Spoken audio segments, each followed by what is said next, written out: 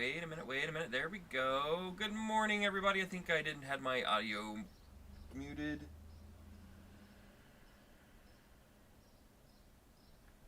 Anywho, hopefully everybody's having a wonderful day today. I know I am.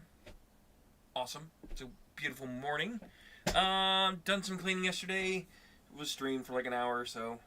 Today I plan to go a little bit longer.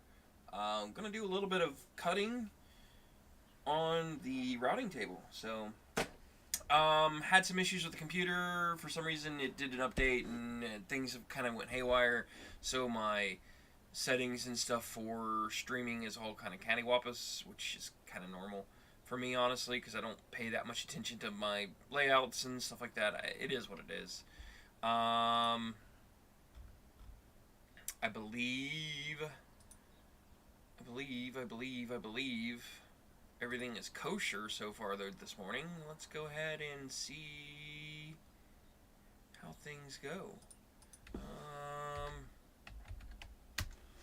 Send this over to my Discord guys to see if any of my boat buddies want to come over and chat, fart around, and we'll kind of go from there.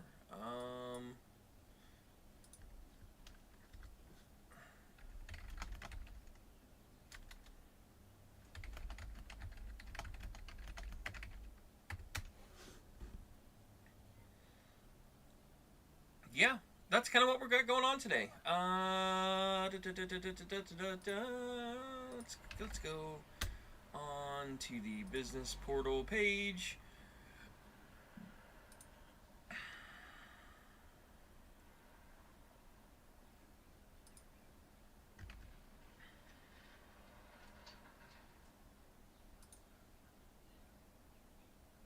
Post that live, see if anybody hops in.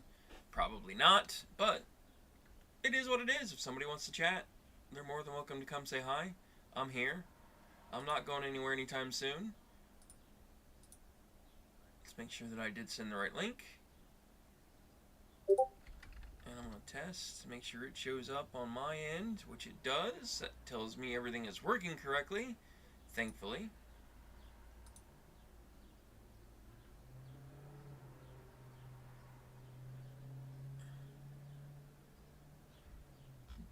Jamie is talking about blind nuts for some reason.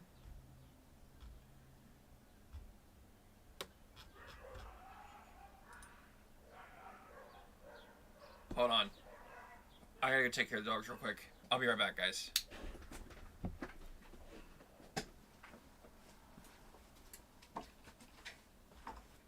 Boys.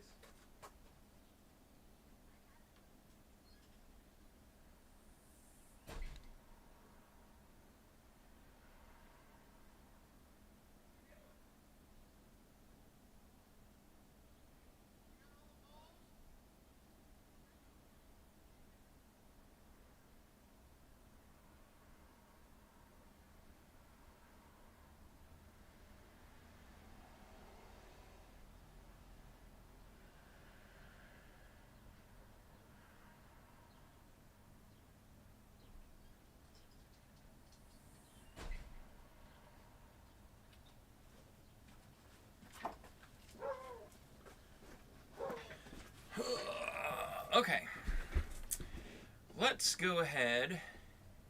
Let's get the digital camera working. So, on. I need to switch that to live view. And there we go. So we got the camera working.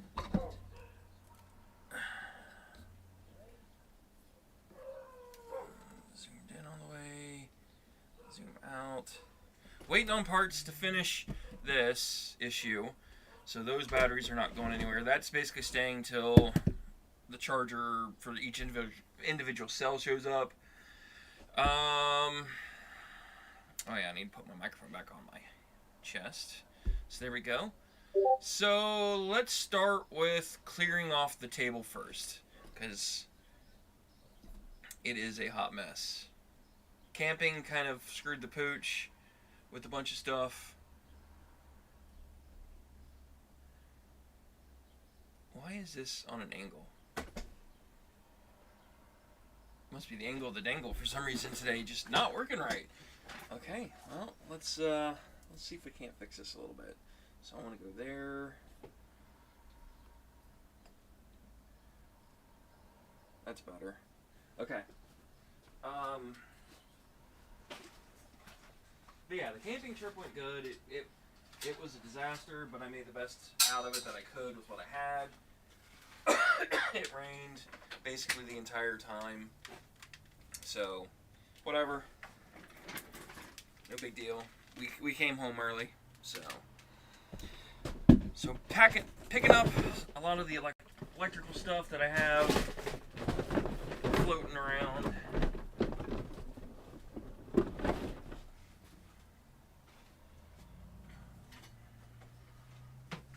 Torch can go over here with the blacksmithing tools.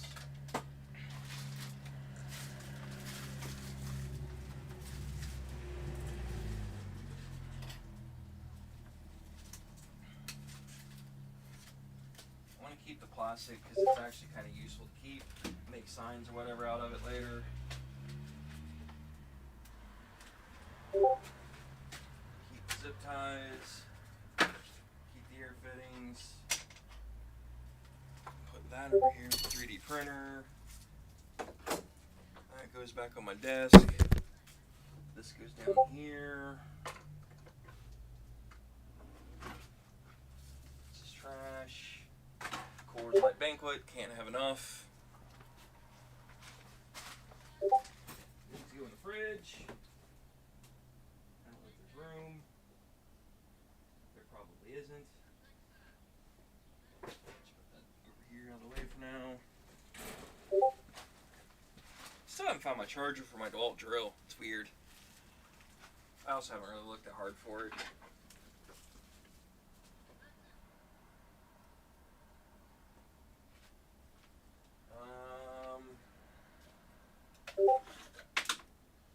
That's my vacuum. That can go back on my desk. Ow, what is in here? That cardboard is hard. This can go over here out of the way. And I'll keep this up here.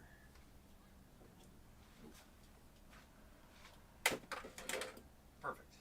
This goes over here out of the way.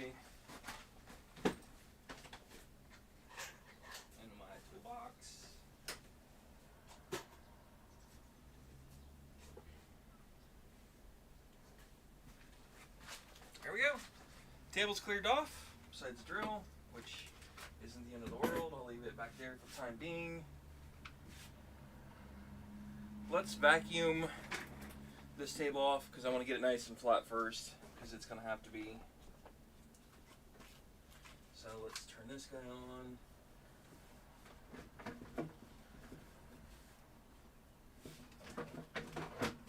Maybe.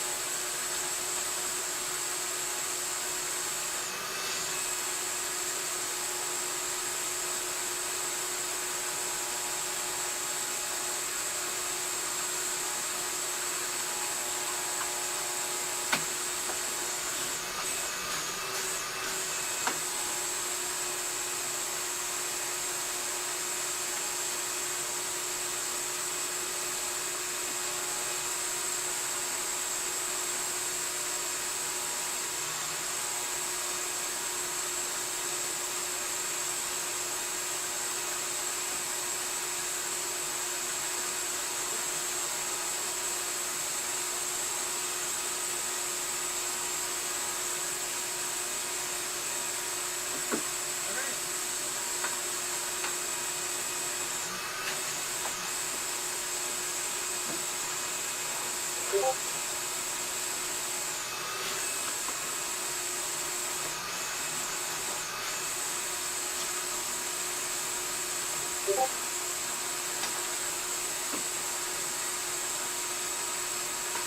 everything. Your turn this off.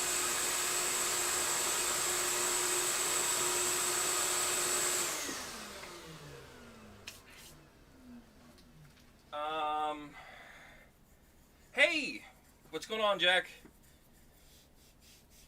Located in southwest Ohio, so basically just north of Cincinnati, Ohio, is where I'm at. So yeah, East Coast. And by the way, welcome back, Jack. It's been a while, actually. Yes. No, the life kind of just hits and been busy. Kind of just trying to live life and went camping last weekend. You know that I was gearing up for camping, so that turned into a disaster because of the amount of rain that we got. So we are doing some cutting in carbon fiber today. So that's what we're ultimately getting done. So what I'm trying to do now is find my box fan to set up cross ventilation. And I could have sworn I had it sitting right here. I do, it's buried.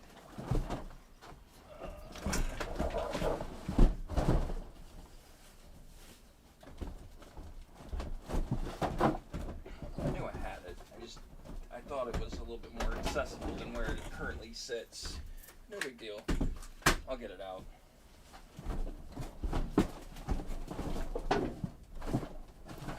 Come on. Look, it's stuck on.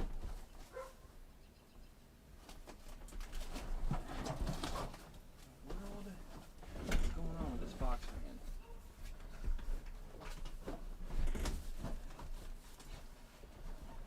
fan? Tennessee had an earthquake. What? I did not hear anything about that, but I also don't listen to the news hardly. Man, that is not good. I assume we're at in Tennessee. I mean, if you felt it in North Carolina, that tells me it was probably had to be southeast corner of Tennessee somewhere.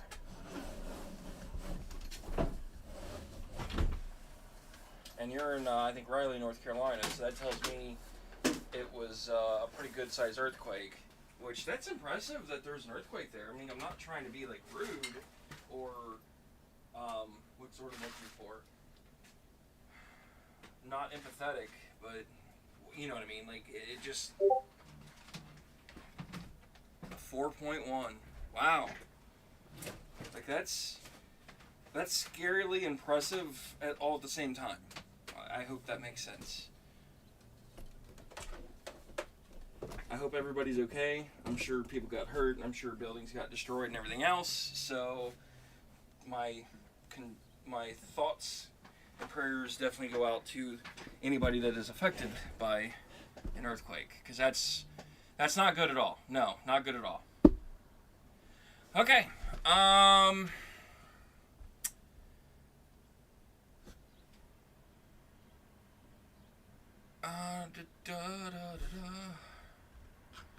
We are ready to go to Tinkercad.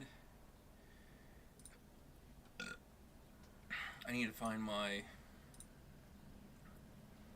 pull truck file, which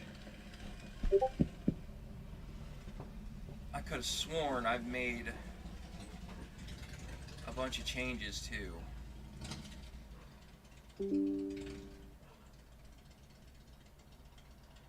Okay, now I'm even more confused because I don't remember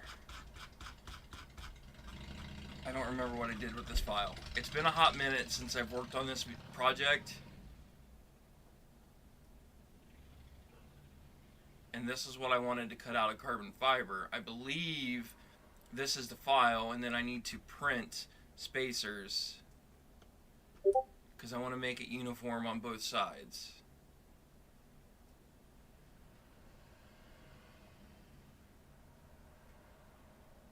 But what I have on the truck now does not look anything like this, and that's the scary part, is I don't remember, basically. So, I guess we're going to start with this file. Knoxville, Tennessee. So basically, yeah, that'd be like Gatlinburg, Pigeon Forge area, basically. Man, that's not good at all. That's shitty. So I need to convert this digital file to import it into Carbide Create. I don't remember what file that takes. So let's go to Carbide Create. I don't think it takes. I don't think it'll accept an STL.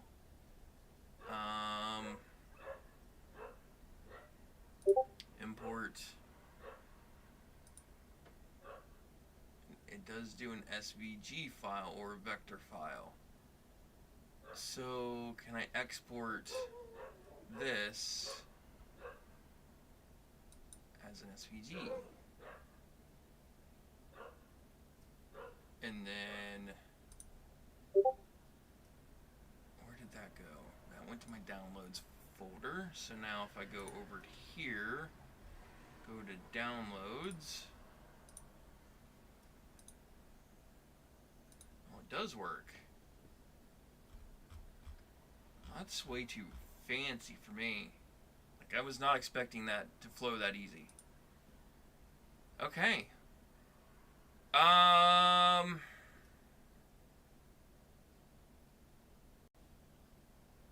Let's do setup. I don't really care about these. The height, thickness is going to be in... I need to change this to... Probably should change this to metric.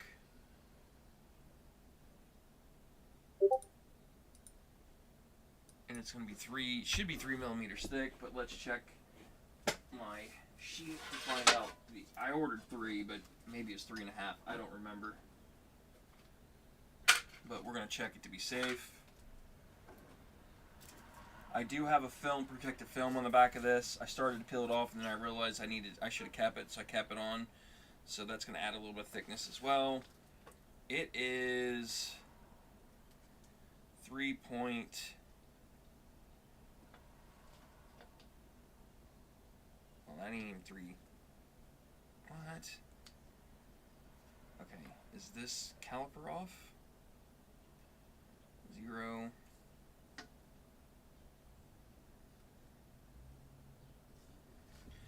That says 3 point... 3.06, and then this says 2.89. Oh god, let's check it this way. That's saying 3.3. That's saying 3.0. There's no way that this is this far off. Like, if it is, this is garbage.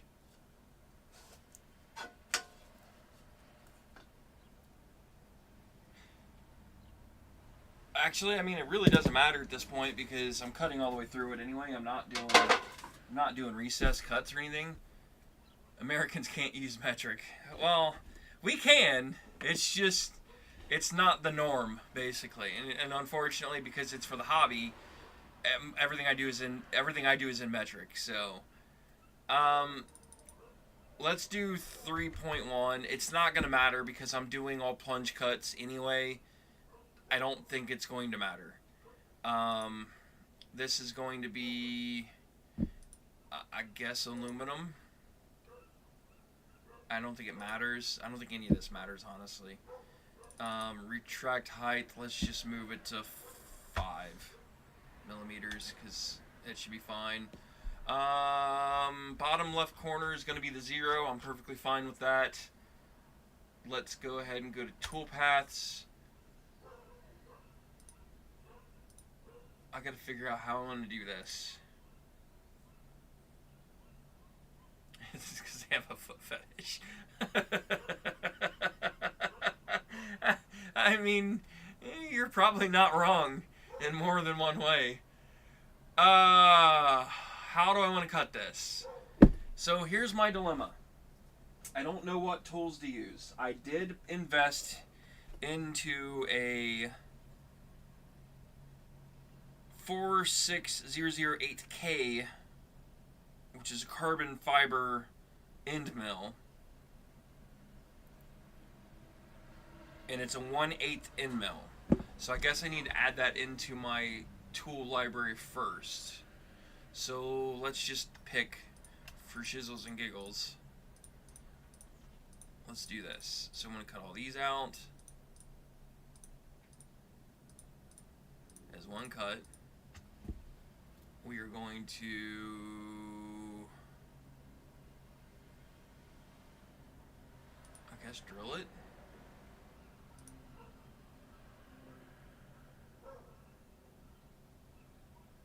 Let's change this bit, and I need to add a custom bit. Actually, this bit might be in here already, I don't know, because it is a Spectra bit. No, I don't think it's going to be.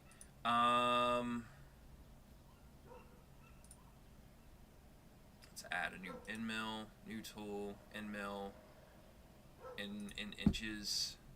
So name, this one's going to be,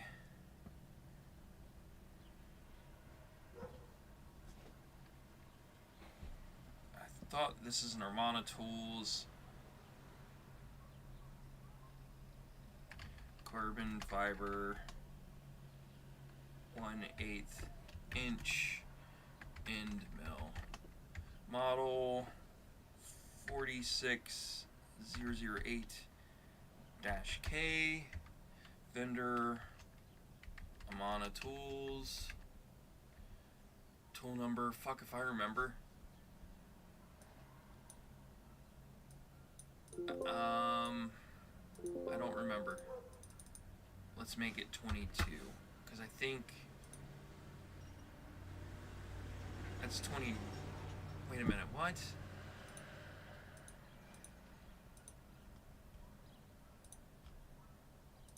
So I have 10, 11, 12, 13, 14, 15, 16, 17, 18, so that should be 19.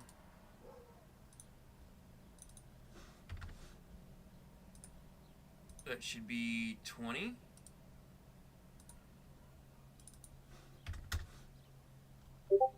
Where did the new one go that I just added?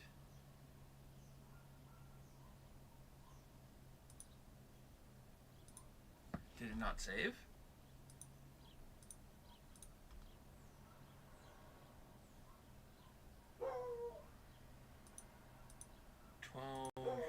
$18, 19, 20.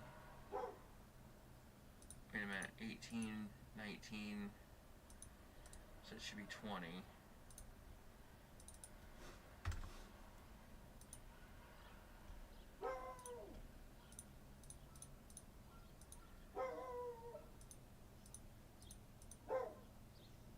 So the new one I need to add is a 20, this one would be 21. The problem is, I don't see it anywhere on here. Okay, well, I guess I'm adding it again. New tools, end mill, inches, name, carbon fiber, 1/8 inch, end mill. Model 46008-K. Vendor Amana Tools. And I think this is 21. Diameter in inches, it's 1/8 of an inch, so that is 1/8 of an inch, I believe. Let's double check my math to make sure that I am correct, but I believe it is. We'll just do it this way. Calculator. So if I do 1 divided by 8.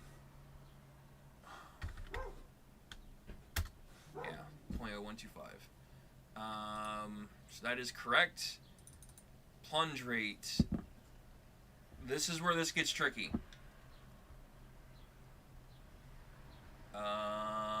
I am printing a pair of Crocs right now. I don't know why. I just wanted to see how this TPU turned out. 19 hours for one Croc? Is there oh wait a minute. Is there a free STL for a Croc? Let me ask you, we'll start with that question, because we've gone down this random slippery slope of a tangent now that you've completely caught my interest.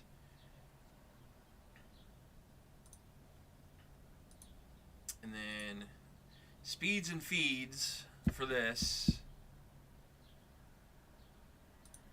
I don't want my business profile. I want my personal profile.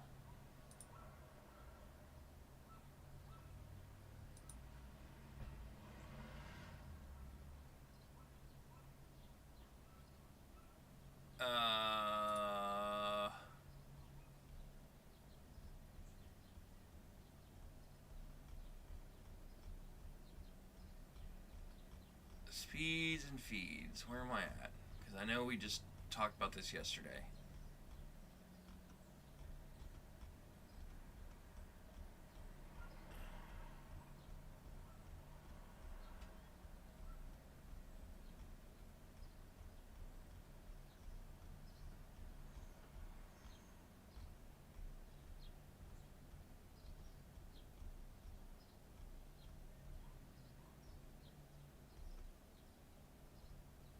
So 24K and probably 12 inches a minute with a depth of 1.5, and you should have 2 passes. That should be safe to start with. Okay. So let's go with, what do you say it was, 12? I feel like that's pretty slow. I could probably get away with 15. But we'll start with 12, an inch and a half. Okay, we'll do that. So if plunge should be half of whatever your feed rate is. So if that's the case, that's 6. This will be 12, and then the RPMs will be 24,000, and then the depth.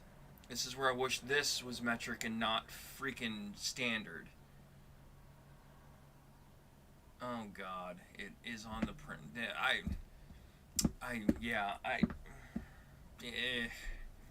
Printing a Croc. That's pretty funny.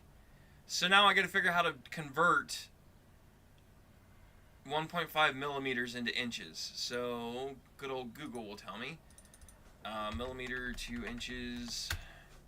And if I need to do 1.5, that's going to be 0.059. So if I just round that up to go 0.06. So what if I do 0.075? That's a little thick. 0.07. 0.065. 0.06. Let's do 0.06. Let's try that. Depth is 0.06.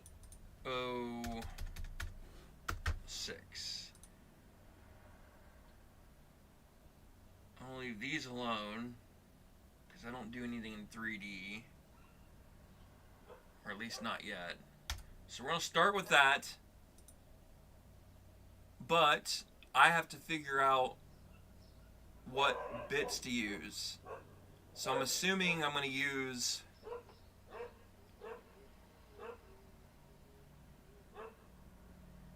I'm going to use my standard 1/8 inch down cut to drill holes.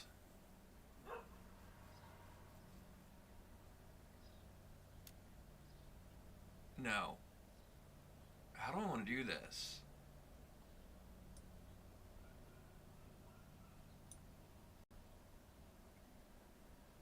So The end mill is going to cut the outside on all these pockets out. The problem is it's not going to get this perfectly square using an 1/8 of an inch or a 1/4 inch bit.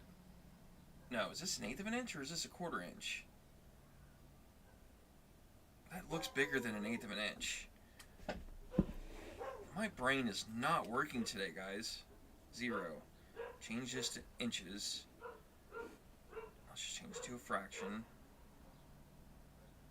No, it's definitely an 1/8. Okay. Just looks bigger than an 1/8. How do I want to do this? How big is 3mm holes? Let me ask that question.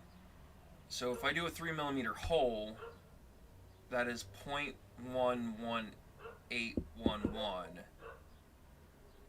So what is that in a fraction?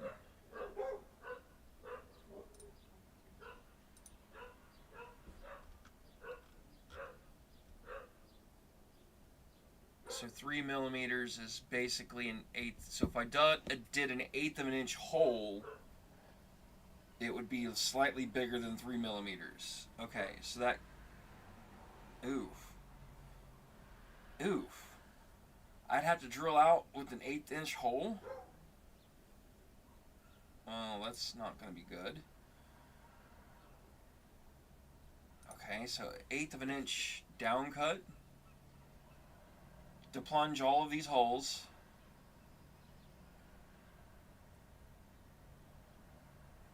Yeah, no, I agree. Don't make it a hard 90 for sure. And if I'm using a rounded bit, it's not gonna corner it off anyway. It'll be rounded. I'm not worried about that. That's fine.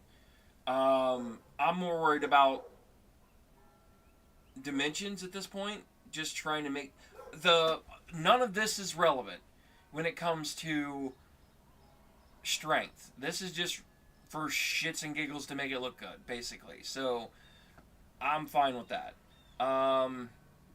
So perfect example. Let me cancel this out. So if I start over and if I just do this, where I cut this, and this out. This I'm going to use. Okay. I am making. It's carbon fiber, so what it's going to be out of. Let me. Give me a second, and I'll show you. Hold on. You're getting ahead of yourself here. So what I am doing is I am making a pull truck out of a crawler, to be exact. So an RC, it's remote control related, obviously. So this is the crawler that's in question. There you go.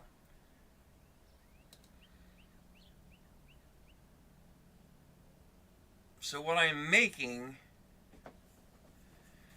is, this is a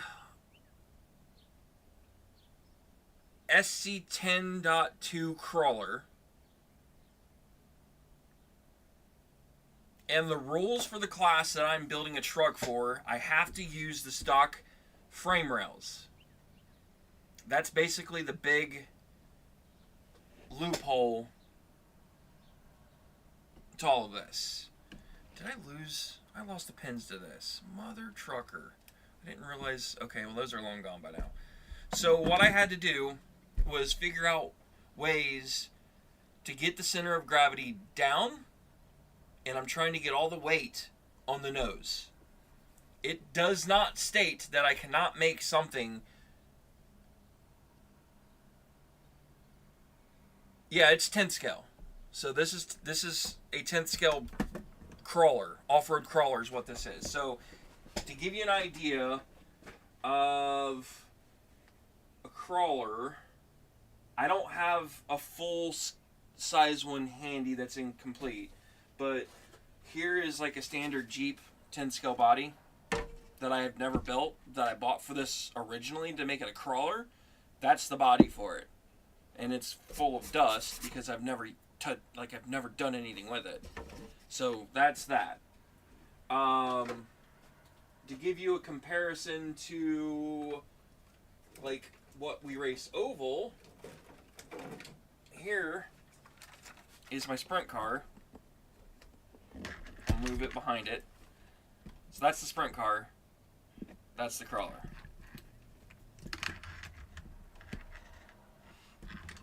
Kind of about the same size.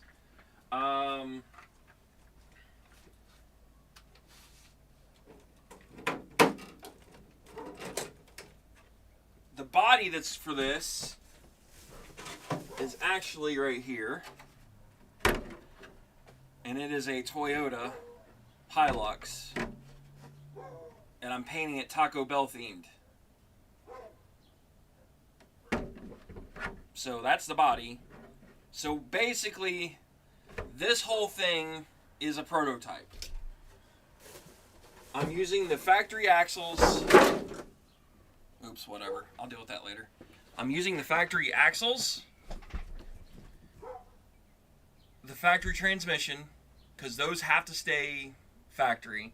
Then I am designing this bracket to lower the transmission, because this is the transmission mount here, this plate.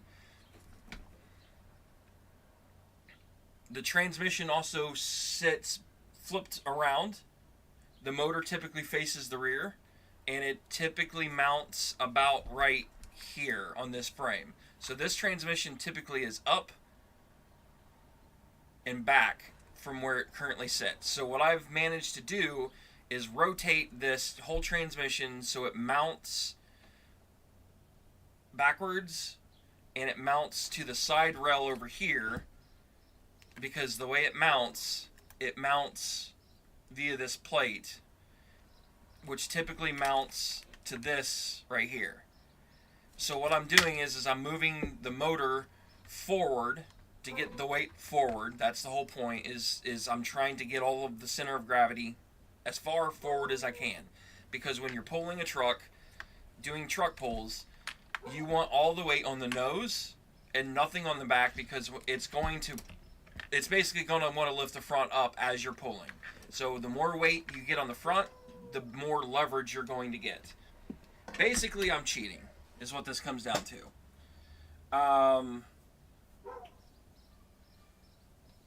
You can run an open ESC, you can run an open motor. It's 2S class.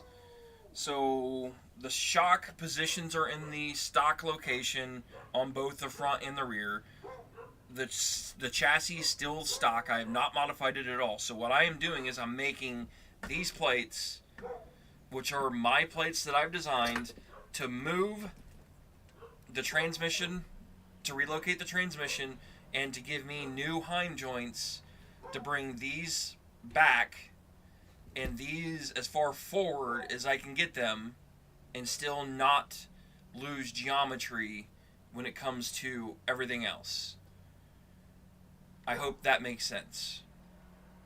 Basically, this is a snowball of a build that I don't know what I'm doing, and I'm guessing with everything. Absolutely everything. And the reason why I can't use this is it's plastic. It's going to break. As soon as I put any major tension on it, you can see how much flex is in it already. So I'm trying to strengthen this as much as possible. So that's why I'm like, if I'm going to make carbon fiber, I'm going to start with something that really doesn't mean a whole lot to me, but I want to get the experience of cutting carbon fiber. So this was a really good project for me to say, hey, I mean, it's anything with RC racing is all about finding the loopholes in the laws. And the rules, I should say. So in this case, the rules for this class says that I have to run a stock wheelbase, and I have to run the stock chassis. Like, if I remember right, and it's 2S. That's like the only real rules that this class has. Oh, and it runs spec tires, which is this tire, to be exact. It's a height and it is a width dimension that you have to meet the class. I bought aluminum wheels because I wanted heavier wheels. So, um, yeah, that's kind of where we're at with this. So, that's what we're making is parts for the crawler. So back to designing. The design's already done. I feel like the design's going to work. I just need to figure out programming all of these holes, because this is what I don't know. And I really don't want to make all these changes. Okay, I think what I'm going to do first, I'm going to do all of these holes are going to get cut first.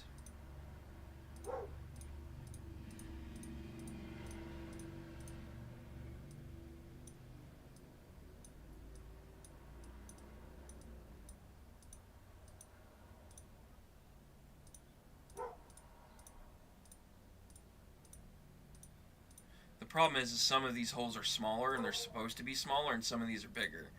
My concern is I'm going to make them too big and it's not going to fit correctly, because these holes are indexing that plastic tray, and if my memory serves me correctly, they are smaller in diameter. I don't remember what hole they are, but let's go look. So in this case, those holes are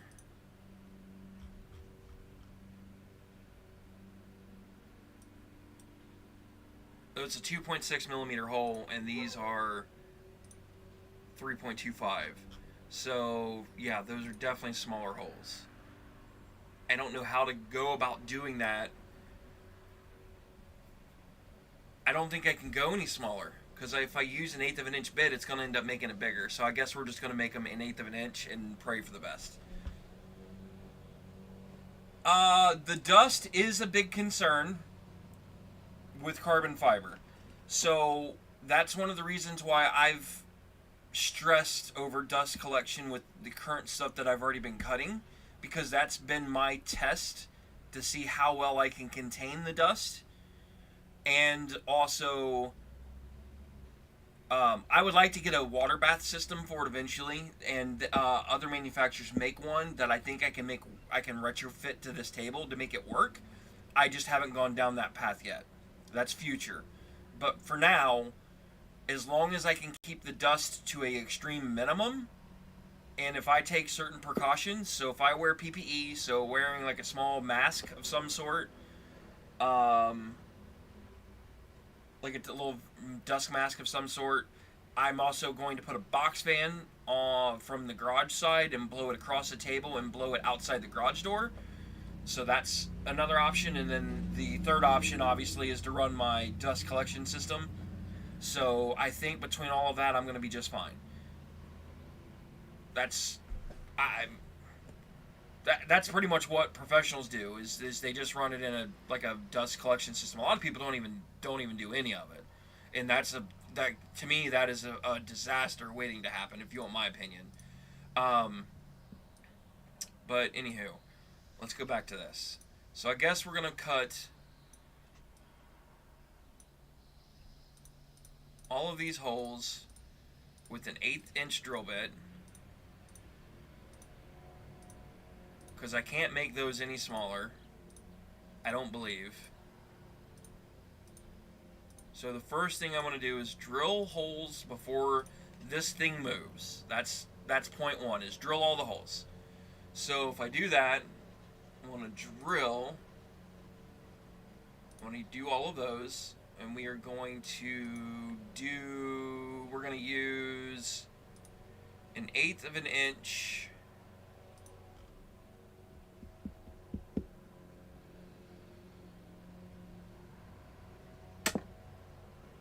upcut. Oof.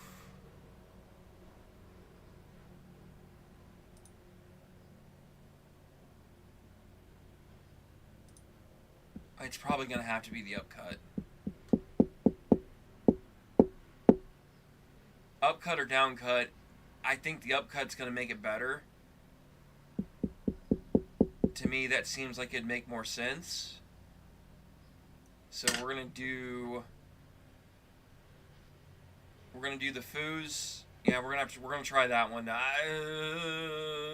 This one's got me scary because I'm gonna have to crank this thing up to 24,000, and then this plunge rate's gonna have to go down to pretty slow. Wait a minute. Let's select that. Then I need to change. My plunge rate needs to be 6. My feed needs to be 12 RPMs or 24,000. This sucker's going to be humming. Depth per pass. I feel like I'm going to change that to 1. I don't know if this is inches or if this is millimeters. My bet is it's still inches. Oh, wait a minute. This changed. Wait a minute. This changed it to metric. Why is this in metric?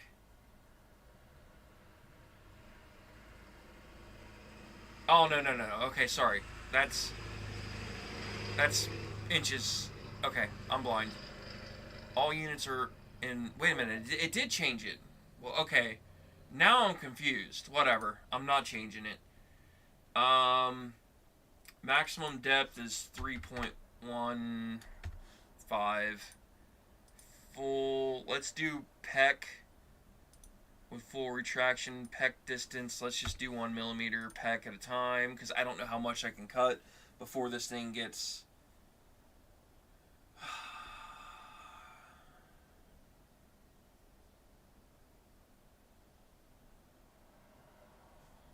Yeah, I don't. That's a lot of fine tuning to do. This machine will do it. I'm not that worried. Are you talking the 4 smaller holes? Because if you are, I don't know if I even have one. Yeah, whatever. Fuck it. I don't care. I agree with what you're saying. I think that's the right solution. I'm just not going to do that. I'm going to ignore that for now. Starts at 0. Maximum depth is the whole thickness. Peck with full retract because I don't want it to load up. I'm fine with all of this. That's fine. So that's going to peck, pull out, and peck, pull out. And it should do it all the way through. So that's going to take 25 minutes to cut all those holes. I'm in no hurry. I can speed this up if I need to with the machine settings manually. So now I want to go to cutting out these pockets. And we are going to do a pocket cut. Wait a minute. Is this a pocket cut? No. It can't be a pocket cut because I don't need to cut the whole thing out. I need to. Is it drill? No, because that's only going to do the center spots. That's not going to do what I need to do. I don't think contour is going to do what I want to do either. Oh, it might. I'm confused.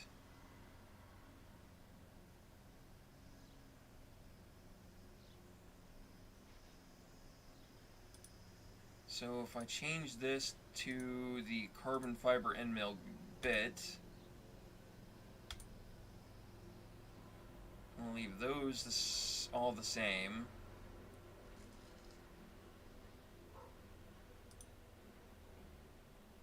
Inside to outside. No offset? No. What?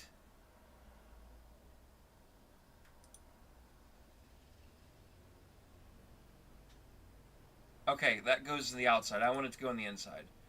Okay, that makes sense. Tabs. What are tabs?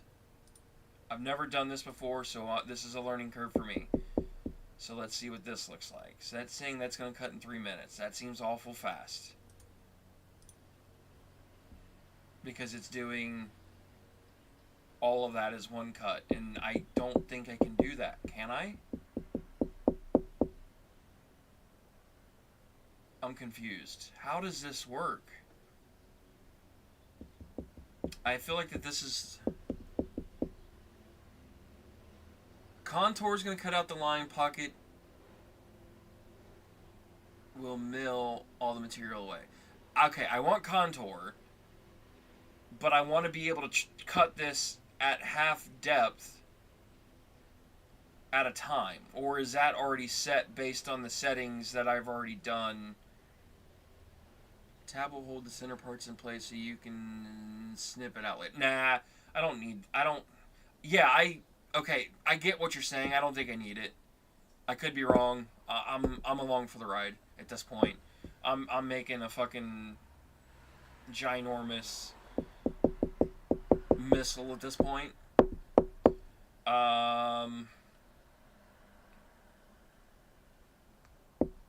I feel like this is going to cut it all at once, and I don't want that. Let me see what the simulator shows this as.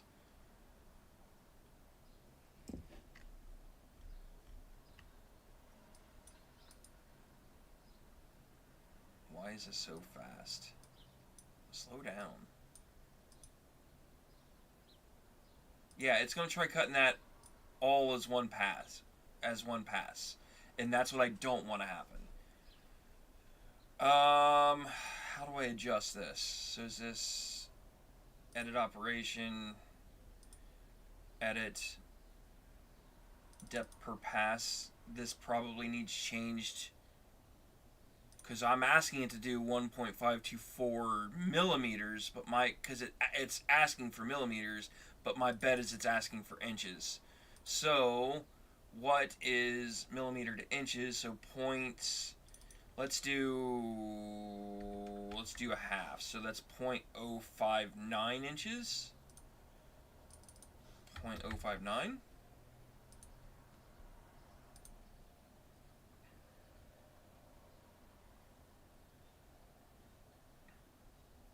That now is going to take an hour to cut. Good grief.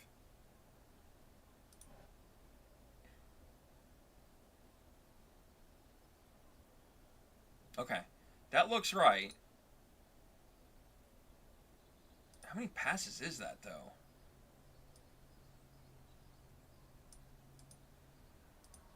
I can't count that.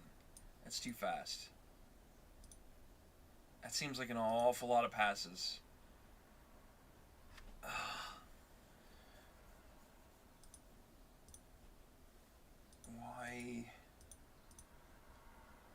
Why is this so messed up?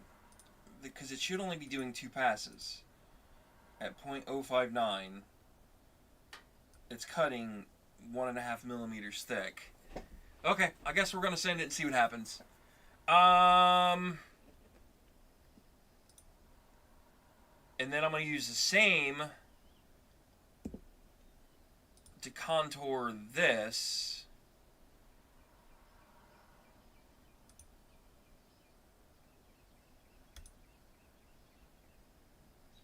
The same bit, and I wanted to do outside in. Yes, because that's the final edge I want. So that would make sense.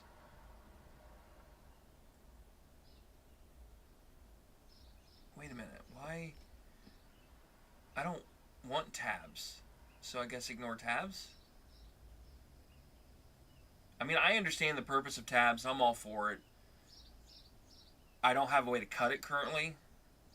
I do, actually, probably with the Dremel, but I really don't want to fuck with it if I don't have to. Edit. So that's 0.05. What's it, 0.059? 0.059. Save. Something tells me this is not right.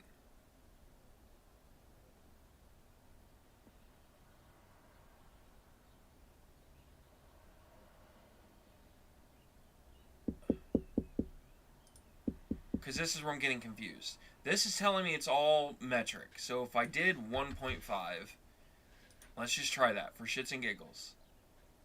Save that. That's saying 3 minutes. So let's see what the simulator shows that as.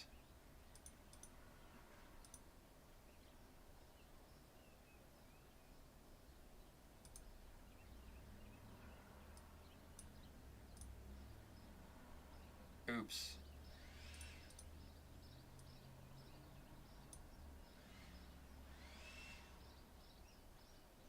So if I slow this down, that's 1, 2, 3. So that takes 3 passes to cut that. Okay, that makes sense. So then that means this needs adjusted to whatever I just set that to. So that would be 1.5. So if I go back,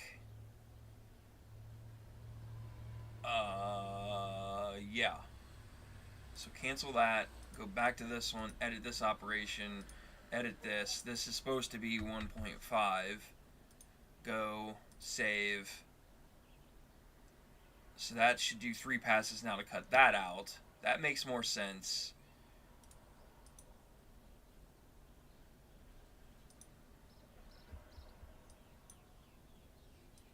I don't know what this is.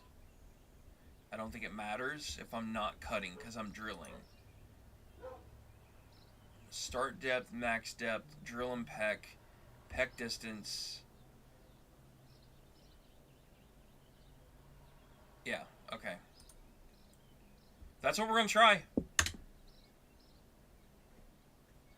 So you want to see the simulator one more time now that we've got everything set? Okay, I'm fine with that. Show simulator. So it's going to drill all the holes first. Then it's going to cut out those center pockets. And then it's going to cut the outside. And that's the order that I want.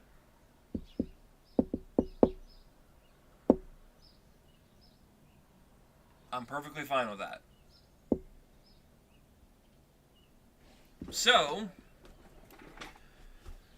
now let's go over to the table.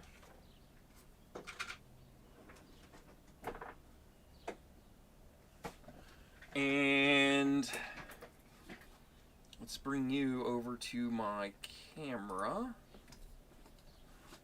We are going to set you up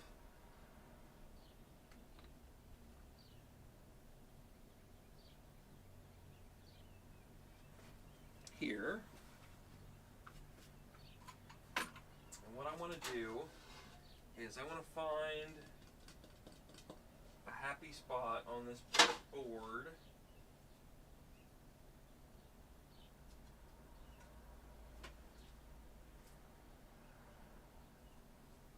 that I can use. I think I'm going to use this lip again as my straight edge. That seems to work really well.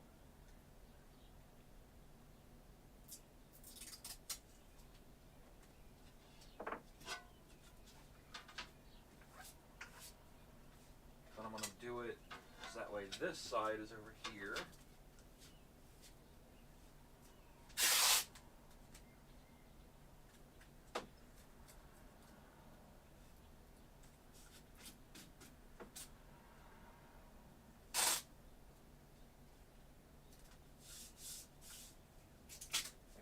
Don't need to tape this whole thing down, but I'm going to tape most of it.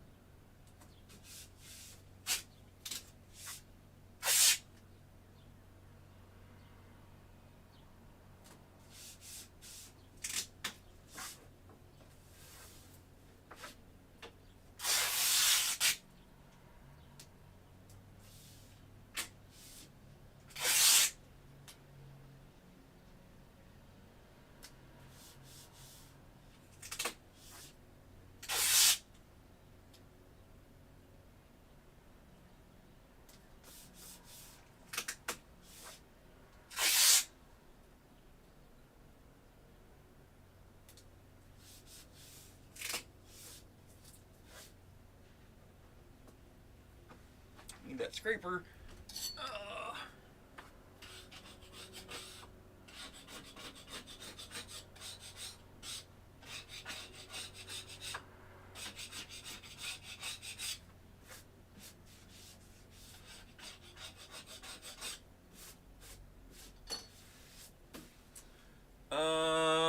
That time as far as me, it looked like that way is longer to cut the far left triangle. I just want to make sure that it's not duplicate vectors. Last time you showed it, last time you showed it, right? Yeah. That's the whole point is if I'm taping it down, I don't expect those small pieces to come out and go flying everywhere, which is why I don't think I need the tabs.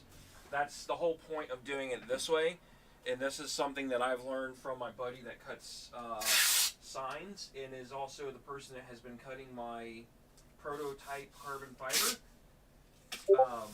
stuff that I've been doing already. So he's the one that told me to do this, and he's also the one that gave me the feed rates for carbon fiber already. So I think we're good. So I don't go crazy with the glue either. You don't need a ton.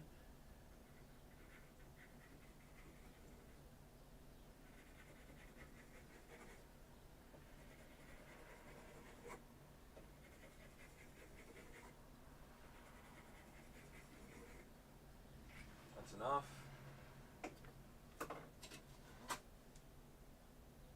Oh no. Oh no. Oh no. Oh no. I taped the wrong side. How do I want to fix this? Oh. I'm just going to have to offset it.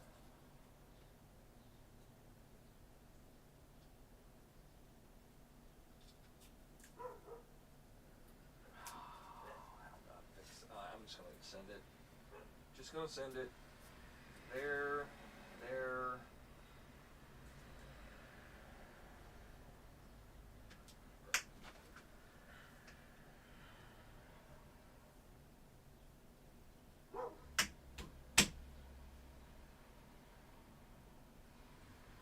I don't think it's enough glue. I don't think it's going to hold. Could be wrong. We'll see. This carbon fiber is also weird.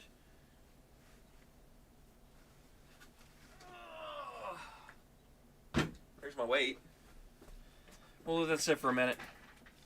While that's doing its job, let's, I gotta get power, so hold on. I'm gonna go grab my extension cord because it's outside.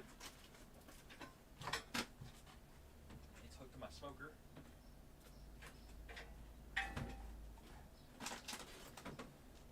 By the way, if you don't have a pellet smoker, you need to get one 2025 and get one.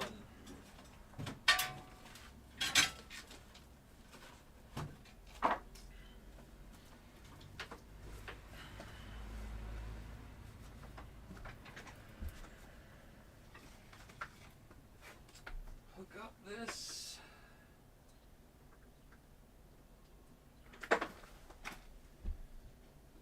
Fire up the machine.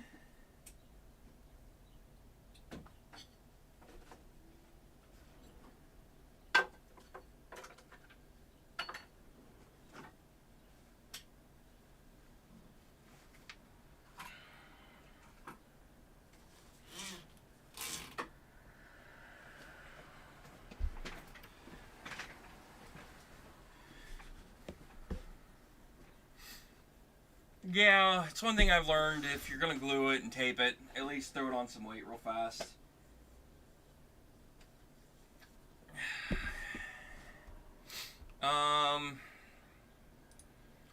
Let's go ahead and do carbide motion. Connect. Initialize. Why did that fall? Confused. This does not like me lately, and I don't know why. Oh, it's probably this vacuum getting in the way. Knocked it off. That'd be my bet.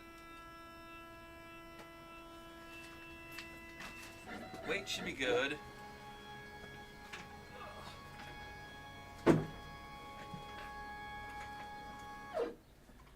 Now I need to yank off this bit.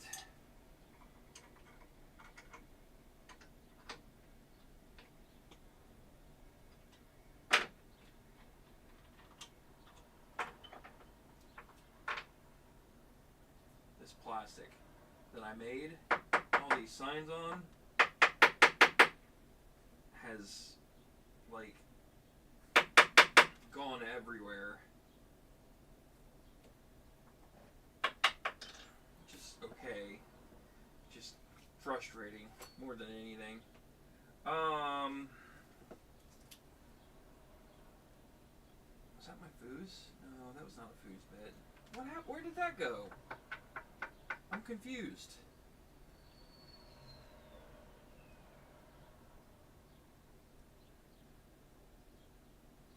Must be, actually. No, it is my foos bit. Okay. So that's that one. That goes in there. That bit got broke. Or I should say that bit broke. What happened to my small bit? Uh-oh. Did I lose it?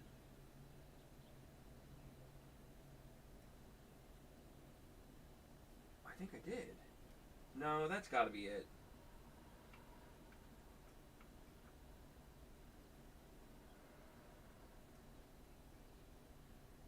That's got to be it.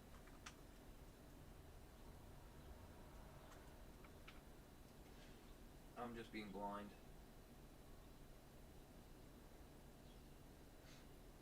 Yeah, that's it. So that goes there. The new bit goes there. Put those out of the way. 3-2-1 blocks can stay.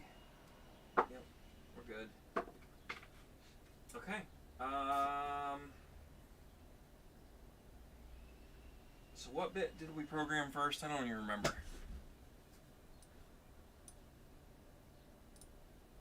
So we're gonna go back to here. We're done. We're drilling. So that is my foos bit. Okay. So that stayed in there actually. Didn't need to even take it out. Oh well.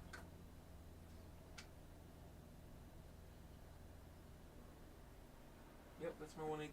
That's my 1/8 upcut bit. So throw that back in.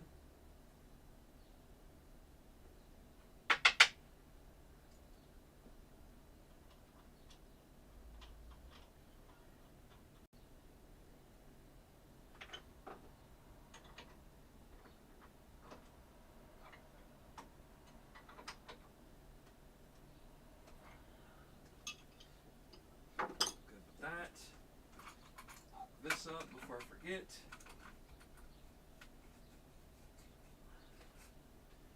This is gonna have to go down to about right there. That should be good. Good there. I don't think this is going anywhere. I think we're good there.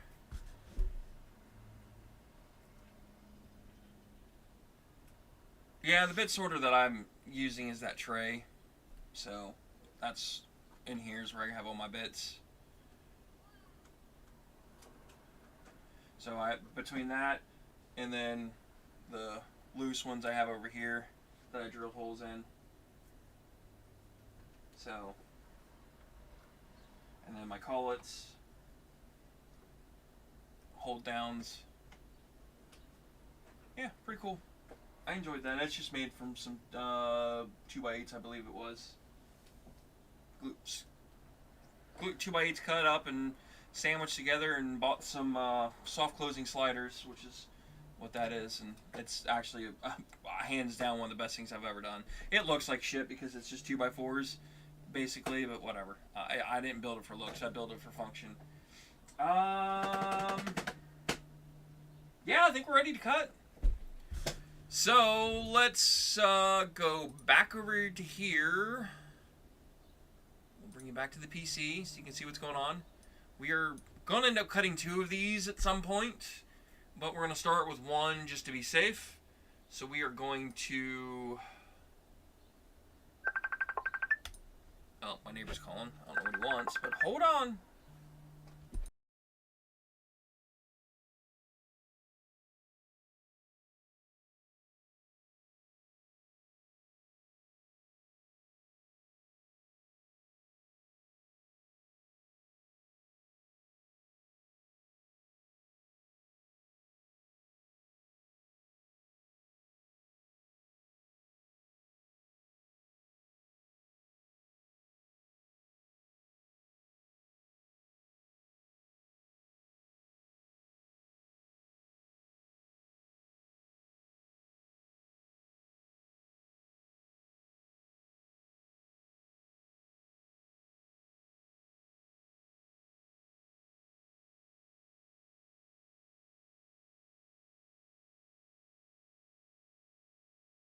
Okay.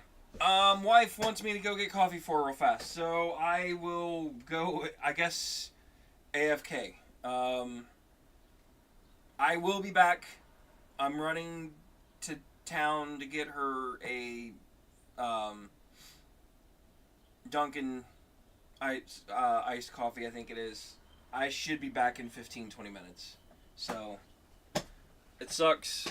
I was I really want to cut this, but I don't want to start cutting it and then leave while it's running because I don't trust it. So I would rather just go ahead and do it now. So if you want to hang around, Jack, you're more than welcome, or anybody else for that matter that's actually here hanging out with me. I am going to go AFK, and just so you know if I'm here or not, I am putting my AFK screen up. So I will not be here, and then when I come back, I will be back off of this screen onto something else. So I will be right back, guys. I'm sorry.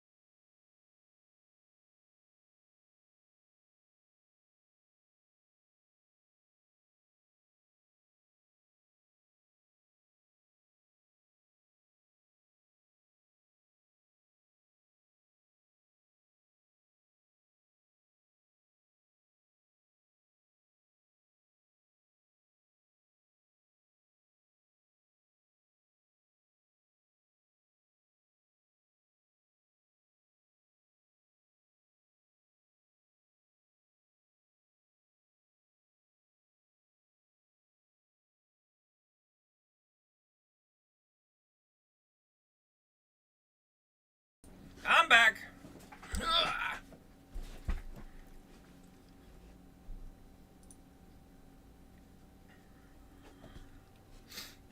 Okay.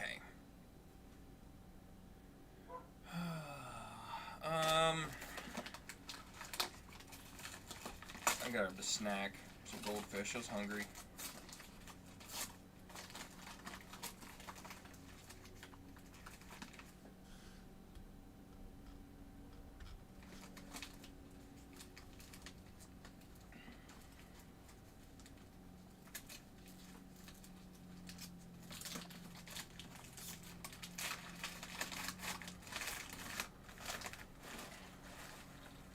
Goldfish are delicious, by the way.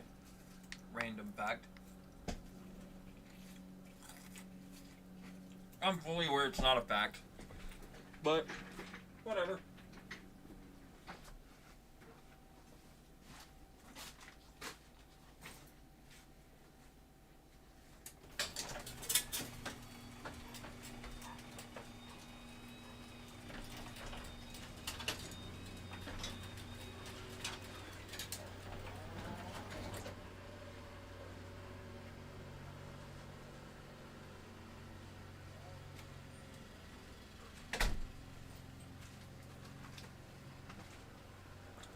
Okay.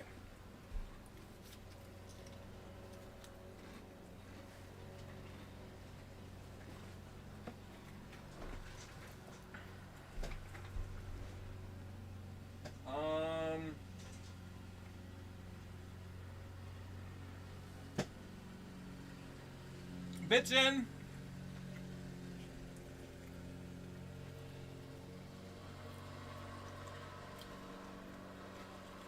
Machine's ready. I'm ready.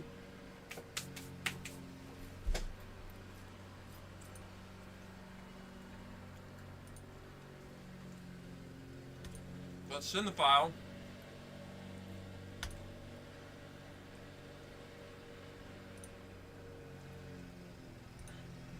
We need to initialize this machine still. I forgot to do that.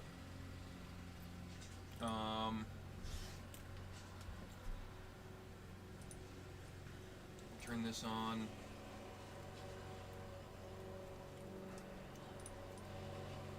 Should use the restroom. Why is this not working?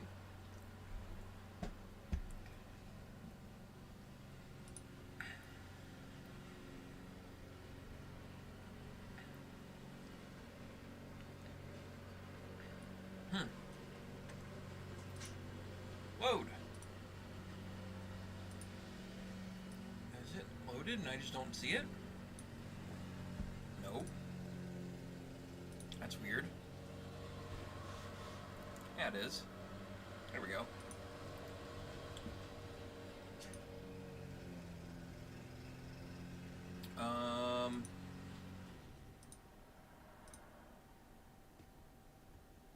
But for some reason the macros aren't working. I don't know why. Weird.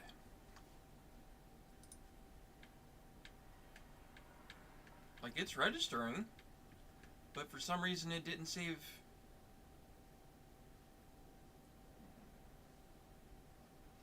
Weird.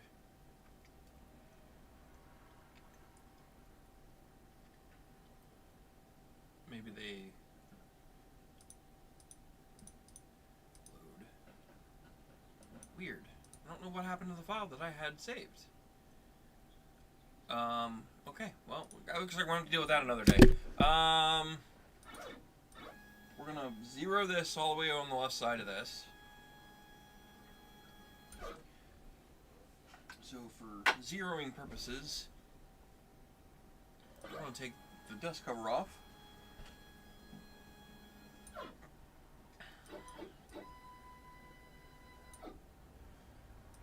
Lower this down.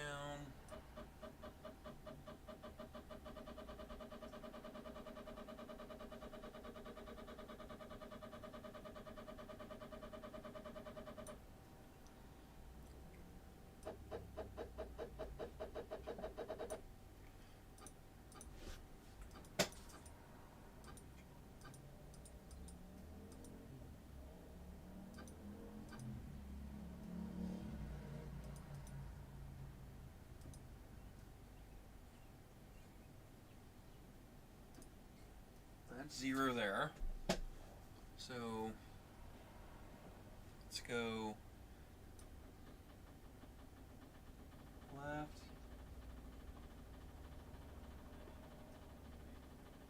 Somewhere about right there. We'll come forward a little bit. Somewhere about right there. Set 0. 0 all. Actually, I gotta use restroom. I can't hold this any longer. I should have went earlier. I apologize, guys.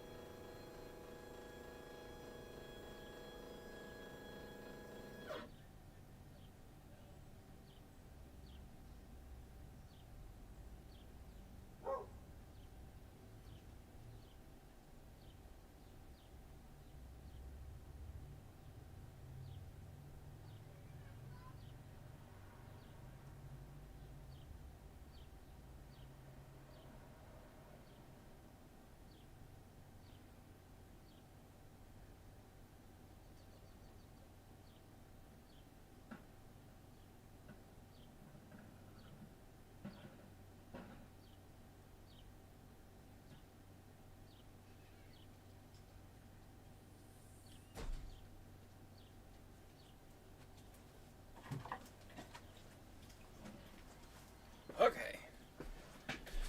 I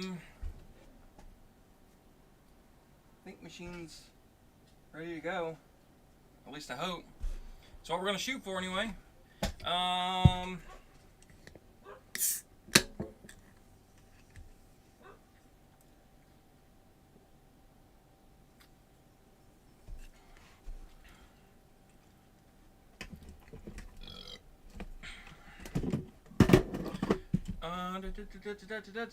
Done.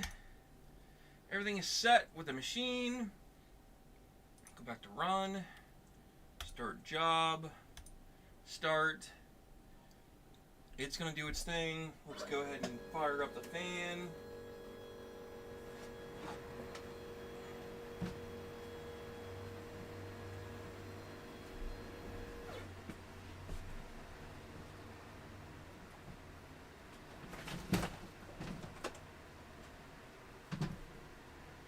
Like I said, the fan's more for my protection than anything else.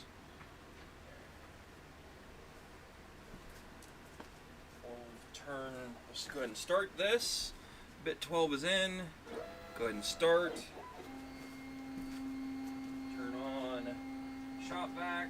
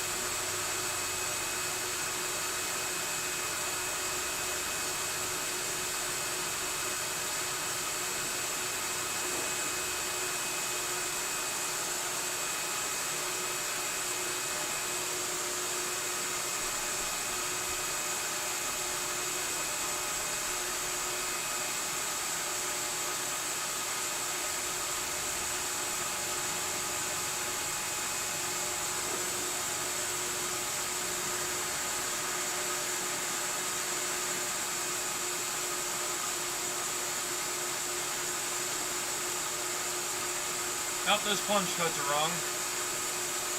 Whatever.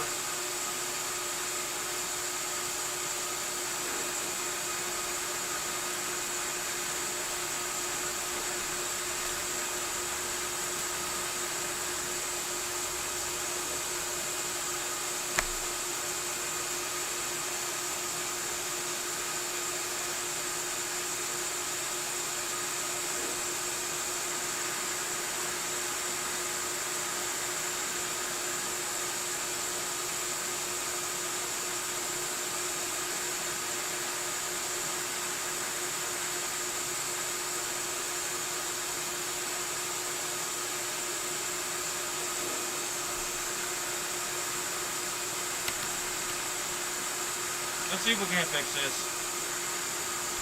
Stop.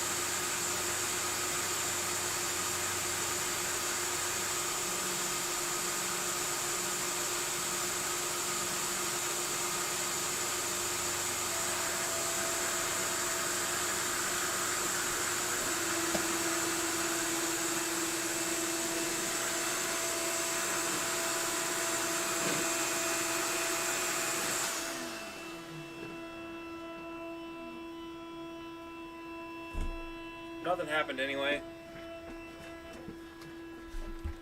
So, something is not right with this file.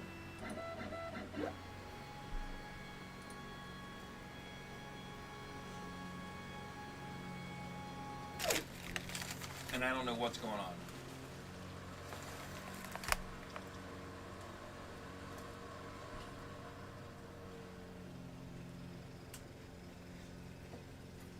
Interesting. So I think this is incorrect.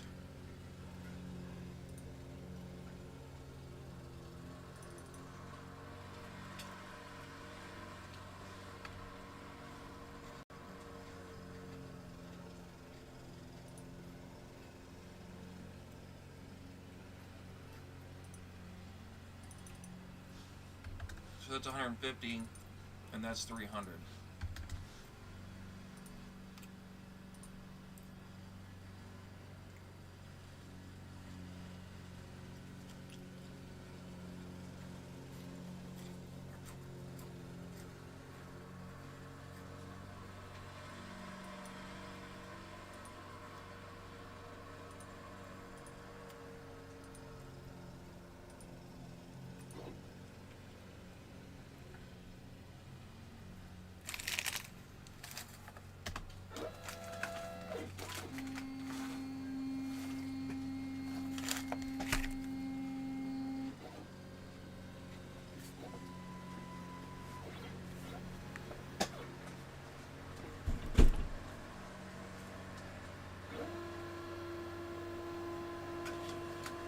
Oh, now I know why it's not working right.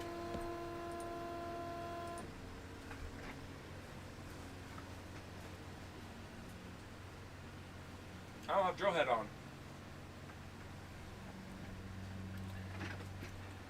Like an idiot.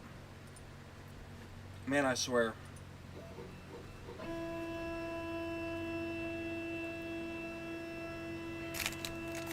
It's like I don't know how to run this machine.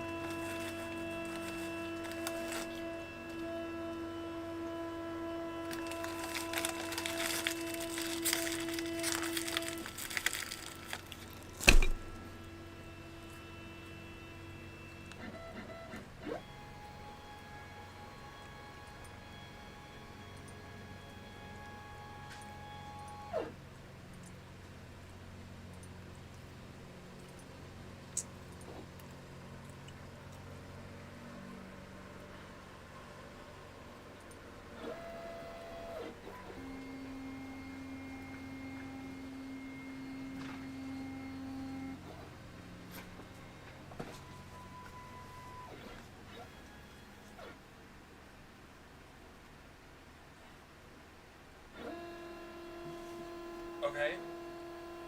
Why? What is going on with this? Stop. Something does not make sense, and I don't know what's going on.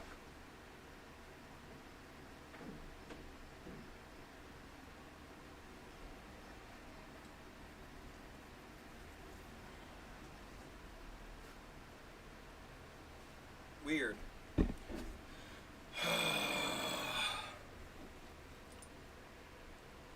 Initialize machine.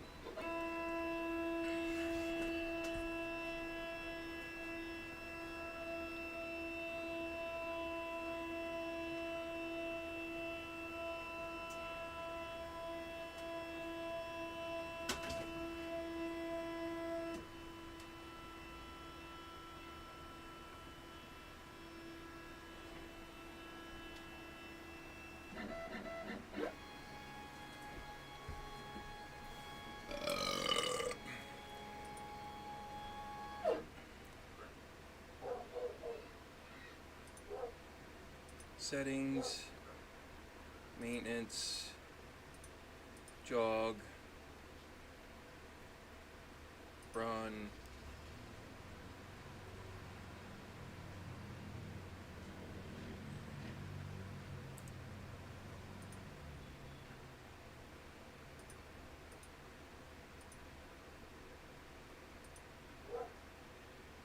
I'm trying to figure this out because I thought there was an option to warm up the bit, the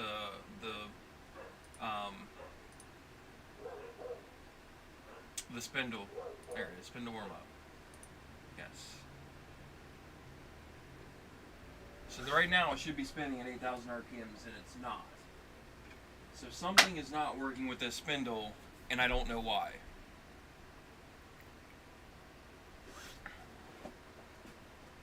So, time to check all the connections, I guess. So it goes down, over,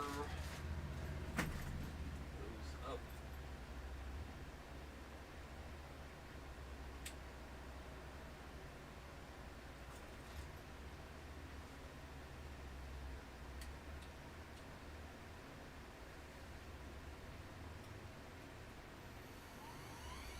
There it goes.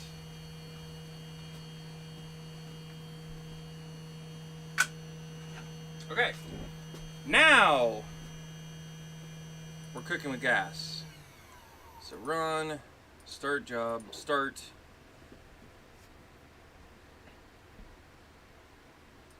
Insert tool, already inserted.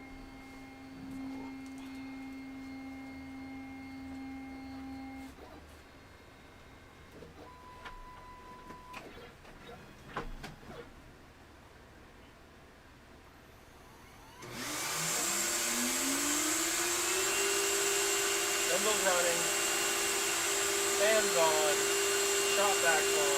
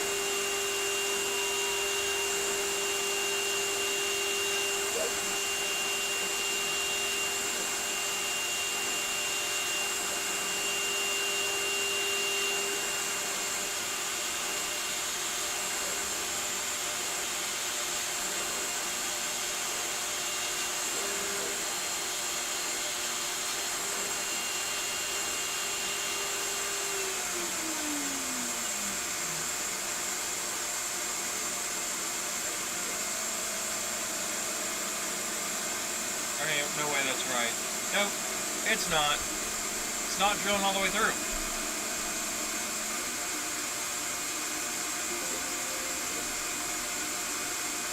Which tells me the file's wrong. Easy. I can fix that.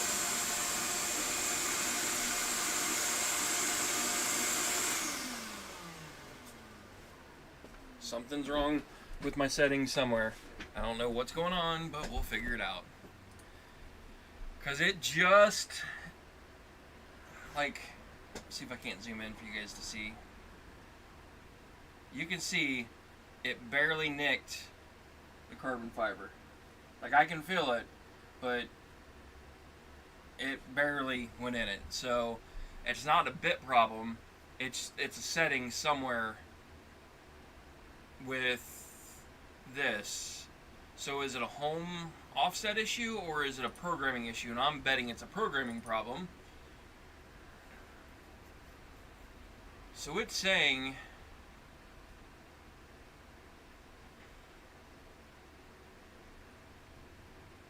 I'm starting at 0 and I'm going down to 3.15 millimeters deep. My question is, what? Is my home position off?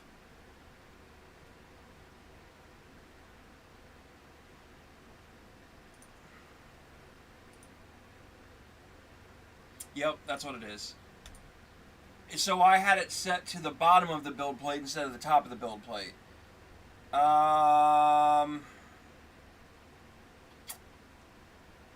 Yeah, that'll do it. So my Z, let's do that. We'll do the bottom, and we'll do the X and Y at the lower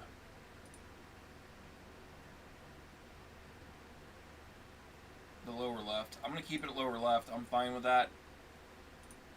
I just have to adjust my depth first. So let's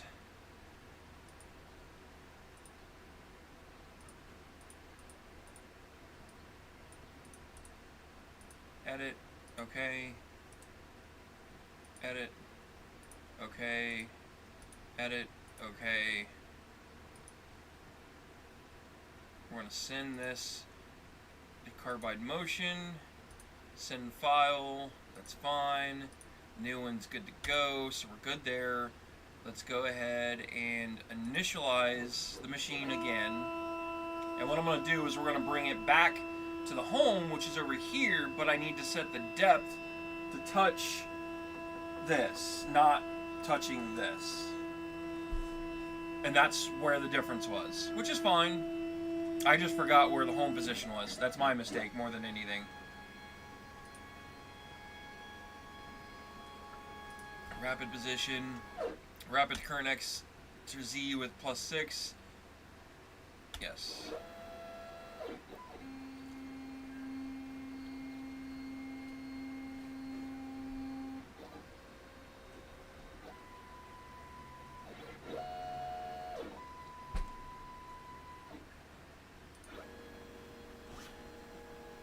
Oh no. Don't hit. Oof. That was close. Should have raised it. Wasn't paying any attention. Okay. I know you guys probably can't see it, neither can I. Due to... We're going to go 2, 3, 4, 5, 6, 7, 8, 9, 10. Uh-oh. So I can get this off.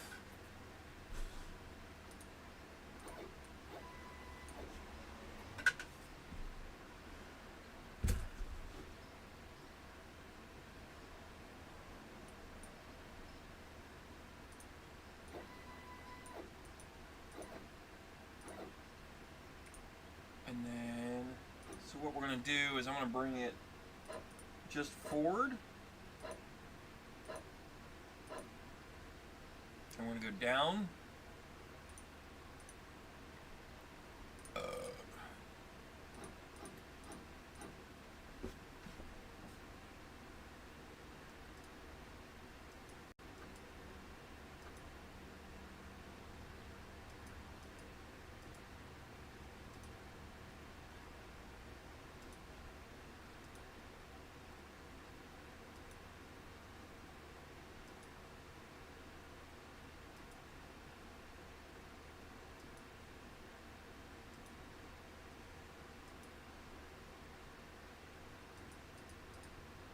So that's going to be the Z-axis.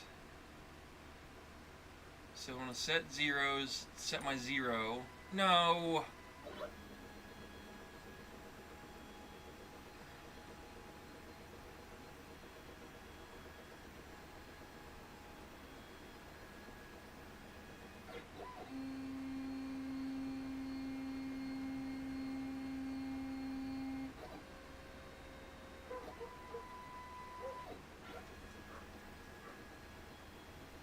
X and Y should remain the same, so I'm not going to change that.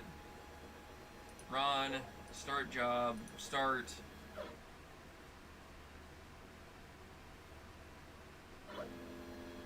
And now it should.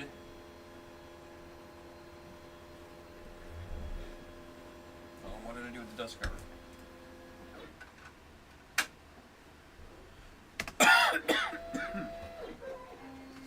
Should be good now. Hopefully. Make sure the spindle starts.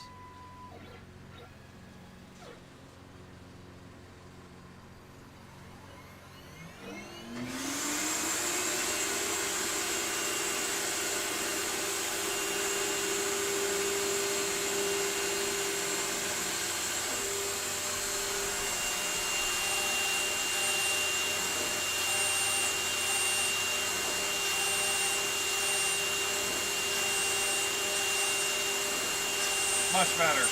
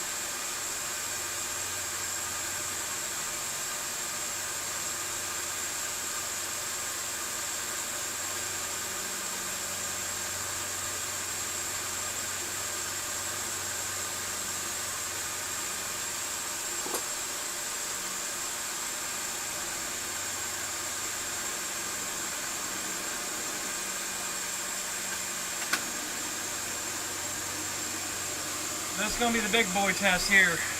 Resume. See what happens. Wish you luck.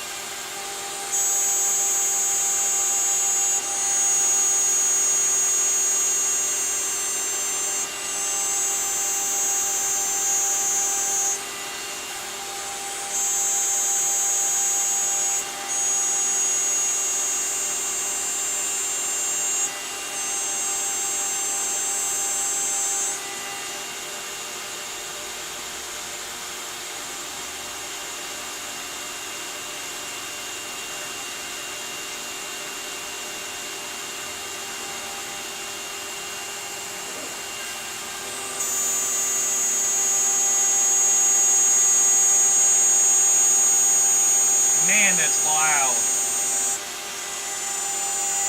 High-pitched squeal.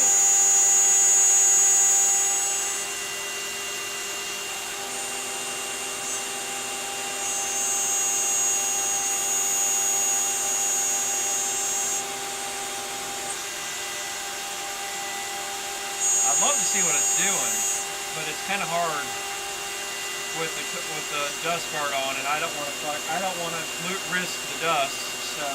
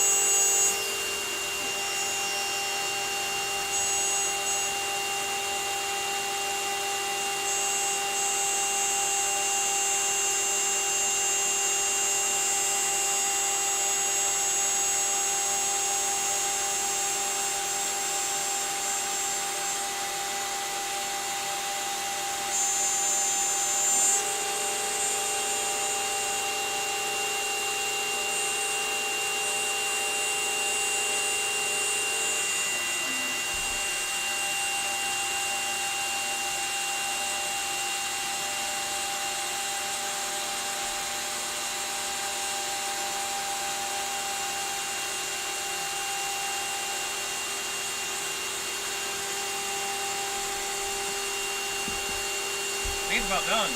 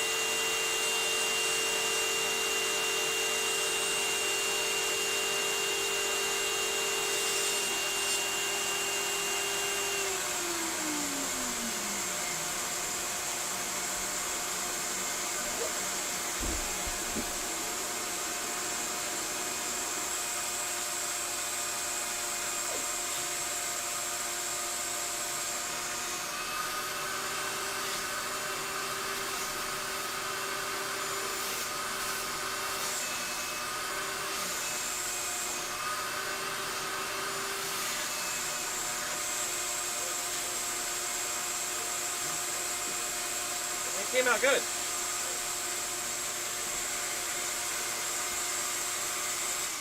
Came out real good, actually.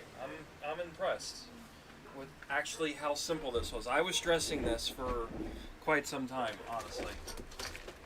So this went a lot smoother than I anticipated, which is a good thing. I'm not complaining by any means.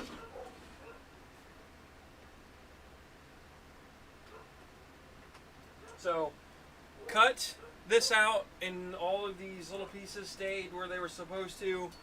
Everything looks like it's 100% cut free, which is awesome.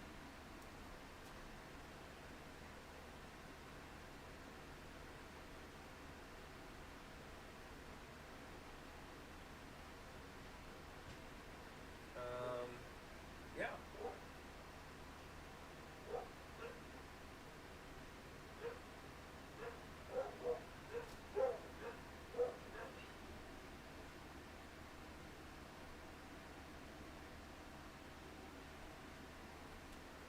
Let's go pull this up. See what we're working with.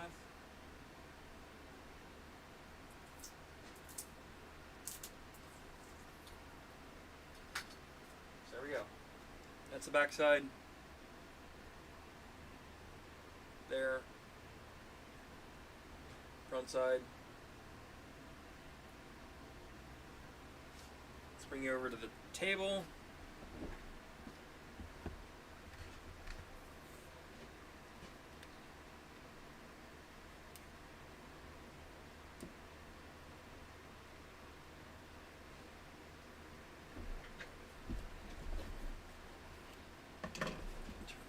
Off, and now I can peel off the tape. So next time you guys order something that's 3D, or not 3D printed, it's carbon fiber, this is what it takes to properly do carbon fiber.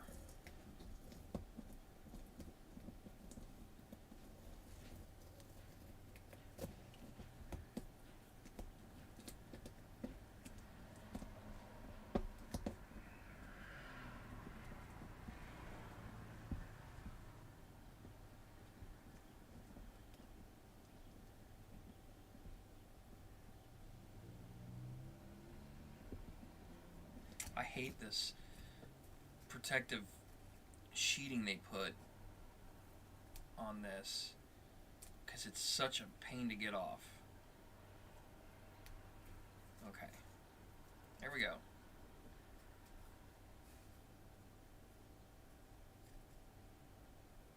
I got a couple spots that may not have made it all the way through.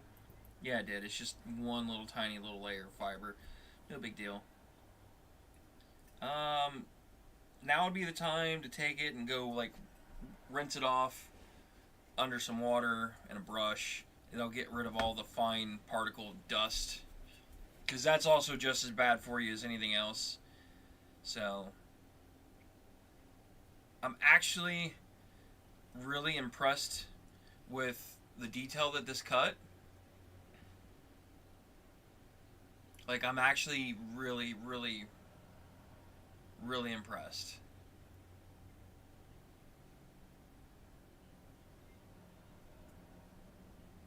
Lines are nice and clean. The corners are just enough bevel to them that it doesn't look bad. Even the center triangle pieces, everything looks good.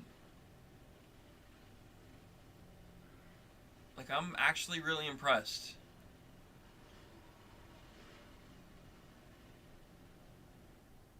So the only really way to find out now is just to install it and see. But that's not what this video is about. This video is just to see if I could cut fiber, how easy it is to cut fiber, what's it going to take to cut fiber, and get my toes wet before I try to do like a large file. This gets me pretty much most of the information I need. The only thing else would be is to like plunge cut these for countersunk drills or for countersunk bits, but this build's not going to have any, so I don't need to worry about that. but for like my chassis builds, I'll need to know that information. So that's something I can learn at a future date. So I'm really really really stoked. Um, yeah, I'm really happy with this. I was concerned that this carbon fiber was it's on the cheap side. I'll start with that. Um, it was very economical on Amazon. It had a good review. Let me go.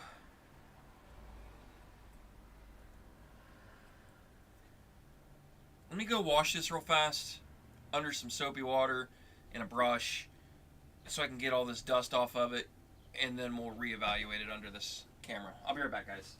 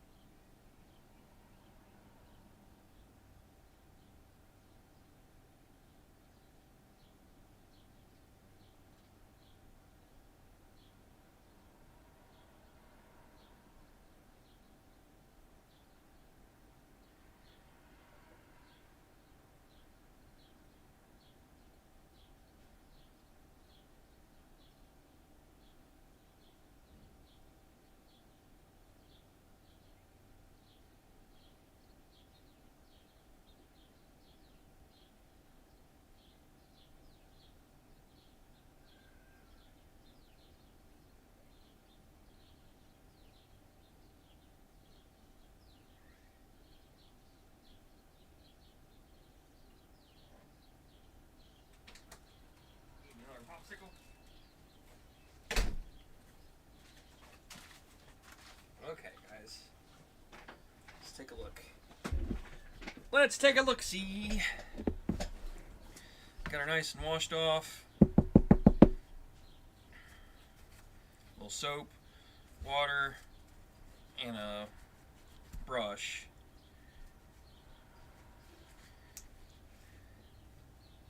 I didn't get all of it. Like, you can still see some of it's coming off. Like, that's the stuff I'm trying to get rid of. I don't know if you guys can see it. Little particles right there.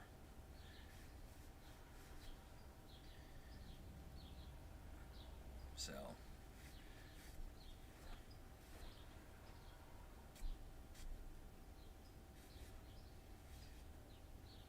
I'm mainly more examining the carbon fiber at this point than I am the actual cut quality of the product.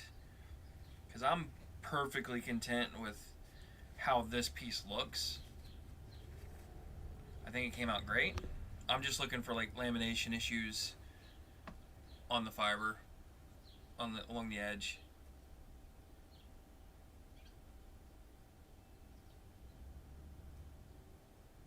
I think it looks pretty good. I could probably,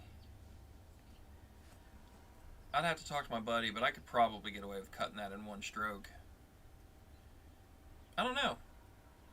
Anywho, I'm really happy with it. I think it came out good. I think it looks good. Yeah. Awesome. That's a win for me in my book.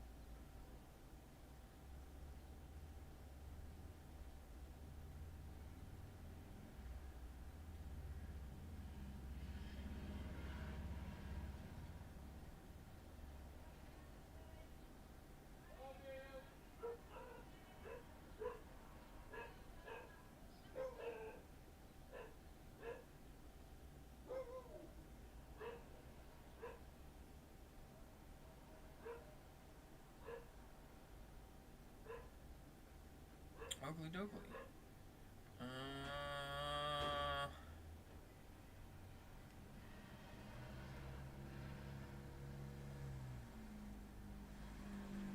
Okay. What do we want to do next? The question is, do I want to cut another one of these? I probably should, because I'm going to need a pair if I'm going to try to transfer this over to... Yeah, I might as well print another one. So let's go ahead, bring you back to the PC.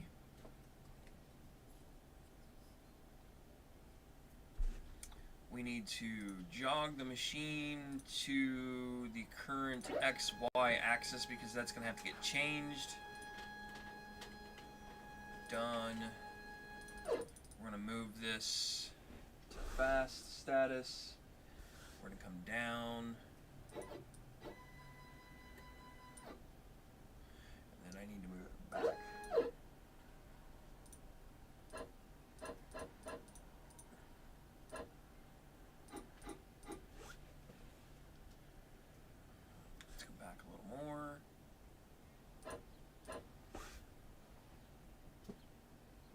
Good. I want to call that good. So set 0, X will be the same, Z will be the same, Y is the only thing that's going to be different. Done. So we are going to run, start the job. It's going to come to the home position, which I'm going to have to swap bits.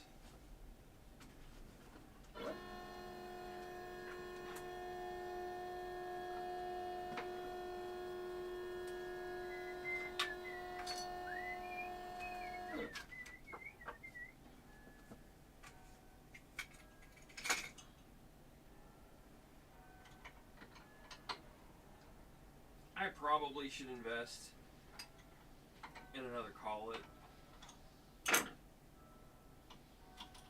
Another 1/8" collet.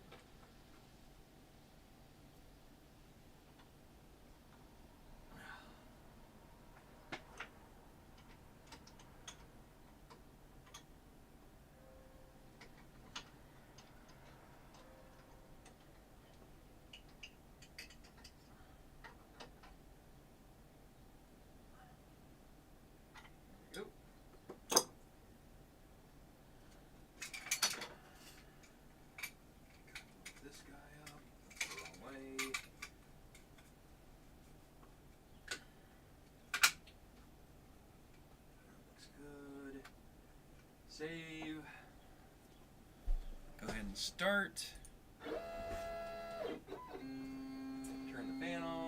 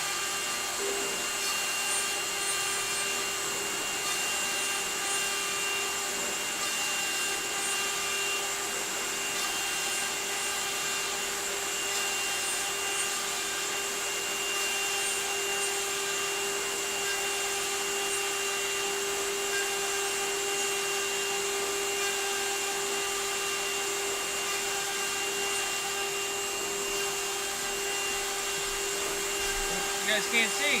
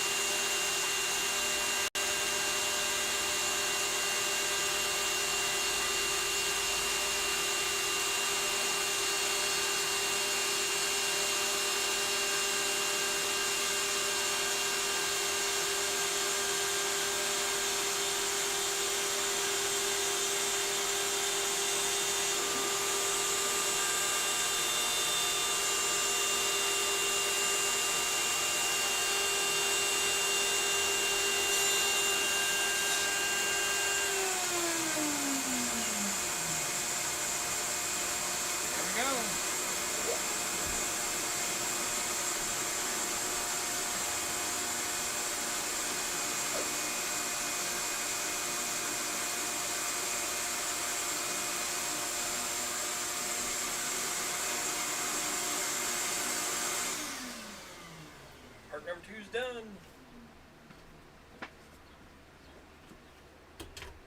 This guy off.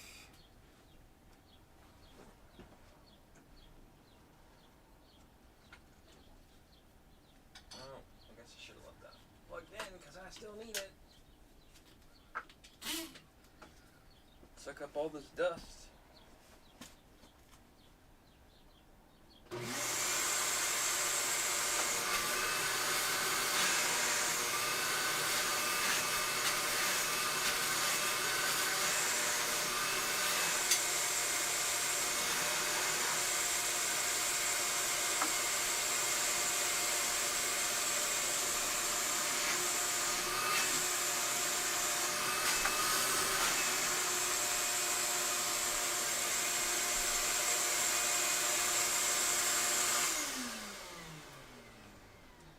There we go.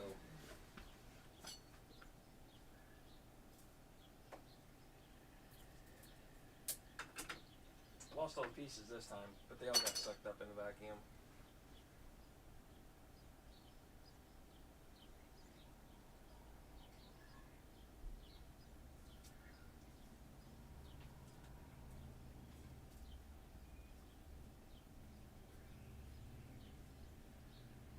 It's easy how well this thing comes apart.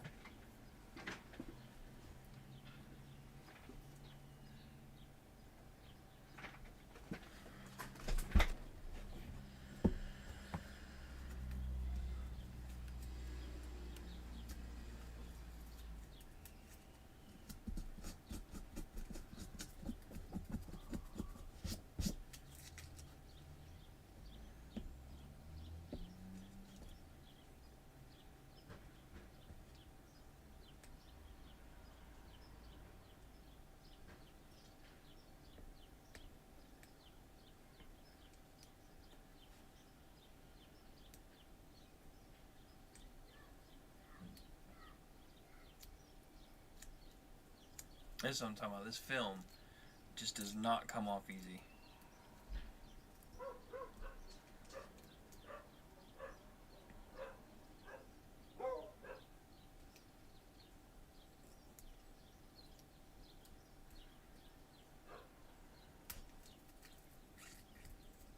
There we go. So now I have two identical pieces.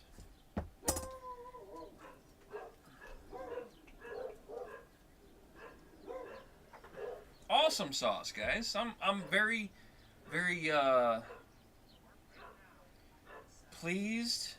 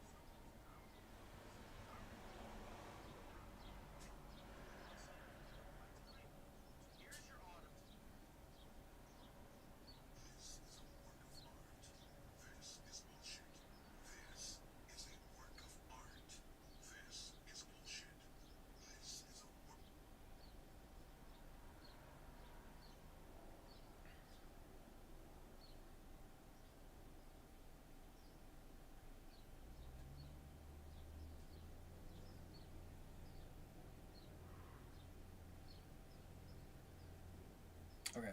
But yeah, back to what we were doing. So I'm super, super, super happy with the progress that we've gotten today with the parts. Everything seems to be functioning like it's supposed to. I'm very, very, very pleased actually with how simple this has become. I was very concerned that this was going to be a little bit of a problem or a major learning curve, and I feel like it hasn't been, which is a good thing.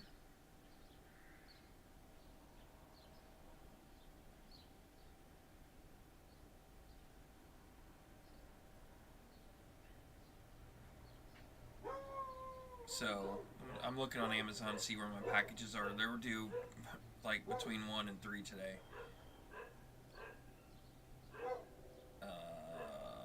This is 1:30 to 3:30, and it is 9 stops away in the subdivision across the street. So it should be here soon. Okay, well, we'll probably just stay live.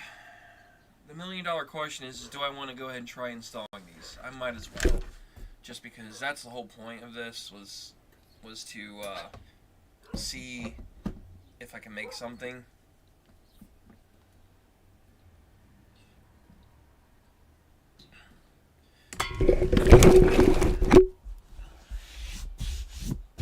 So let's bring this guy over. A lot of this is not bolted on. I don't think it was anyway. I think it was some of it was just set in here. Some of it is bolted. So need some tools. I don't remember what size it is. It's probably all 2.5. Nope. Is it 2? It's definitely not 3. And it's definitely not 1.5. It's the one I don't have. Of course.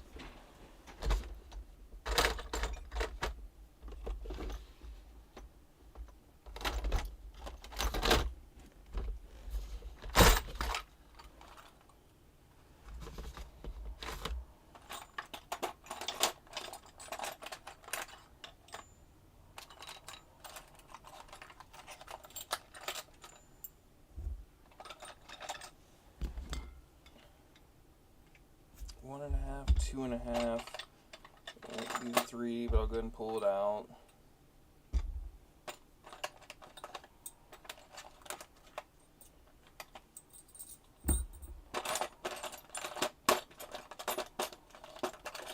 I don't know if I'll need that, but I'll go ahead and pull it out just to be safe.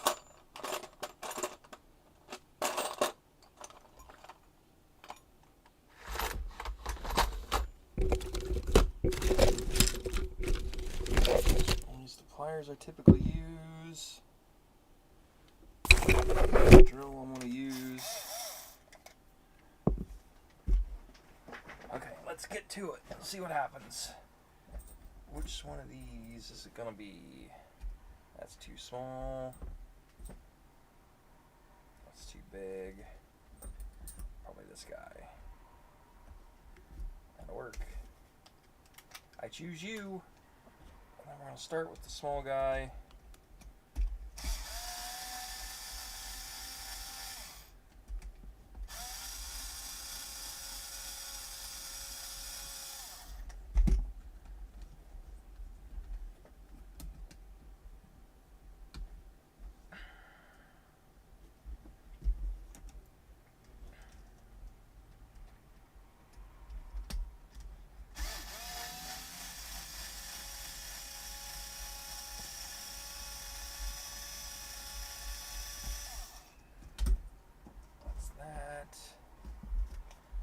This guy out.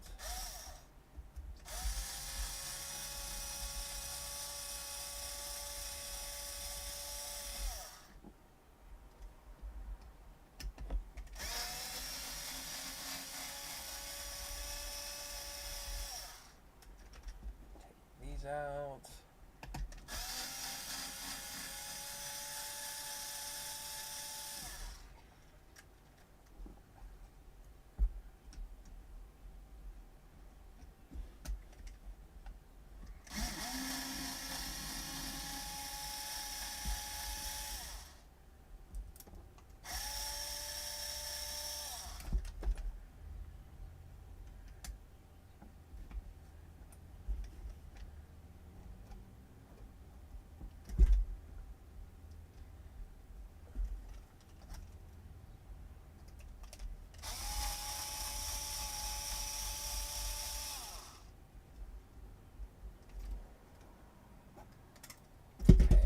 that.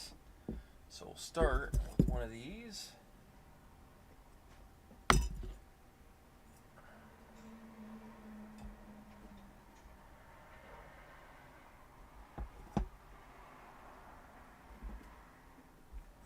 Start with the bottom first, which is that hole. Uh-oh. Did I miss a set of holes? Want to cut this? No. Oh, no, I'm trying to put it in the wrong spot. I think it was that way. There we go. So that goes there.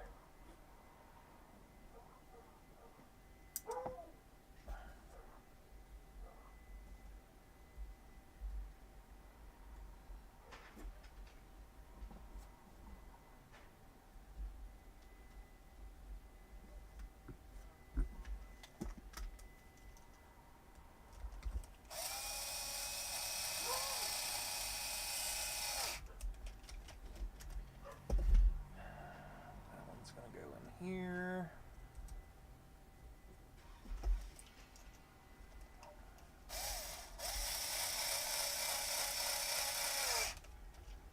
So that's those two.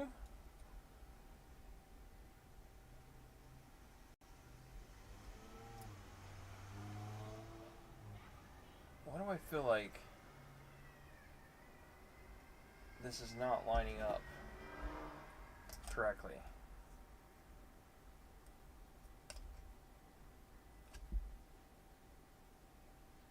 I'm even more confused now.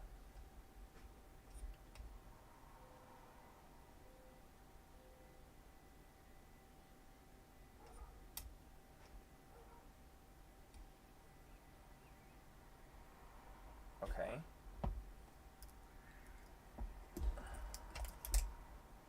Oh, I have it on backwards. It goes on like that. I think. No, I don't know. Maybe they're not asymmetrical. I don't remember. That's the problem.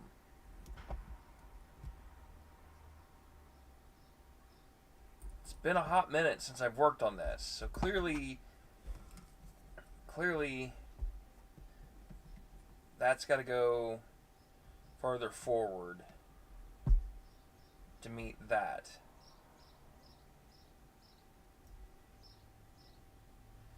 So the $1 million question is, does it go? Yeah, it's got to go that way because the transmission's got to go forward. So I got to flip this over. Again, it looks like I don't know what I'm doing, and I don't. Like, I made these parts. These are probably designed 6 months ago, and I've not touched this project in a really long time. So I apologize if it really looks like I don't know what I'm doing, because I honestly don't.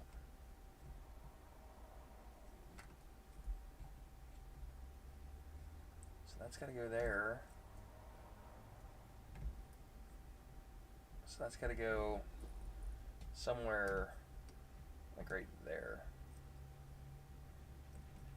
Yeah.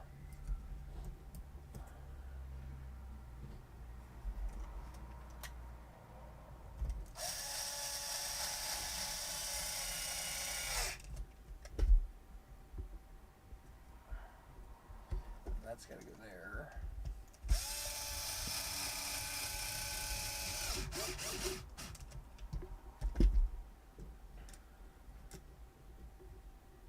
That looks better. Okay. So now these will get mounted down here.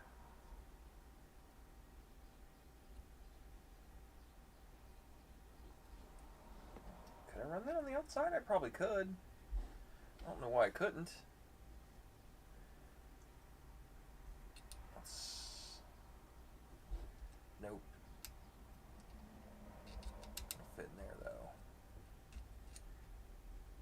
assume that it won't fit there. Nope. Not without notching the factory plastic, which I could do, but we'll just move it up a hole for now. So that's going to fit there.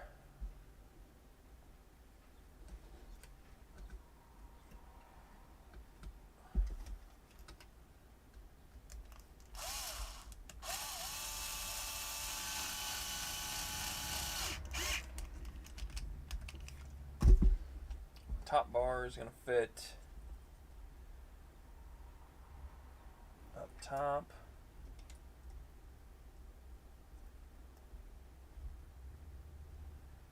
It's going to go up on the rail, I think, if my memory serves me correctly.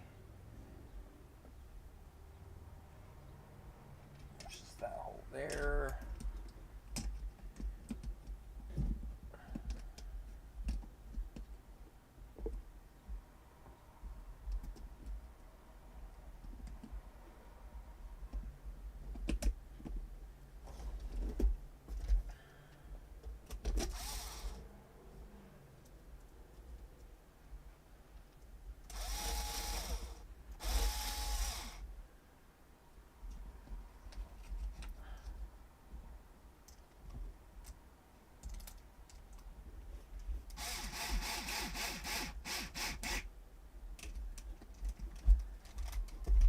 That. That's still free to move. That's good. Okay, we're getting somewhere, guys.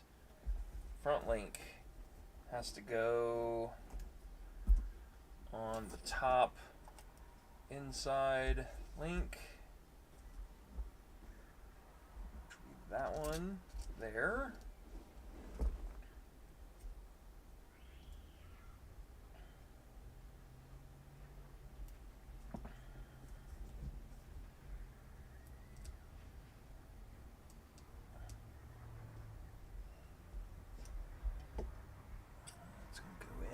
So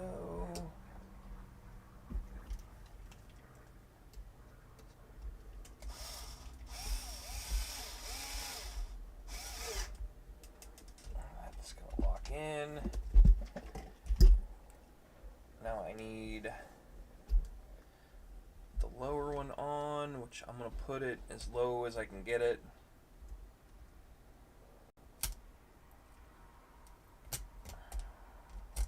So we're going to start with this hole.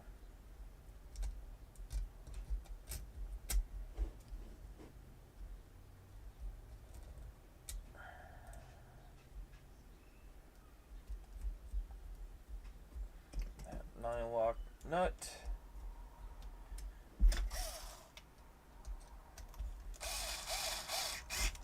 There we go.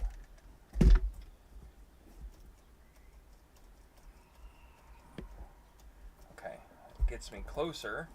So now I need a couple bolts to mount the chassis to the arm.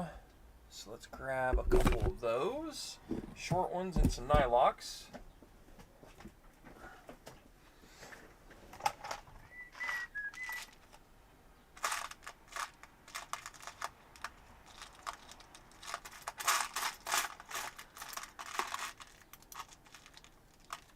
Random bin of hardware. I know everybody's got one.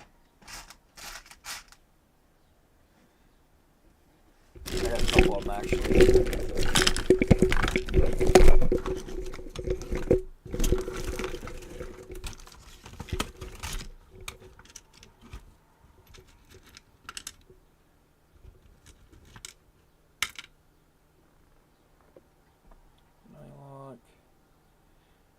Should work. Need a few more, but I don't think I have any. I know I have new ones. I'm just going to put them back if I don't have to.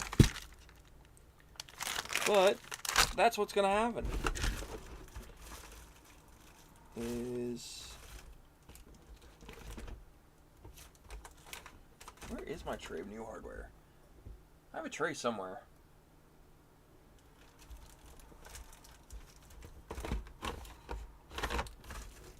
Pretty sure it's this bottom one.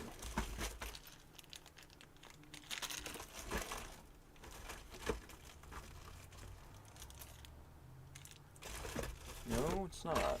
Okay. Weird.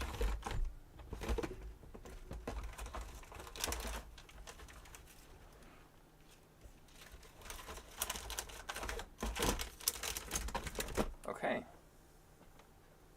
That's scary, because I know I have more hardware.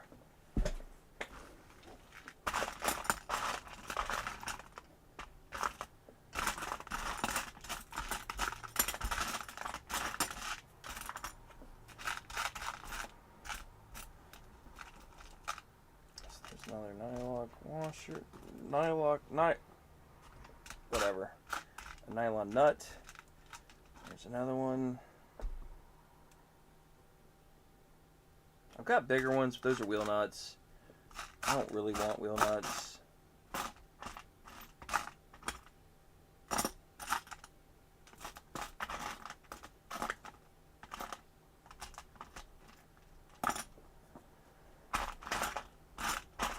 Pretty picky about my hardware, honestly.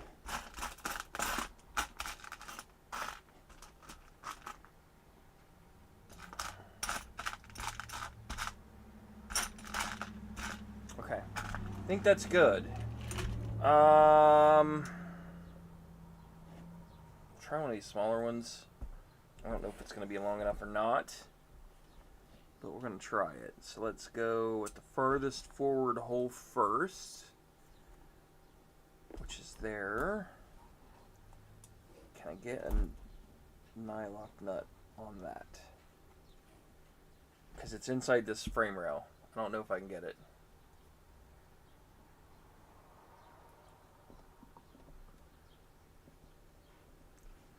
Okay, you guys need zoomed in. I just realized you're kind of far away.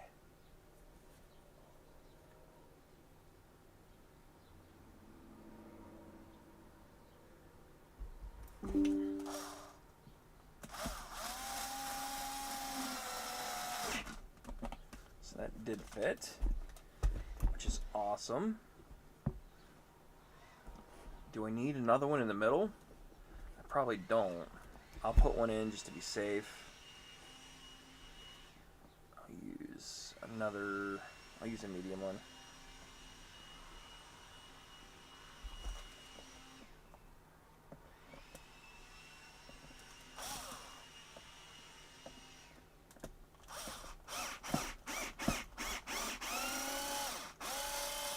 It's a little crooked. It's okay though. We'll make it work.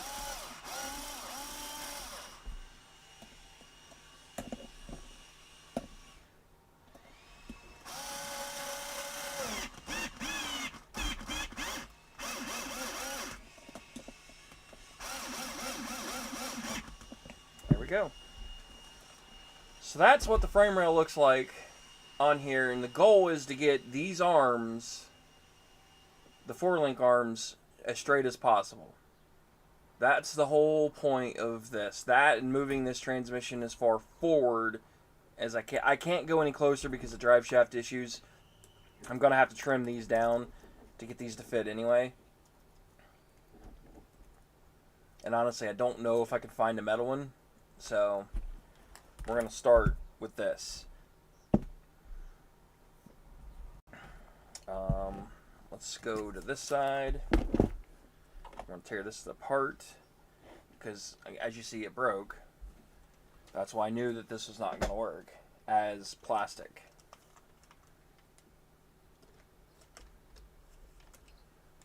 Reverse. Take the bolt off.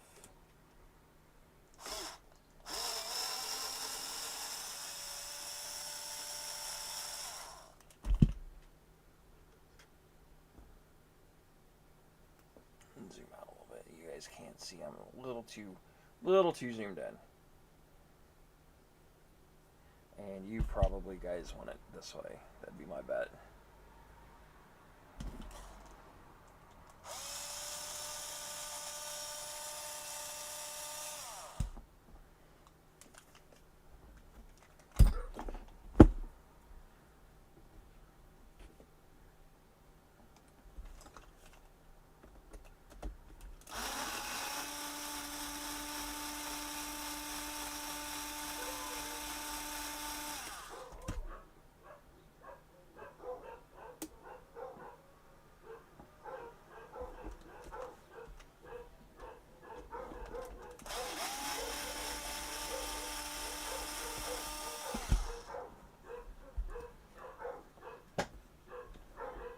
Hey, my parts are here.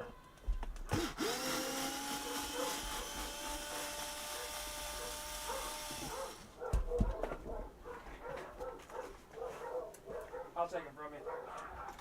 Thank you very much. You too.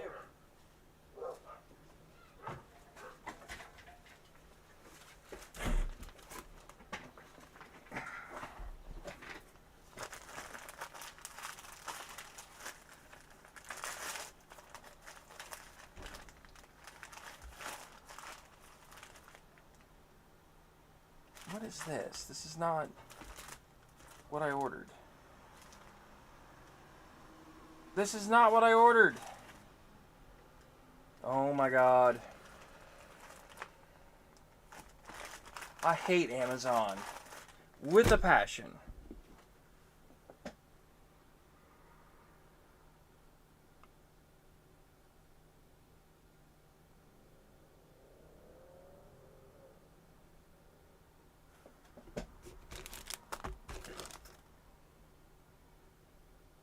I mean, it's got my name on it, it's got my address on it, but I did not order a music note pendant. Like, that's...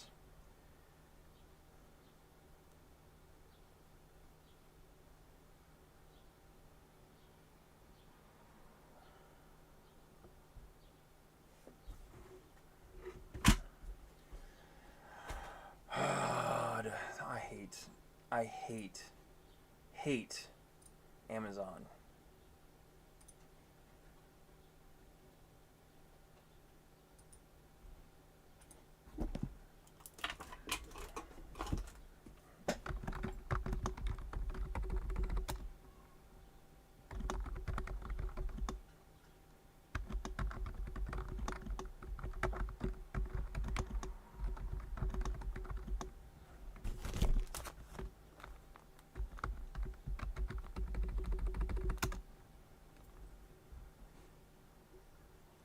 Now I get to deal with fucking Amazon.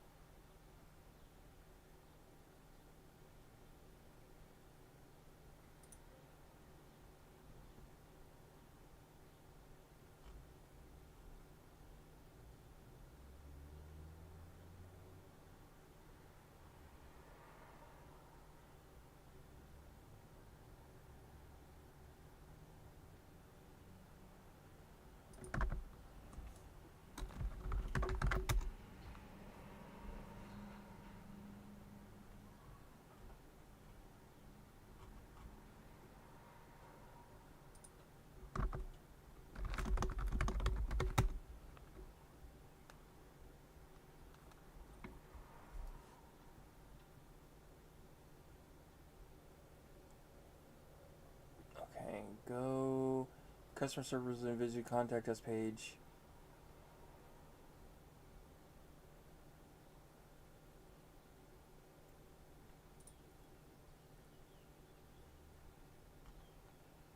something else.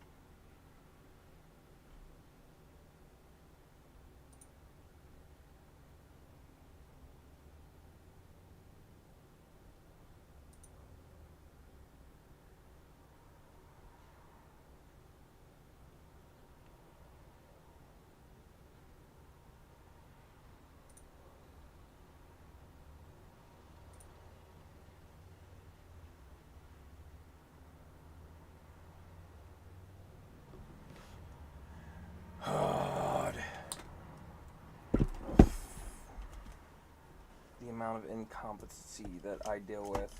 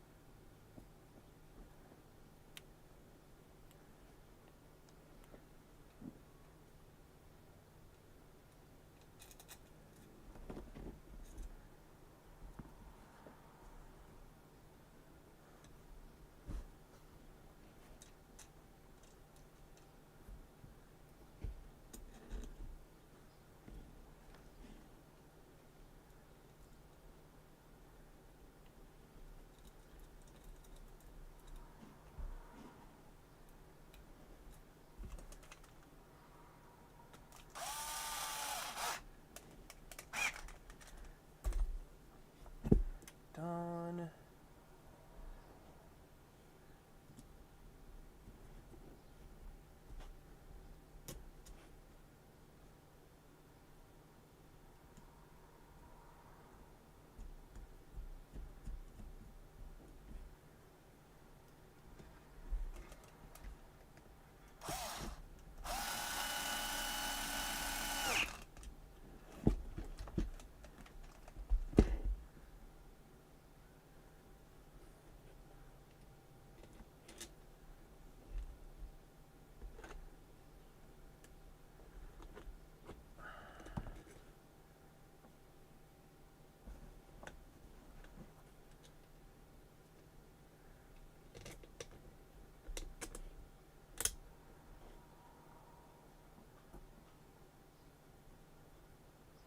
Those are need spacers on them.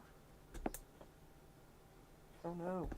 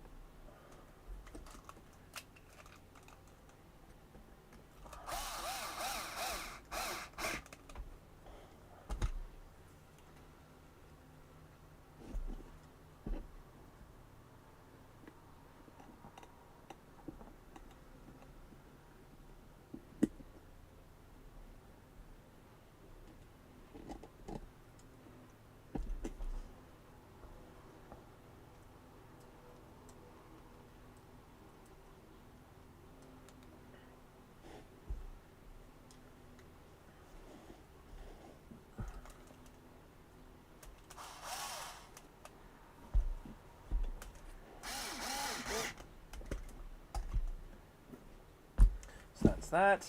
Front's mounted, rear mounted, both sides are on, everything's kosher there. So now I need to mount the transmission, but the issue is it's not going to go over. So I'm going to have to mount this spacer, which I'm just going to break this plastic off for now to use as a spacer.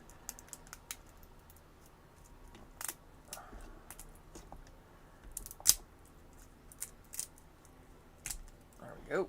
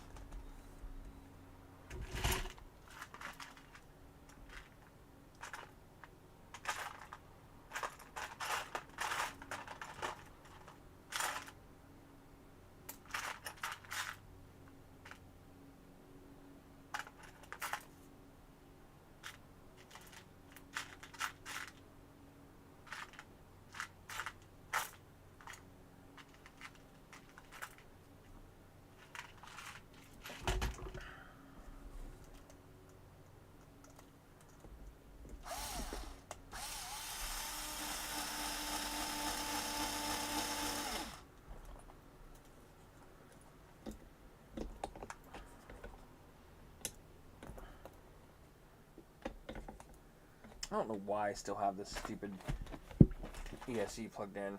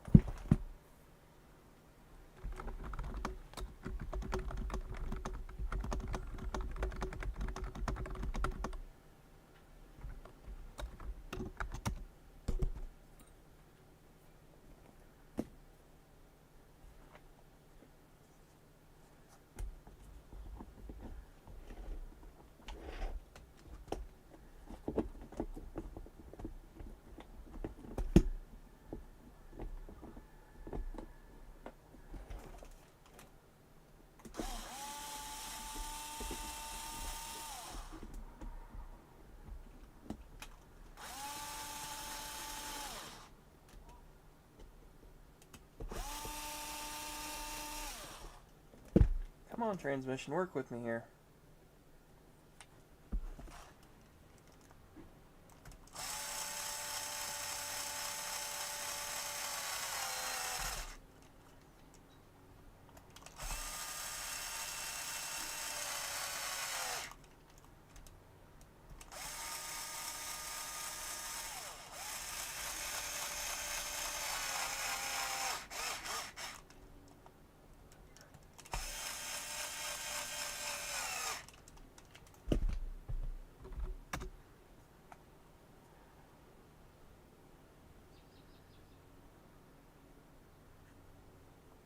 Gonna have to build a spacer plate to move that a little further out, because that's gonna hit the frame rail, which is okay.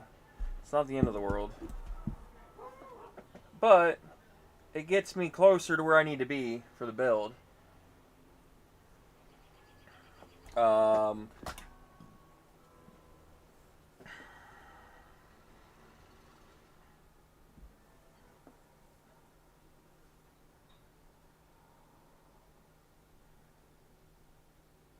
Yeah, it gets me a lot closer, so I'm good.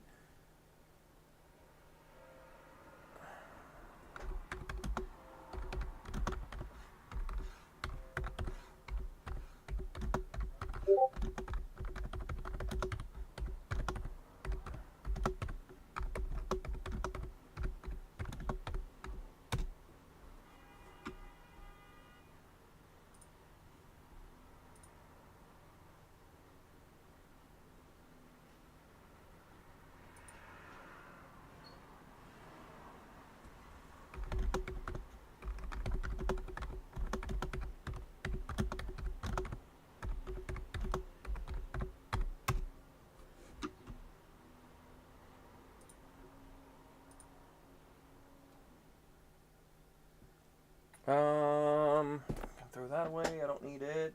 I can throw that away. Oh, missed the trash can. It's fine. Let me get the air gun out. I want to blow this thing out. It's dustier than all get out. It's got hair and crap all over it. Oh, within 24 hours. Okay.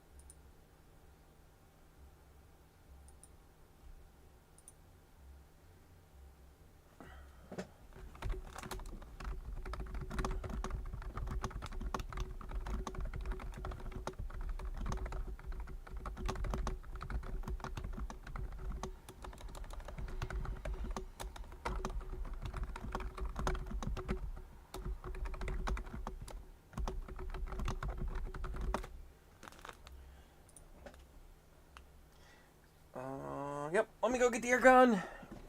It's going to get loud in here because the air compressor's going to get kicked on.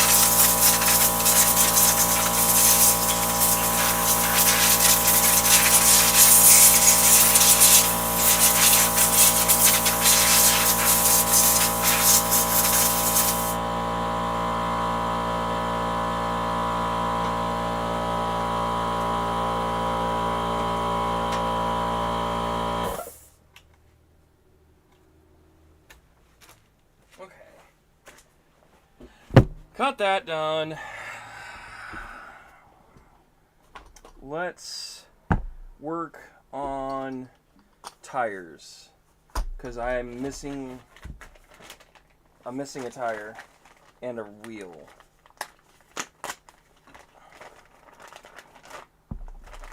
And it's somewhere in my garage, I hope. It better be. I'm going to be one pissed off person if not.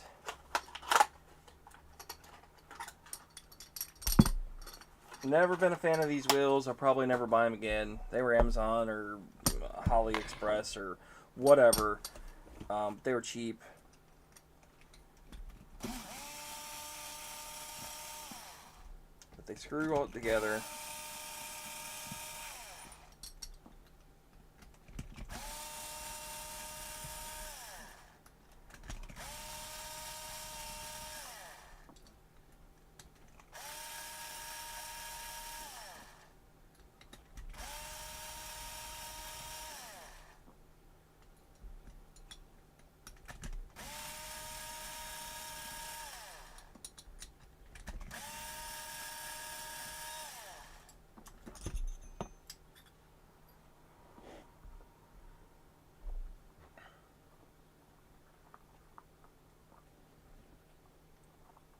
But it's a beadlock style setup.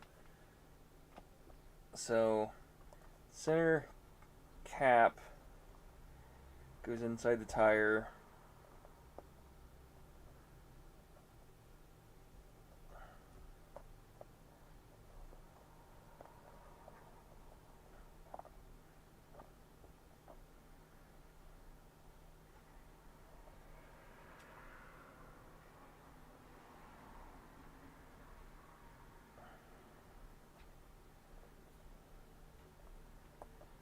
Something like so. Then the question is are these directional? I don't remember. So if I put them that way, down, left. So if I flip it over, down, left. So no, they are not directional. So let's put this wheel this way.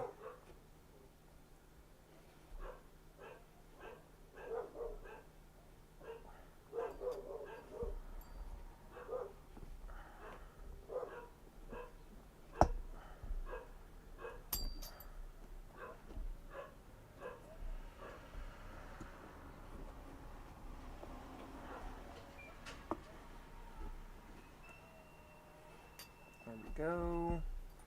Let's put this wheel on.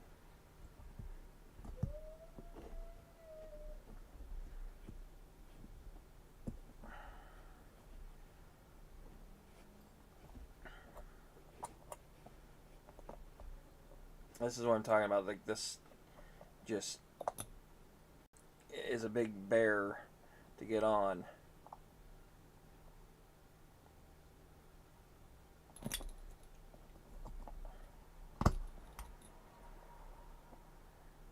So that's that. That's that.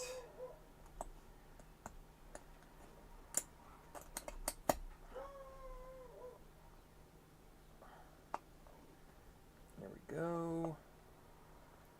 That looks good.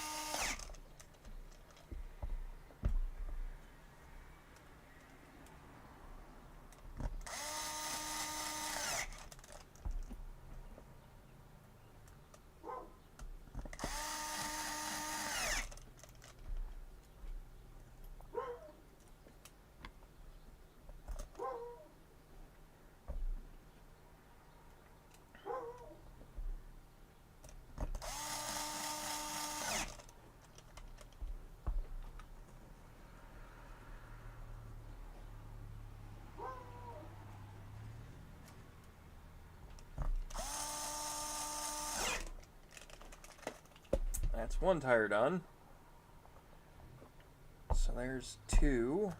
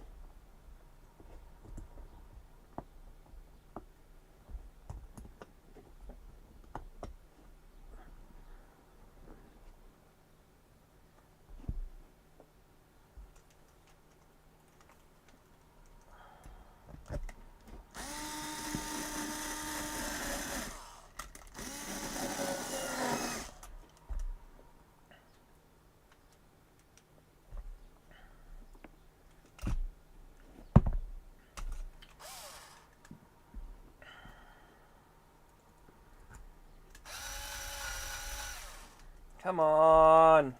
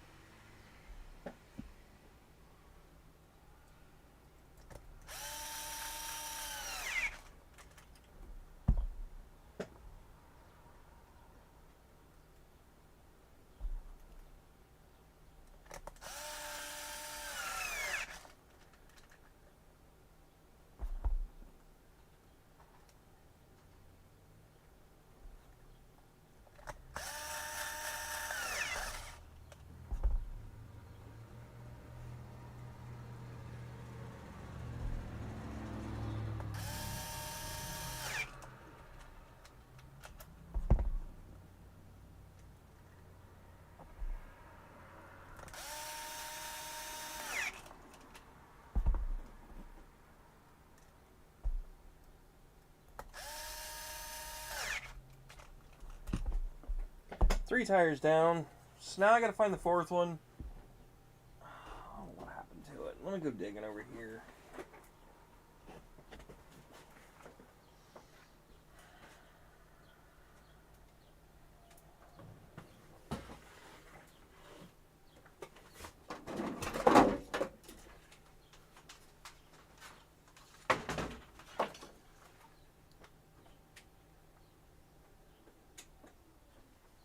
That's off. Don't need that anymore.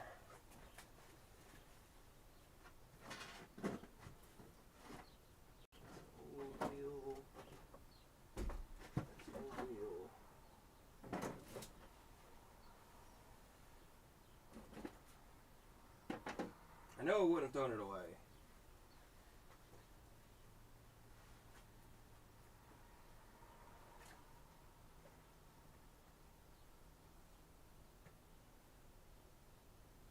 Oh, my back hurts. Drink some water.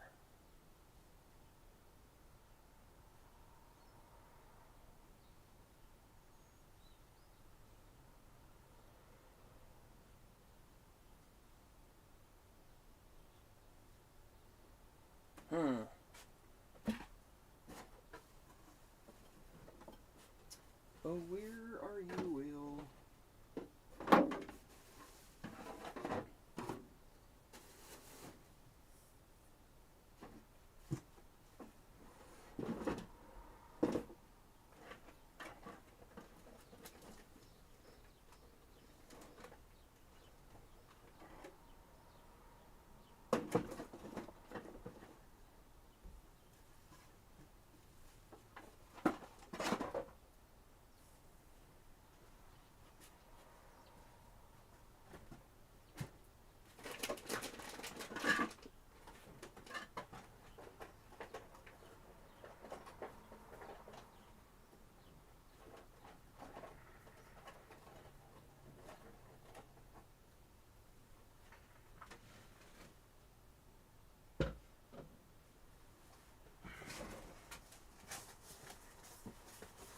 This is the body box.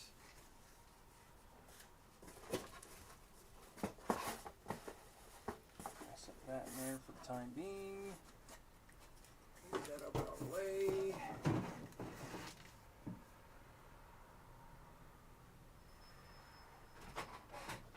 2x4.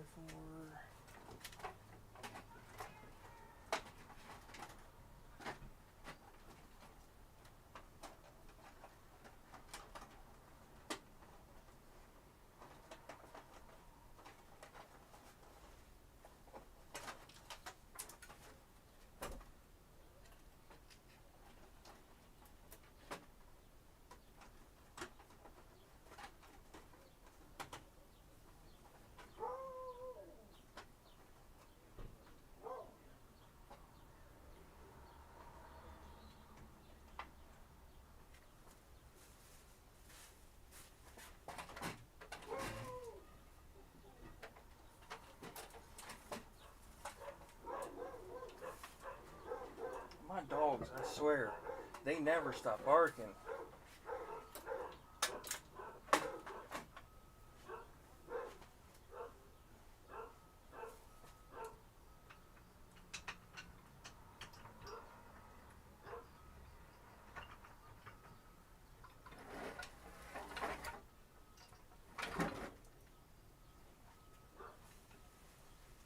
Monster truck tires and wheels I have no use for. Those need to get sold. Free to a good home.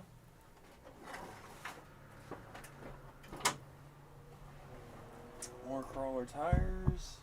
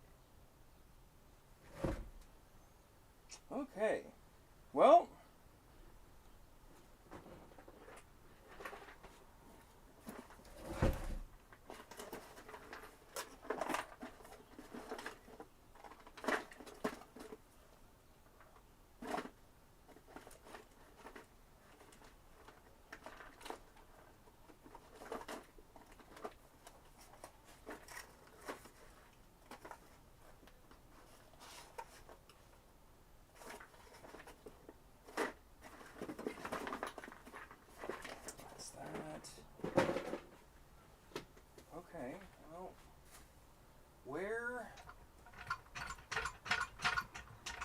is this random tire and wheel?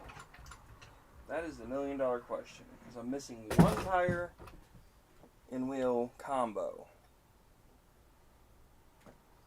This project, like I said, it's been floating around for some time, and it's gotten moved a ton from one spot to another, because I've cleaned this garage out like 12 times. Things got moved, and when they got moved, I think I may have lost a wheel. I don't think I need this tablet box anymore. Let's make sure there's nothing in it. I'm basically cleaning at this point now.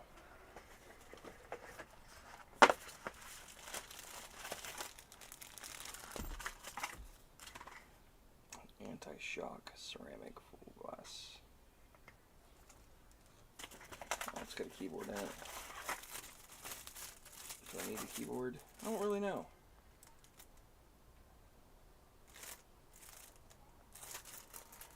Set it right here. So I'll throw it away. I don't think I need it. Throw it all away. Throw it all away.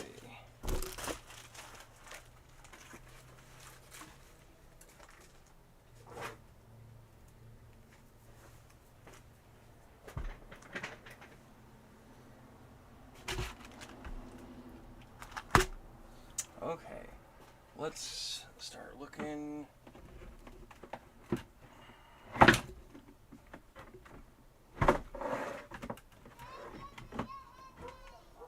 That's all my good parts, new parts. That's not it. This is all my electronics, which is my speed controllers, ESCs, motors, whatever you want to call them. All that stuff goes in there, which I have over here. This can get pitched. Make sure there's nothing in it.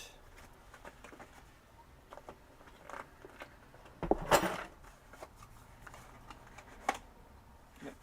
Sensor wire.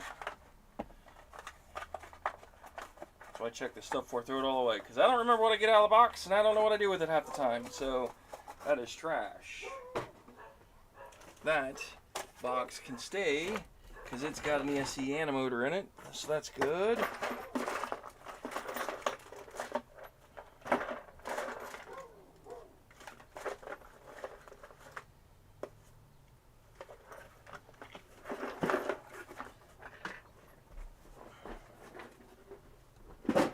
Back down there out of my way, so it's not in those two boxes. Let's move that up out of the way.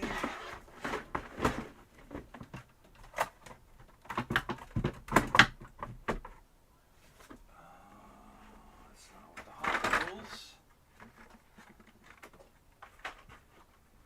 Could it be in this box? Possibility, but I doubt it.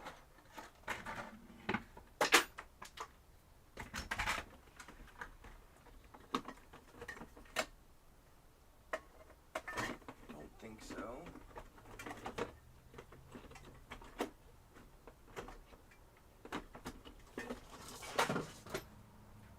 Everything's falling. It's gonna be okay.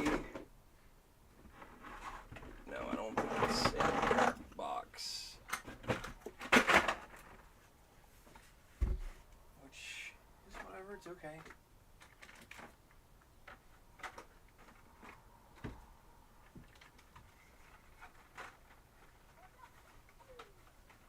Put those back up there. So it's not there. It's not over there. It's not hanging up on my wall of RCs, because that's where I thought it would have been. So that tells me it's down here in a box, maybe. Well, let's check. Let's make sure it's not up here, because it was on my desk at one point. What is this bag for? That's the monster truck bag. That can go over there.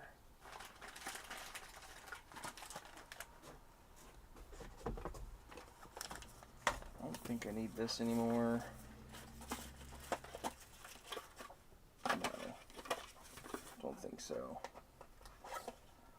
Nope, we're good with that, so I don't need that box anymore.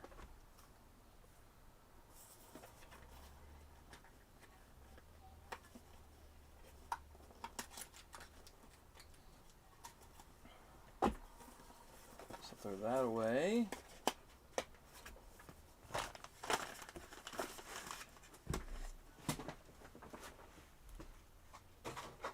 We're getting there, guys. We're getting there. May not look like it, but we're getting there.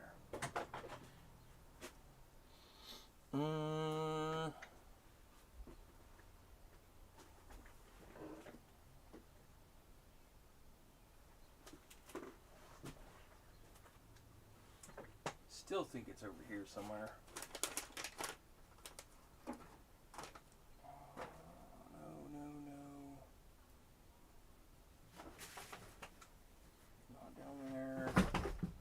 Up here. Put my remote up.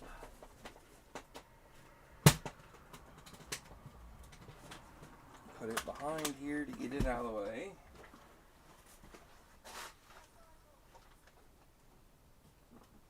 Look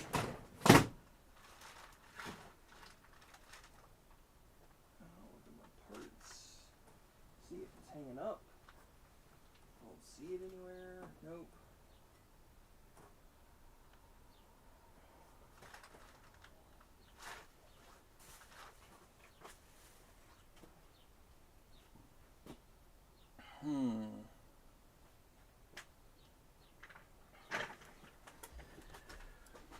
Oh, let's look down here. I'm looking under the table. Down here is where I keep a lot of random parts. I got Tupperware totes down here full of stuff. Mainly hardware and junk. A lot of where my projects go to die, they just sit in bags and I forget about them, or I forget I have it. Then it just sits here.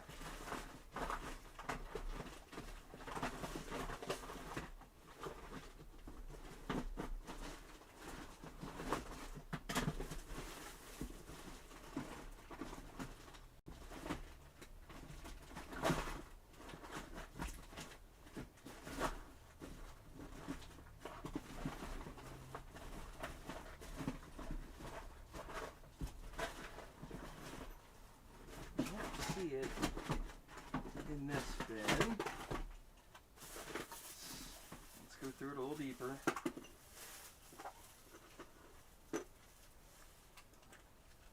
Just to make sure I'm not blind. That's trash. That's trash. That's trash. Honestly, that's trash.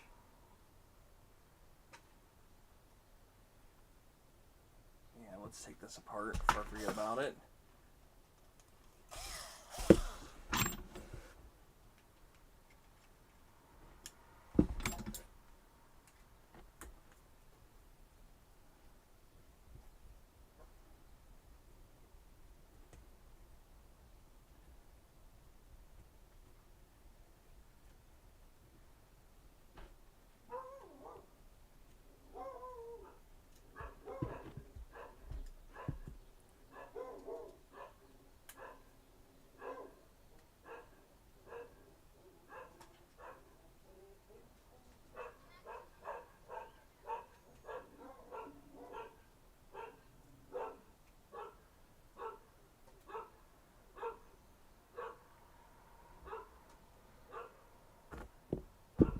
That's trash.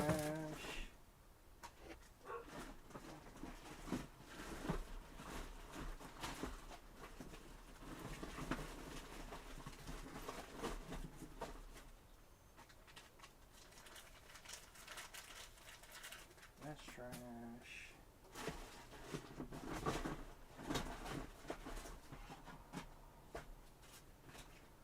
That's trash. Nope. Not in this box. Throw all that back in there.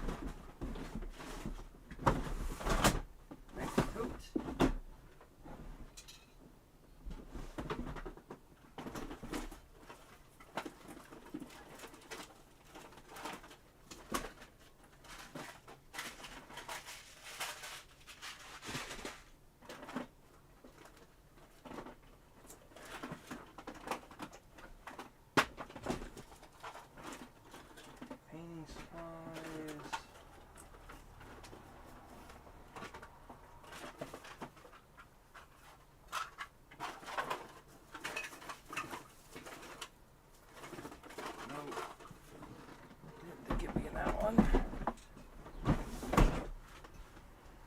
Next tote. It's on my pile. Nope.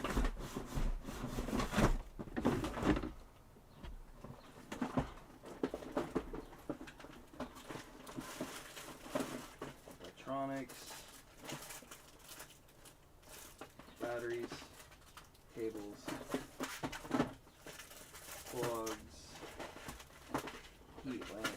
Heat gun. The answer to that is nope.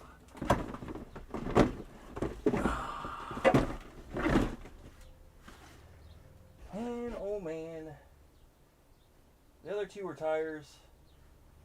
I haven't been in these in forever, so I don't imagine that they're in here. Not to mention I really can't get to it. Probably another reason why it's in here and I just don't know it.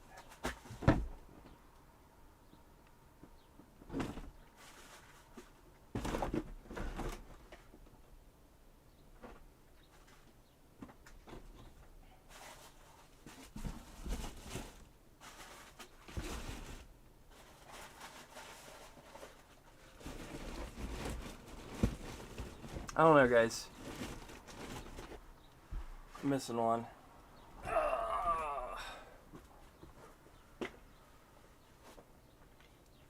I'm also not shocked. Whatever. Let's get this apart.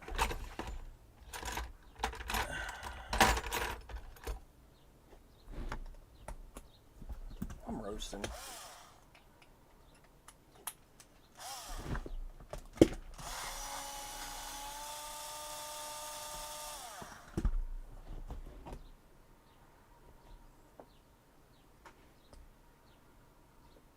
So how's that work?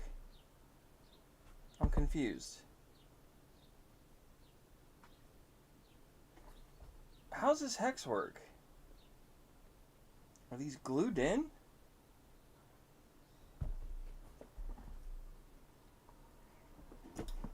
No, they're not. They're just really poor quality hexes. I'm just used to aluminum stuff, not plastic.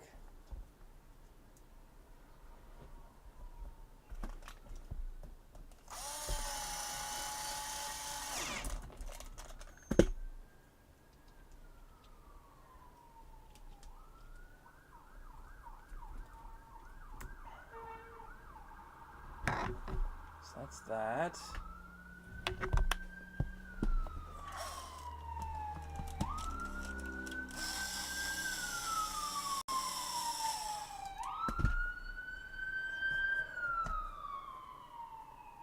So that one stayed on there.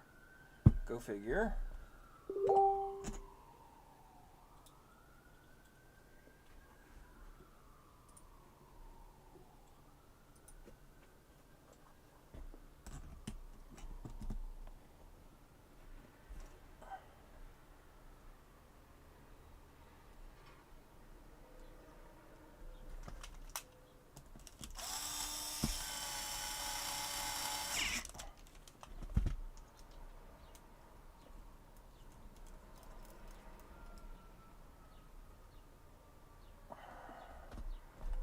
That's that.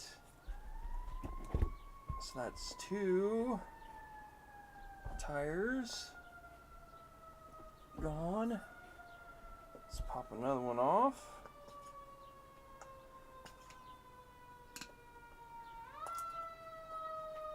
Three. Do I have a pen in here?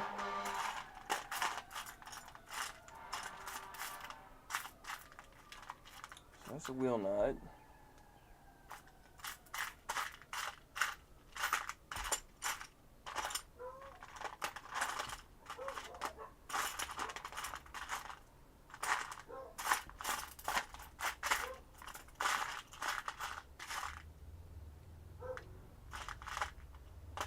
No, I don't have the pins, which they might be over here in this other pile. of shmoo.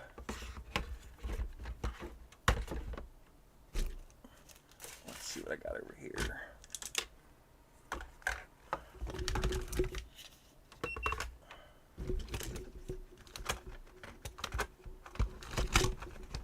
There's a drive link. I'm going to need one of those because that's going to be next on the agenda.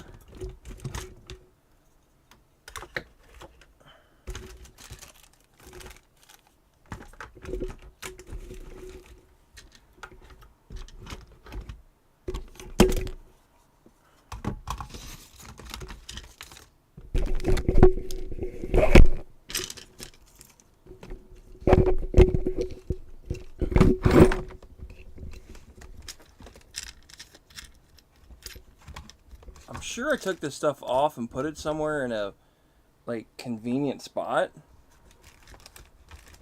And I've just, again, because I haven't touched this project in so long, I don't remember what I did with half this stuff. So I'm missing the drive link for both.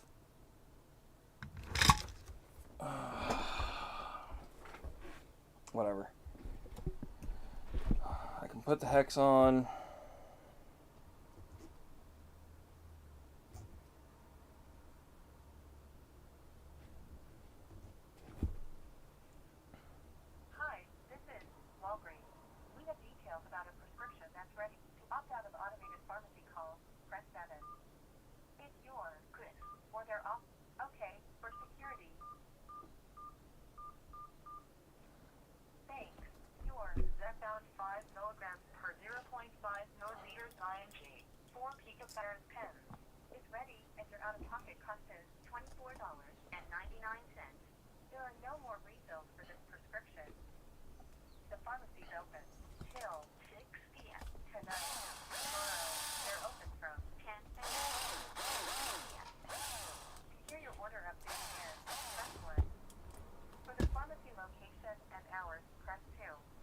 Okay, I got you.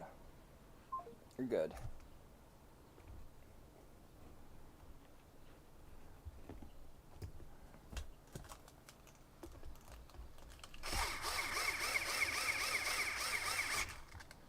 So that's that.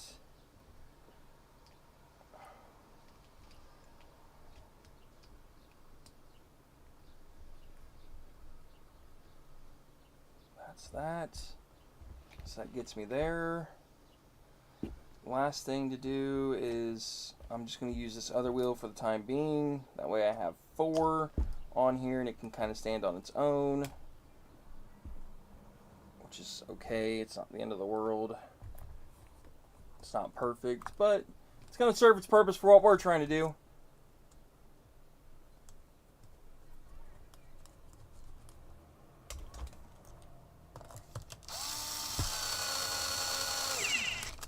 Okay, so that's that. Those are done.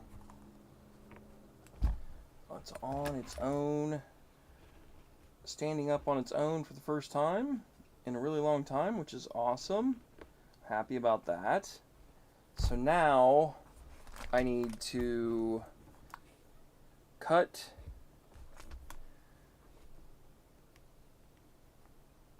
this down.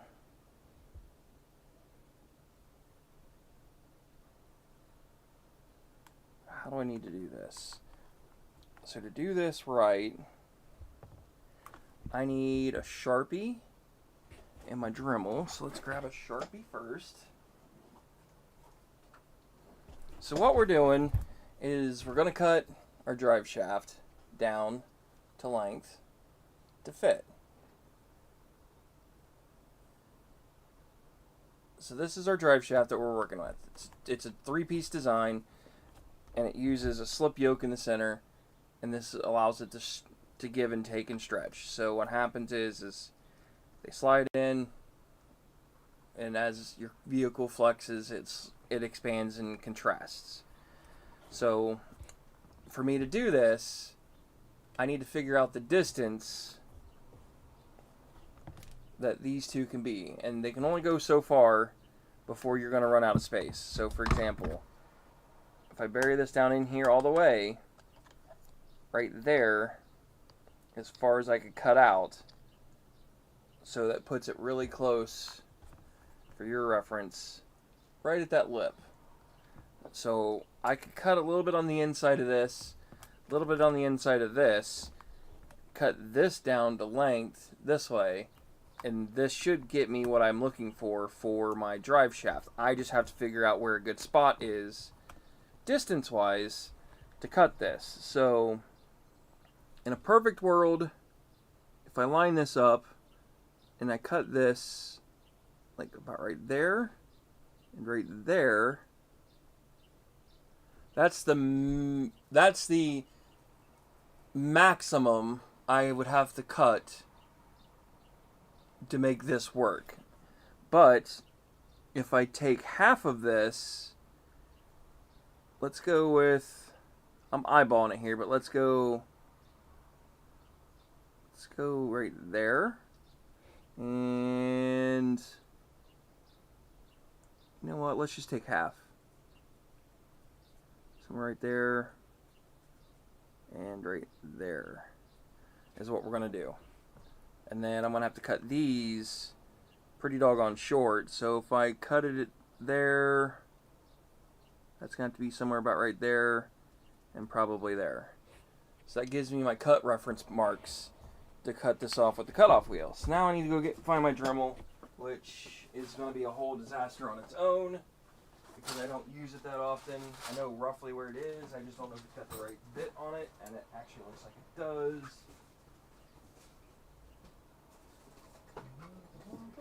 It's probably dead, no my luck.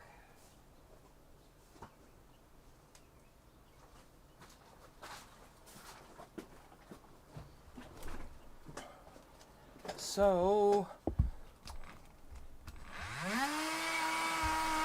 crank this thing up on high, hold it with a set of pliers.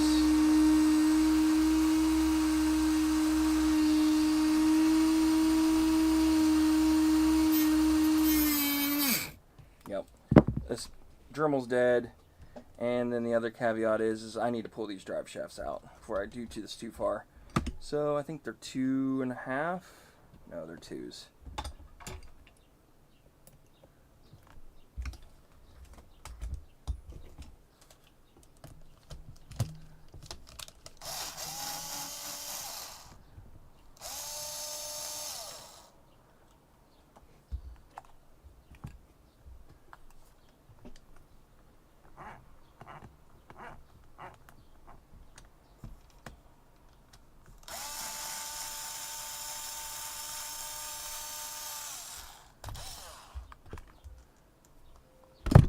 So that's these.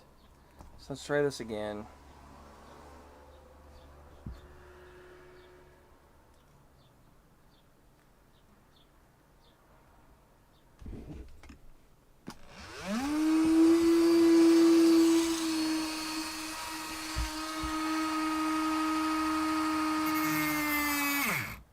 Come on, Dremel.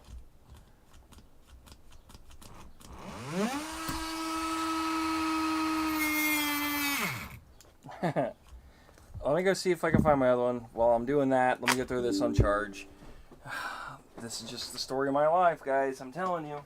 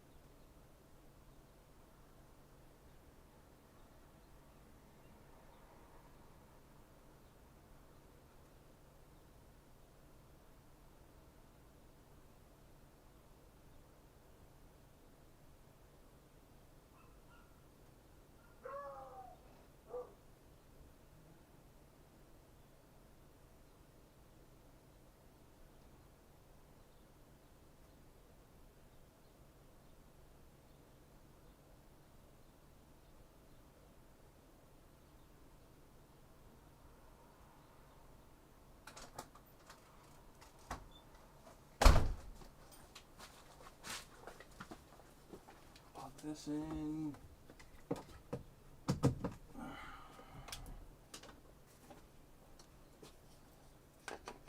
Put that in. We'll let that charge for a minute or two to get me some juice.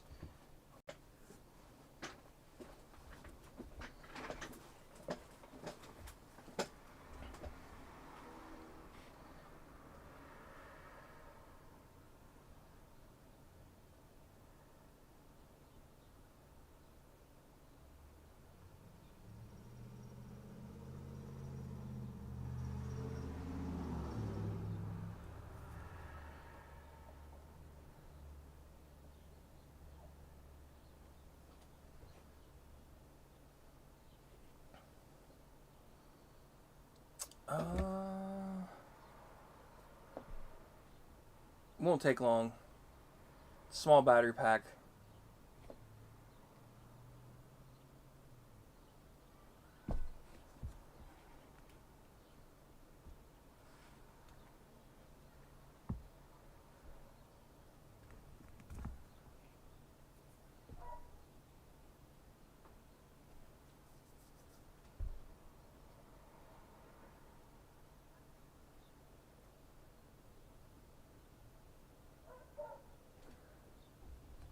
That's probably enough.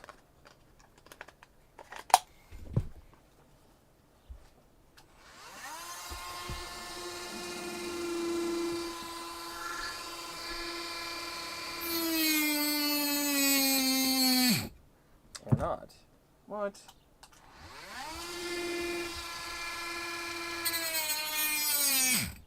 Okay. Go make me a liar. Must be really dead. So we'll let that charge for a few minutes. I figured 10, 30 seconds or something like that on a charger would have gotten enough to do a couple cuts, but clearly it's not. I have a 12 volt one.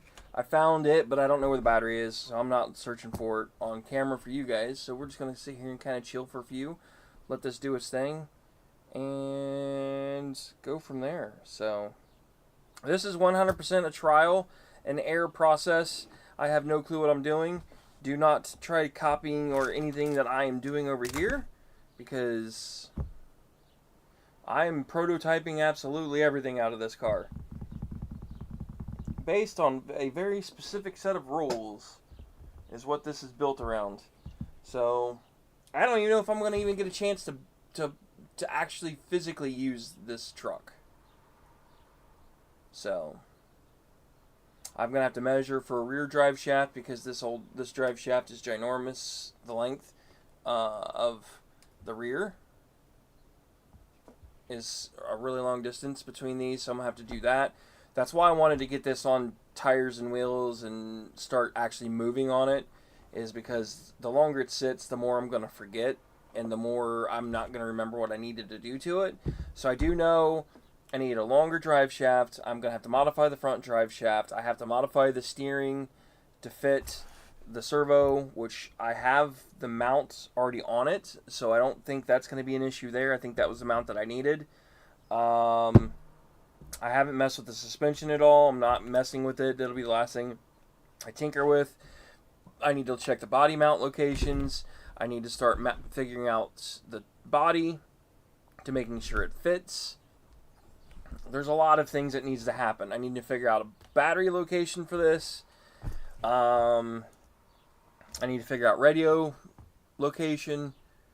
Like I said, there's a lot that I have to figure out with this build, and it's all trial and error. So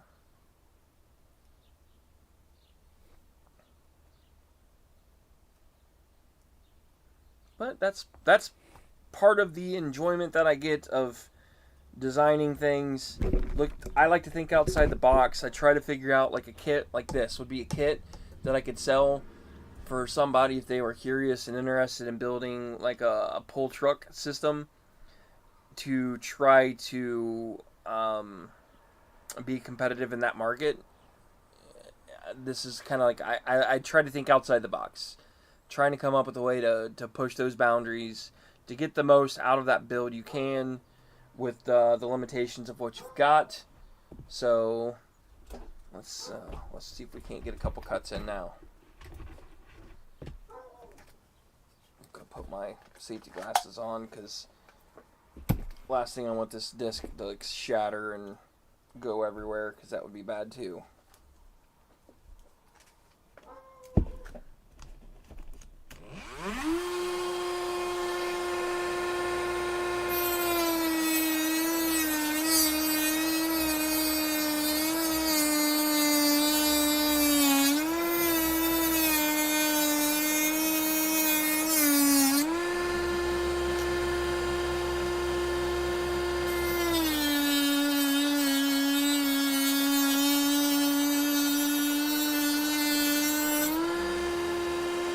That might be too short. And judging by what I'm looking at, it probably is too short. But we're gonna see what this looks like.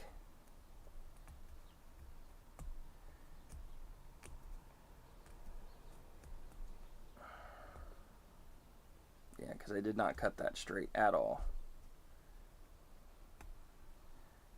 It fits, but God, there's no room for wiggling action. So if I cut this, how far does this need to be? That's the next question. So I'll go with that distance there. So from there to there, it's going to get me a lot farther away. So I'm going to cut on the inside of that line.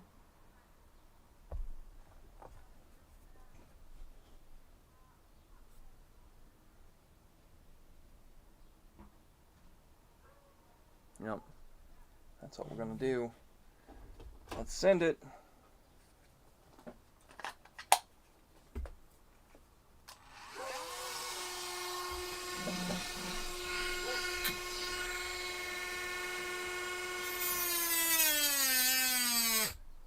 Come on.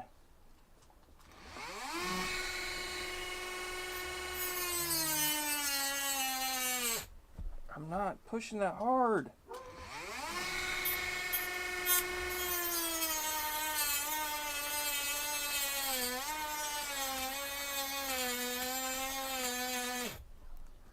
Come on.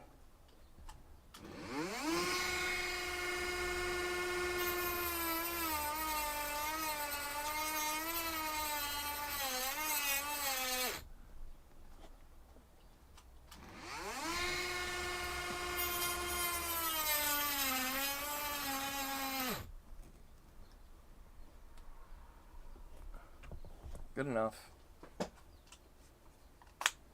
Okay. Throw that back on charge.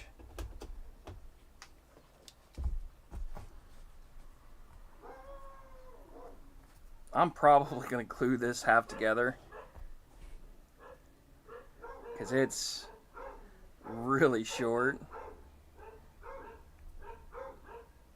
Like, really short.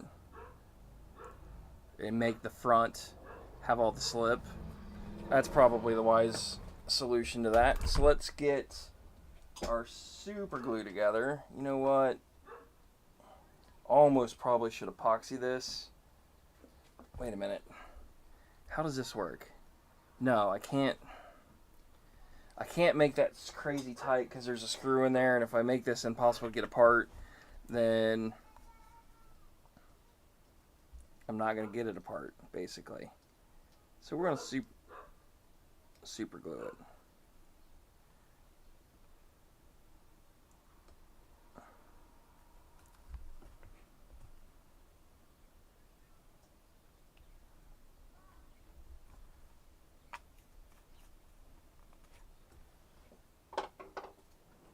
Gonna go with that as our option. Make sure that that's centered. I have no clue if it is or if it's not.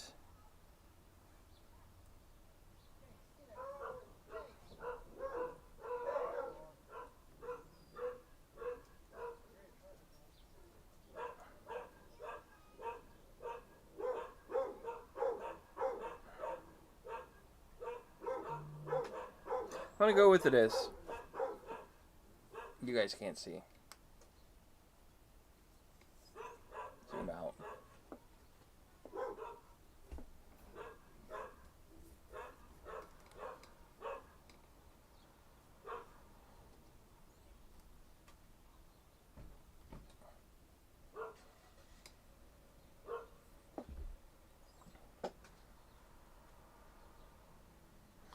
So, we have 2 more cuts to do. I'm going to cut this one first. And then we'll cut the shaft, the centerpiece next.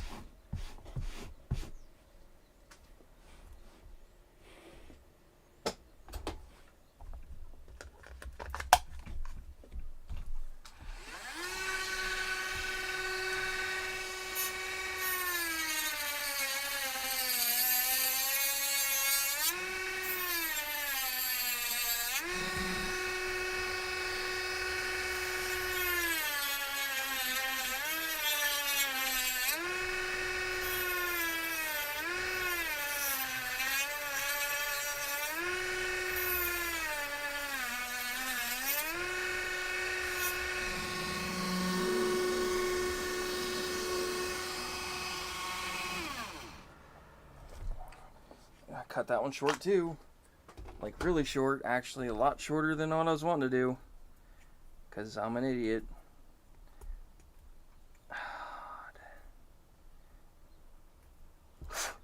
Oh well.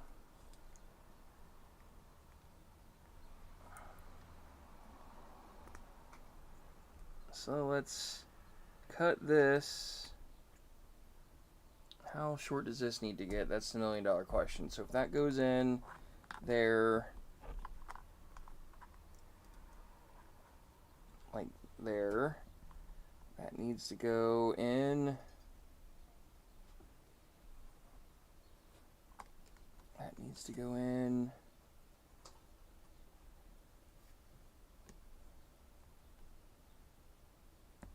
Something like so.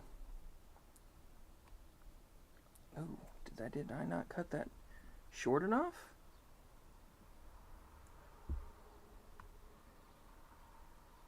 I didn't. Interesting. Well,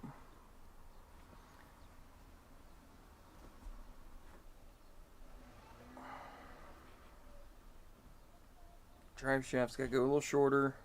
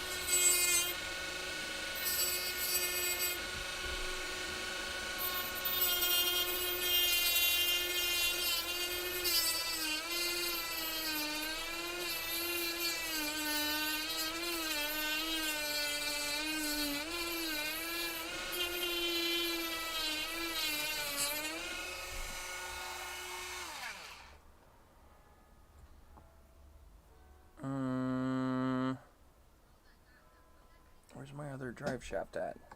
Still in it.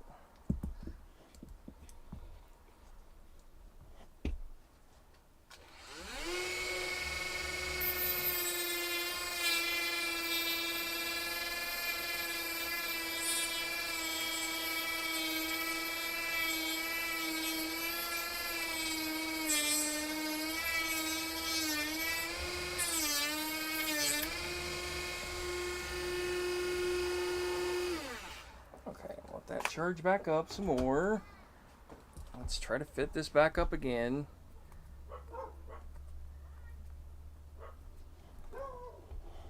So that's that.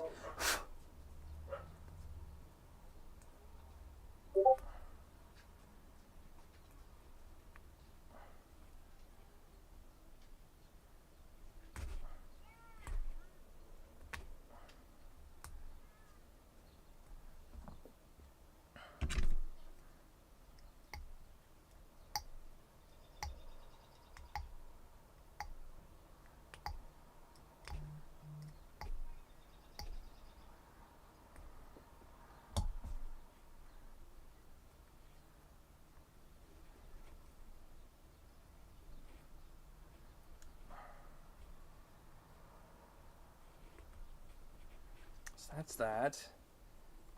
I'll get that in there. It's going to go something about like so.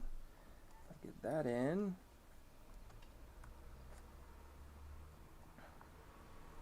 Something like so. Still, it gets tight. Gonna have to take a little more off the center shaft, which is fine.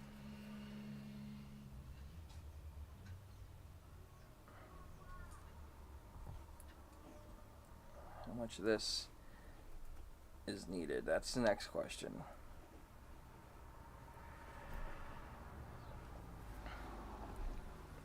It's gonna be a whole lot of nothing left when this is all said and done.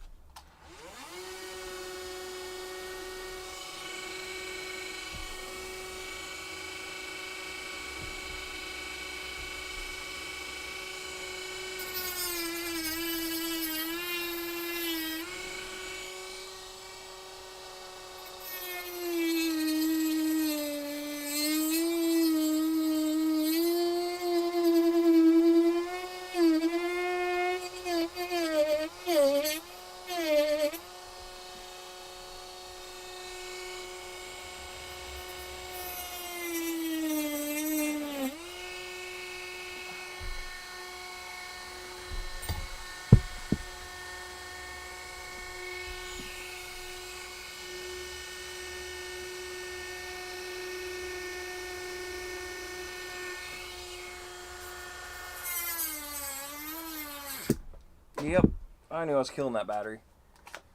It took forever to figure out how I wanted to hold it.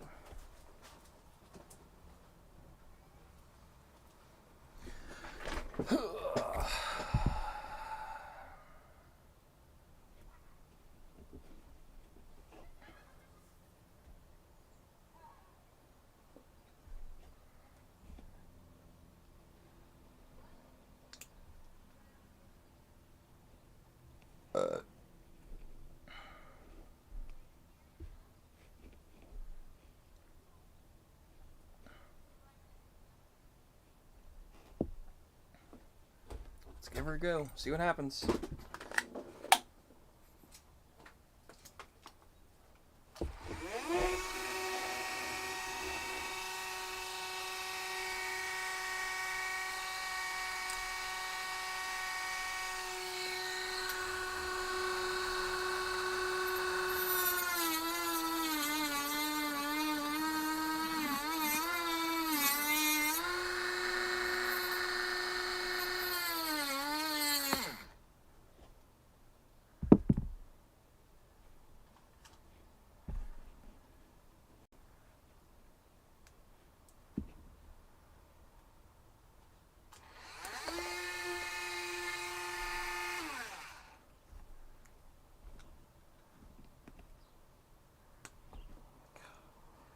Come on.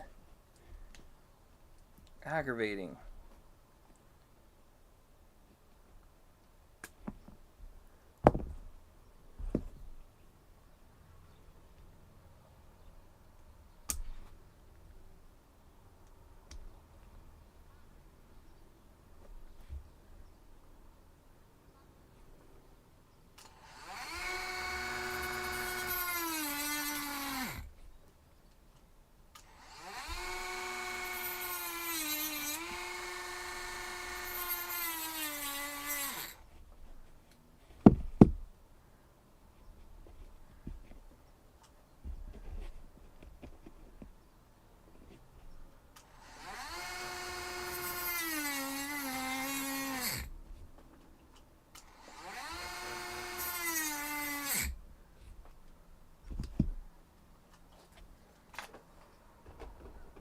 This is where I wish I had a corded version sometimes. Like, battery is nice, it's convenient, it has its place, but some days You just can't win for losing. And this is one of those days. So broke that off. So that gets me closer to what I'm looking for. So now this gets crammed into there. This gets crammed into there.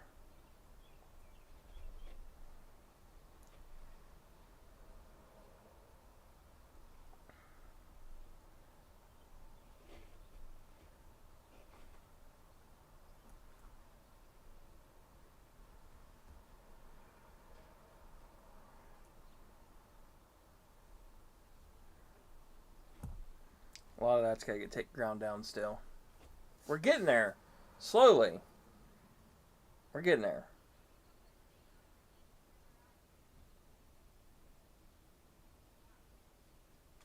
Actually, I have a better tool that I could probably be using for this. Yeah, I'm going to go get it.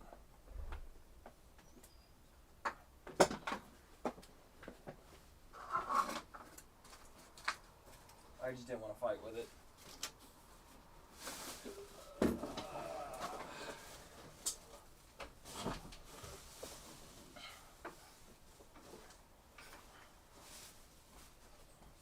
Because I'm going to have to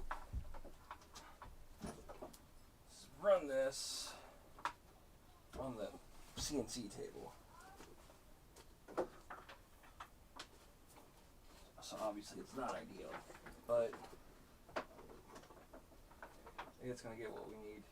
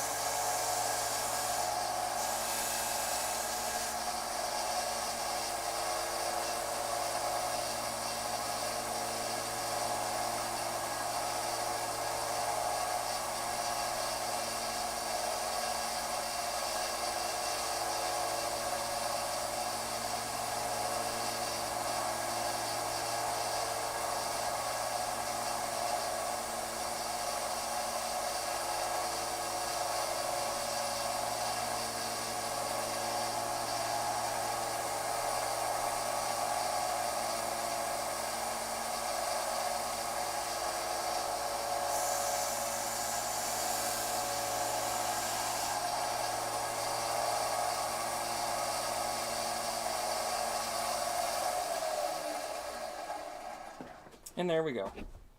Just like that, we have a custom ground drive shaft.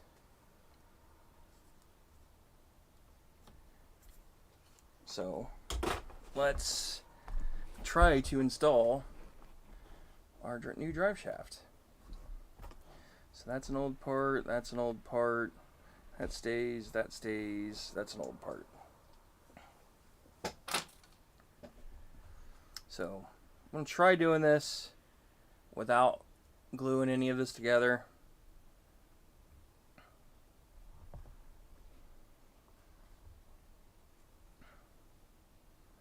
I don't know if this matters, which end is which. I don't think it does.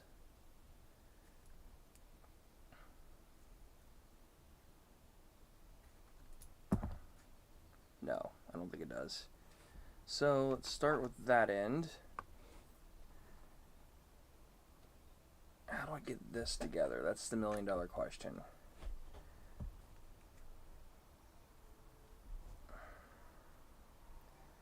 I feel like I'm going to have to take this transmission out to get this slip yoke in.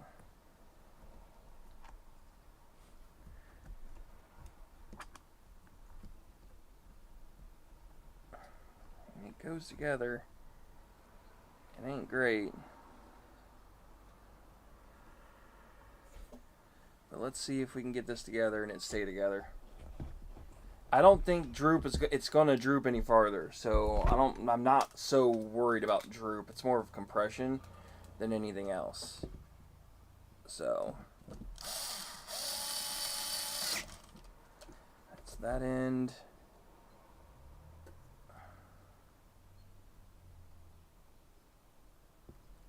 That goes in somewhere like so. Oops. Come back together.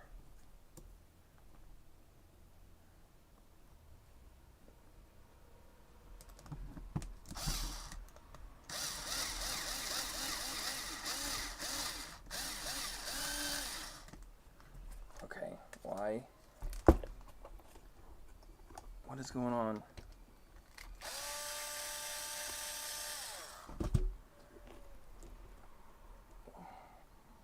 Tighten that down.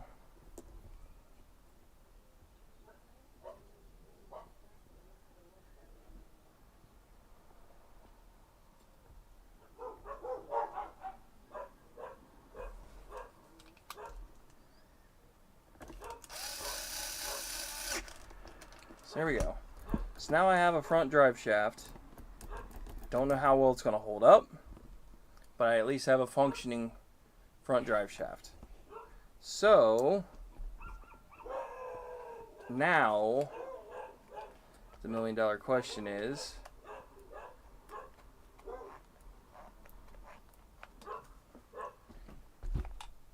will that work? I think it's going to work just fine once I get some weight on this, because again,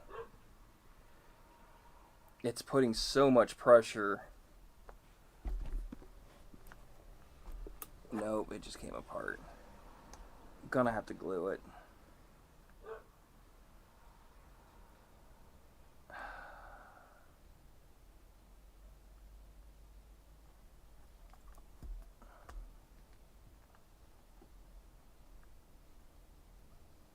I don't know if it's because I cut the centerpiece too short,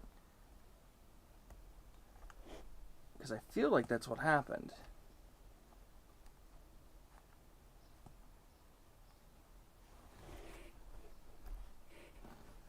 We'll leave it be for now. Next thing, steering servo. Let's figure this out.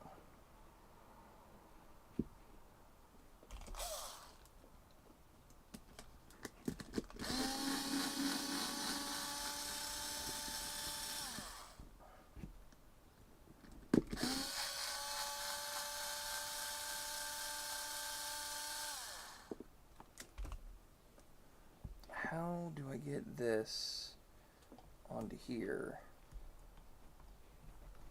I feel like I need a mount.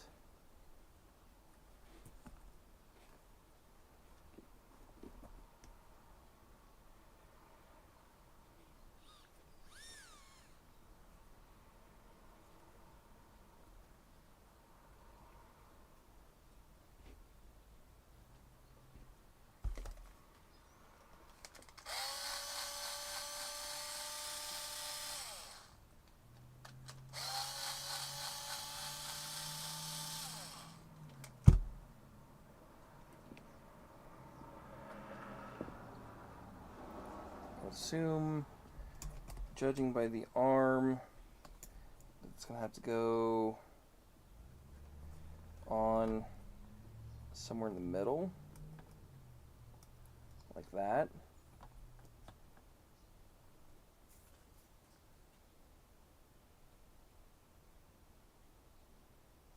Or does it go this way and like that.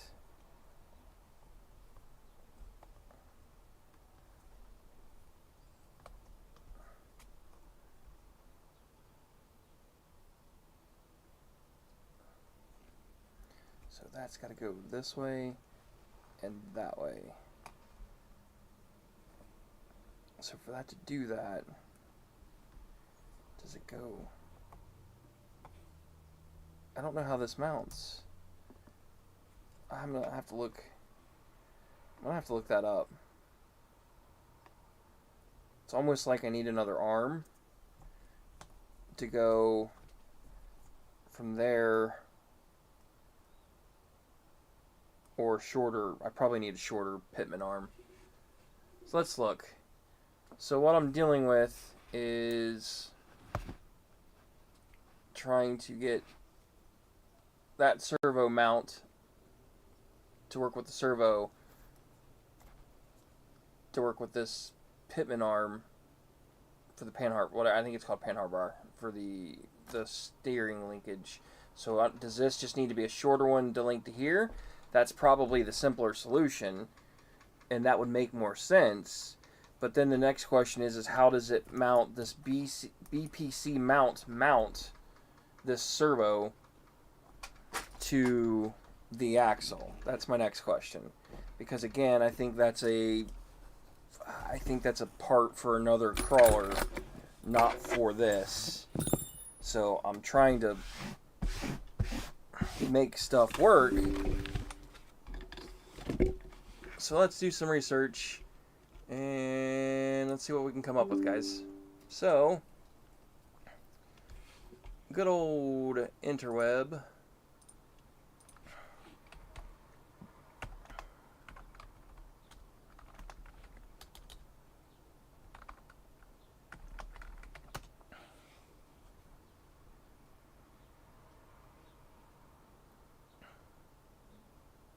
So that's the mount.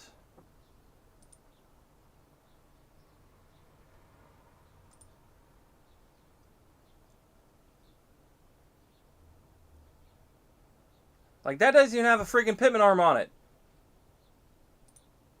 How does that help? I swear to God.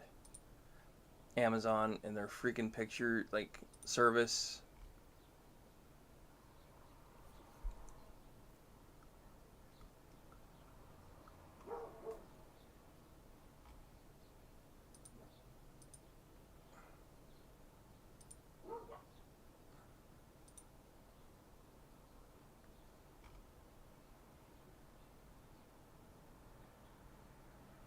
So I need a pair of arms, which is fine. I can probably 3D print that, but I think I have some of those. I'm not worried about that. I'm more worried about how does the arm, how does it mount?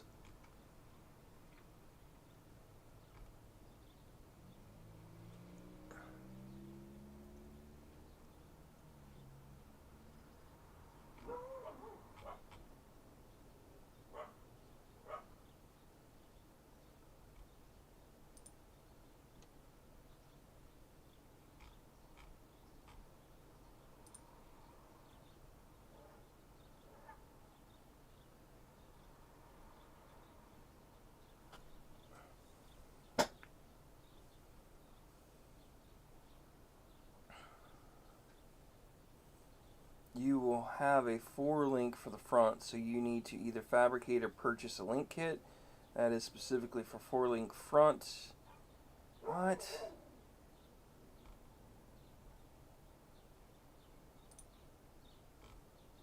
Okay.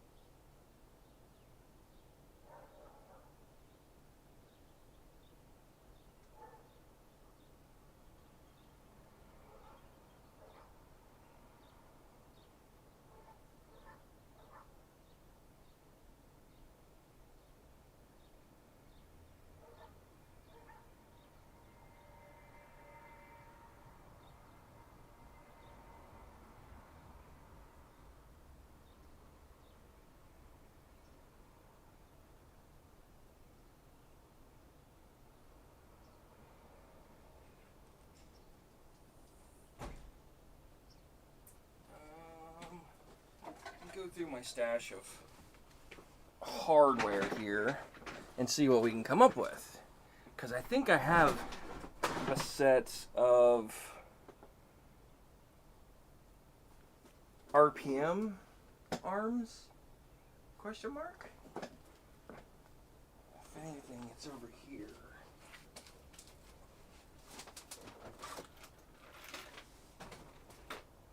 For my Traxxas parts.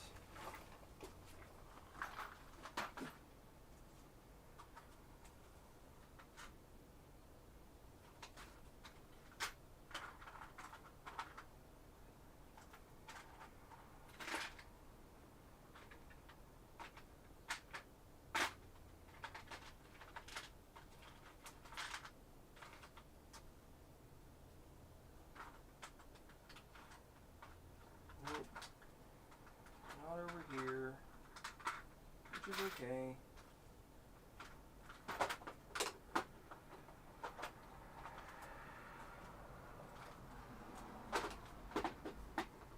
Okay. Really? Where did that go?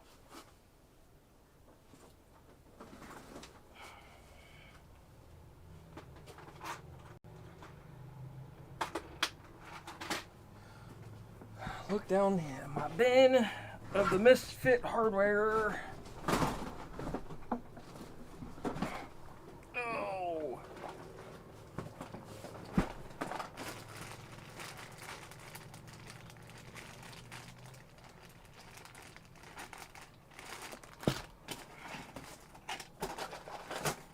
Those can get pitched. I'll never use them. That can get pitched.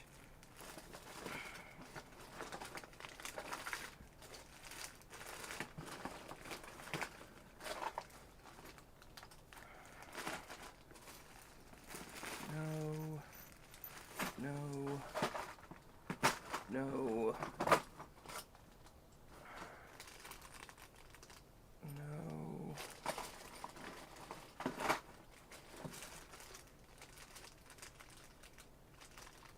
Nope.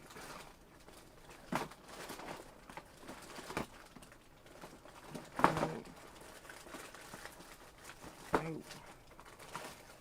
Nope. Nope.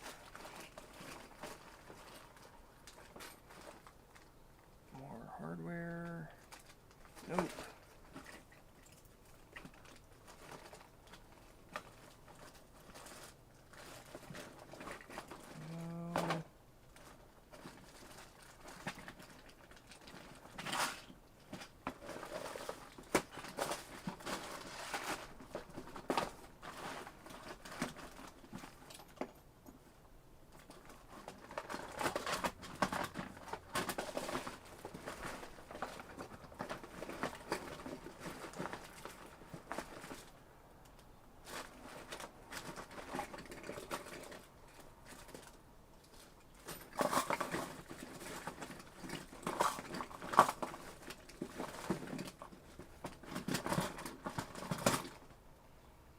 No, not in here.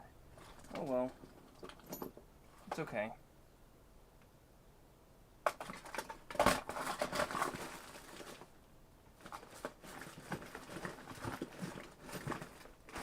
Plan B, rob my other hardware stash of new parts and go see if it's over there. Because I think I have a TLR one.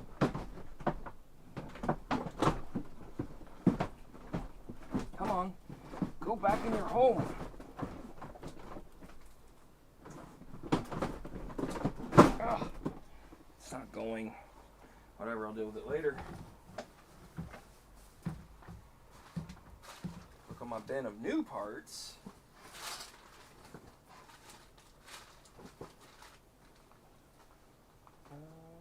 No. Jackpot! Problem is this is one of my parts for my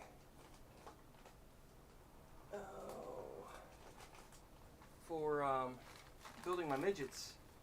So I'll have to order one of these to replace it.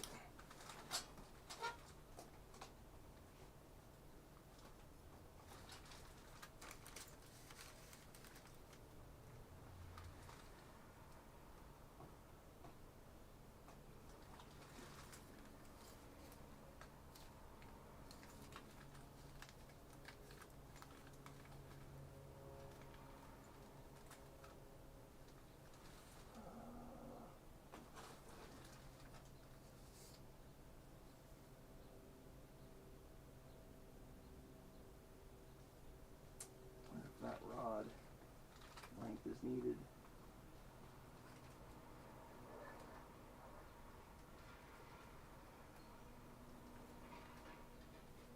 I got another one of those body mounts, so I mean it's not the end of the world. Let's see what we can come up with, shall we? So back to what we were working on.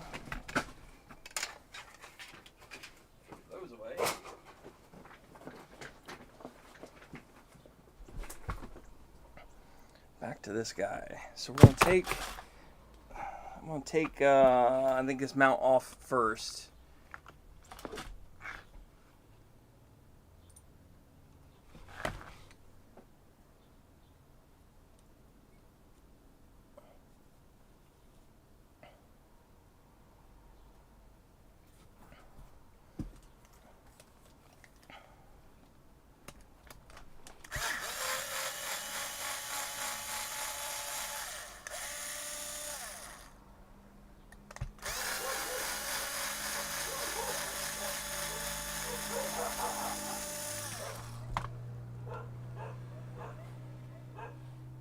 Okay, so those two screws are out.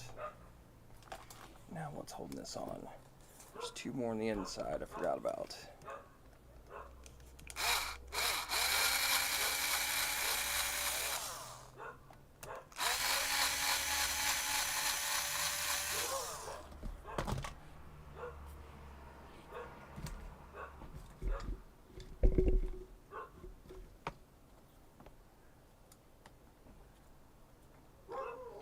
Don't fit.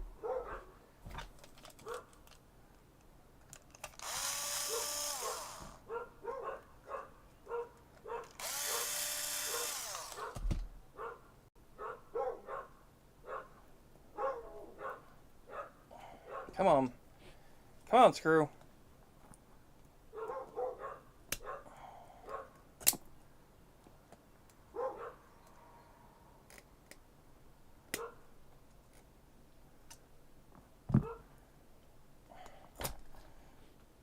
Oh no.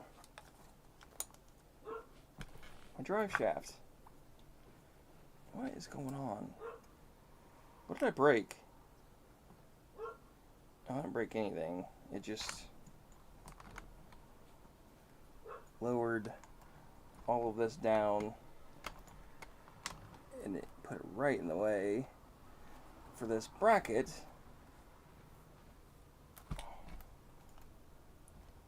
Okay, now I'm confused. Why is this not coming off?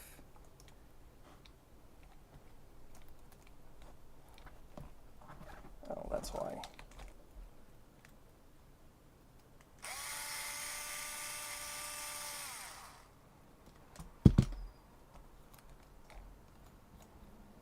There we go.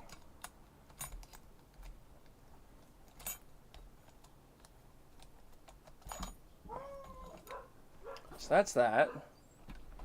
So now we need to mount our mount.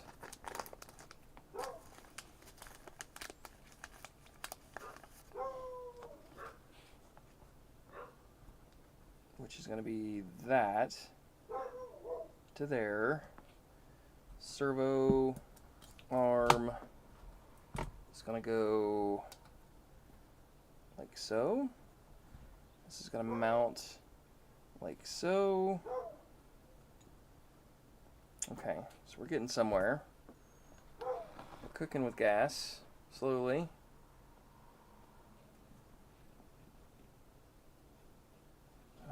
like that small of a screw holding.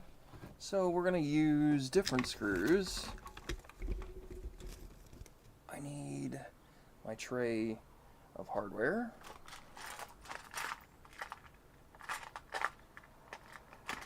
Now I'm looking for 4 regular sized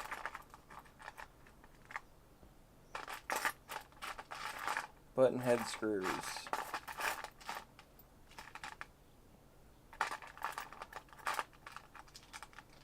That might be the right size. That's probably too small, but we'll grab it.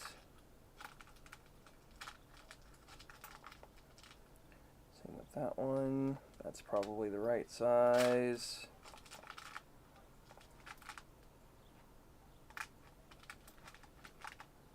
Probably too big.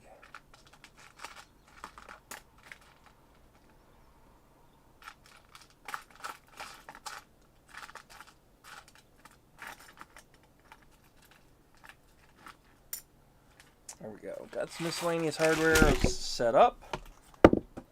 So let's start with mounting this into there. How long does this need to be? Let's go with 2 of these medium ones.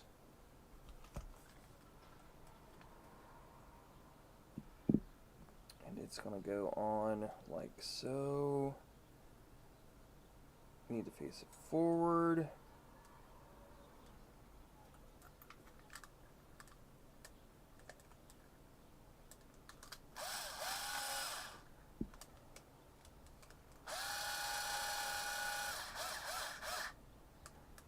Like that. Take the other one. Repeat the same process.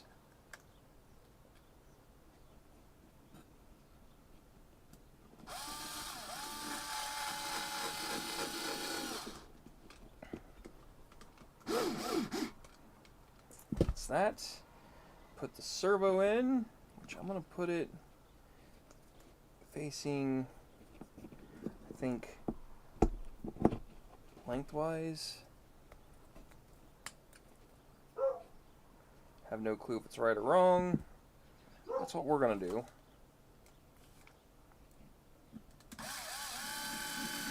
Do that.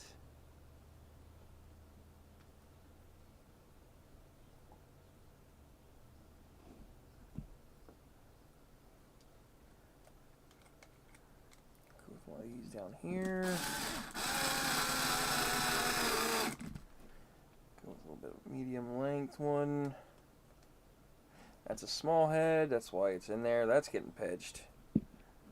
I don't do small heads. That's garbage to me. I guess I'm just going to throw in one of these.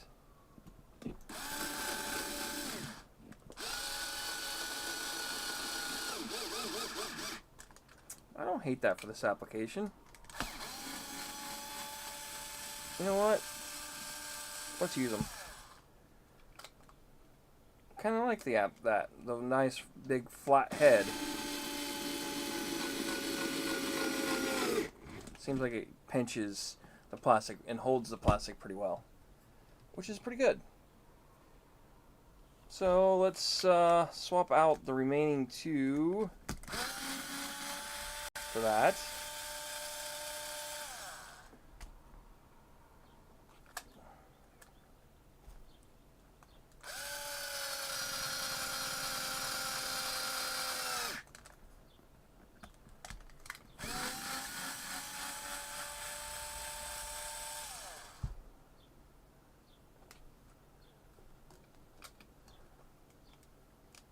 I was very skeptical of using one of these. Like I said, I'm pretty picky with my hardware. But I kind of like how that has the extra surface area to pinch it down and hold it. So, $1 million question is, it is. So that's not... No matter how I orient this, I'm going to really limit myself on steering throw. Well, no, I guess I just need to move the arm. So let's center this up. So that's farthest to the left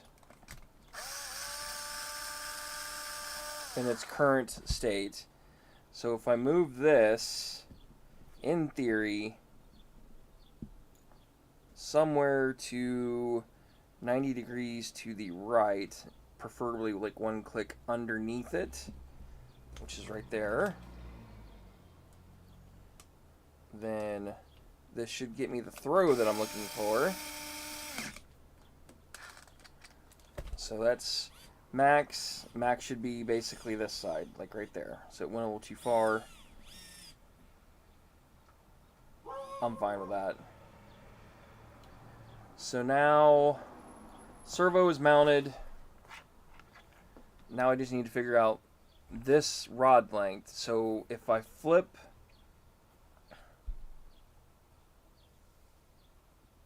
I need to figure out rod length now. I've got a bunch of rods floating around here, so I should be able to make one of these work, I hope. I thought I had a bunch of these floating around. Maybe I don't.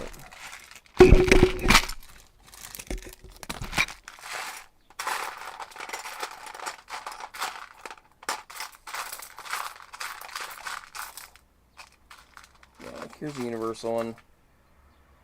That's probably what I'm looking for.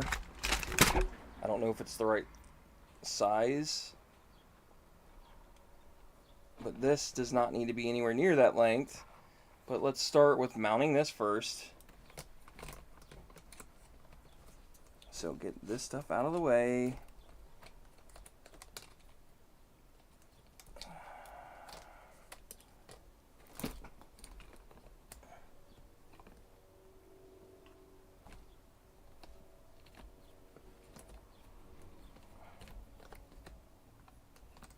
How did I get this off? I don't remember.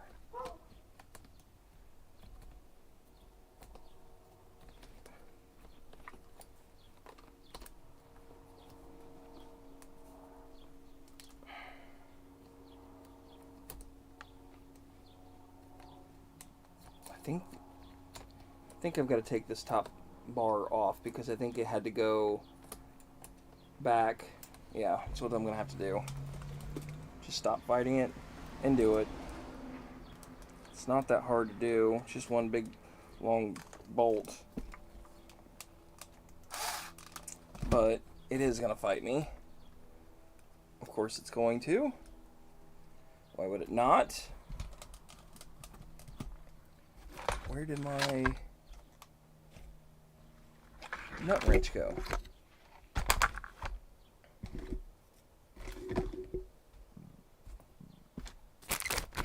There it is.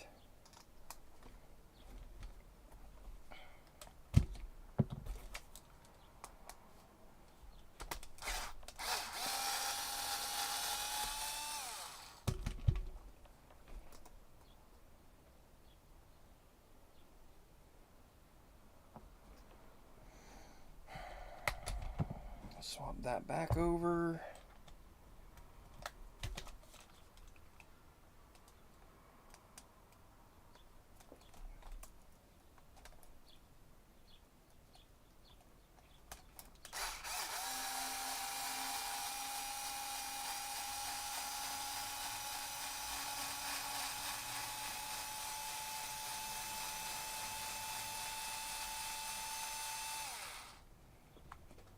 That's far enough. We'll just bring this out. We're just going to build it off the bench. That's good. Oh no. Oh no. Where did... Okay, it must have been these. These are really long. I'm questioning that. If that's the right part for that. That probably is right.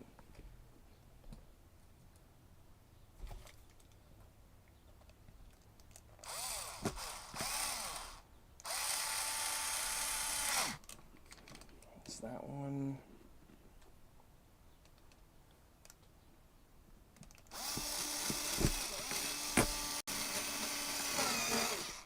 It's that one.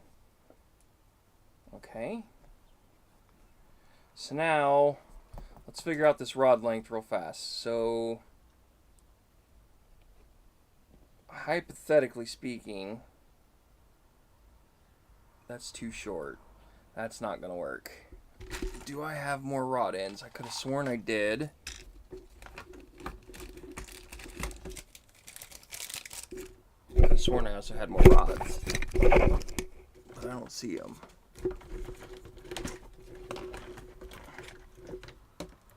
I have more rods there.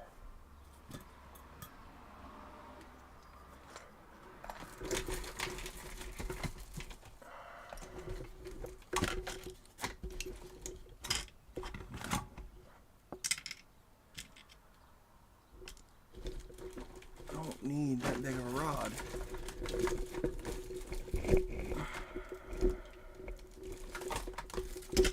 Hey, there's a hardware I was looking for earlier.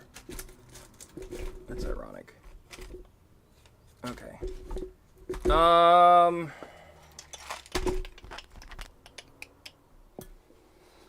How can I go about this, guys? So, I need a shorter rod than what's up here. I mean, I guess... Could I get away with just moving this out and catching this? Let's just try that. Let's not reinvent the wheel here.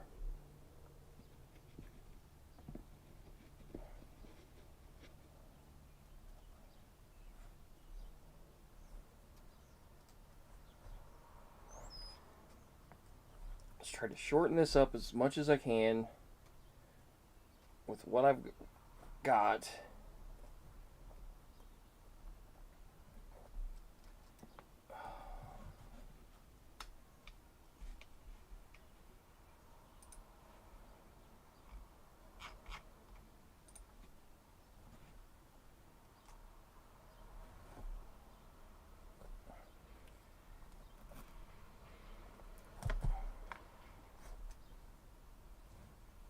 Man, this is tight.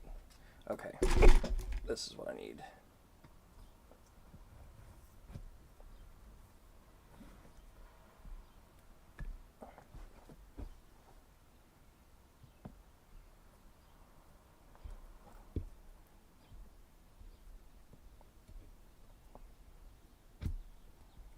I think that's about as far as I'm going to get it without destroying it, because I already am destroying it.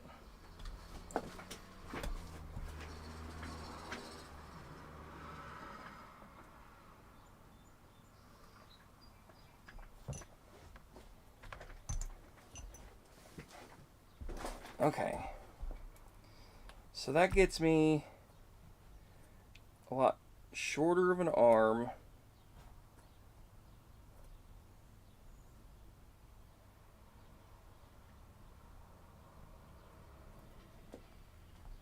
Let's back this off a little bit.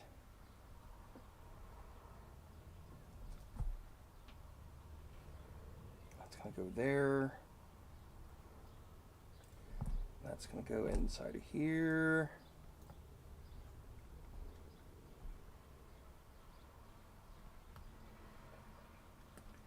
Preferably the other way.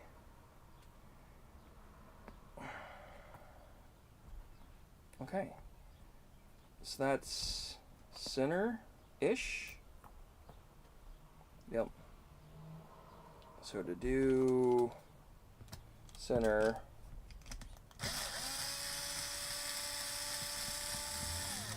let's find the center of this throw first. So, no, that's not it. I'm going to go up a tooth. go around.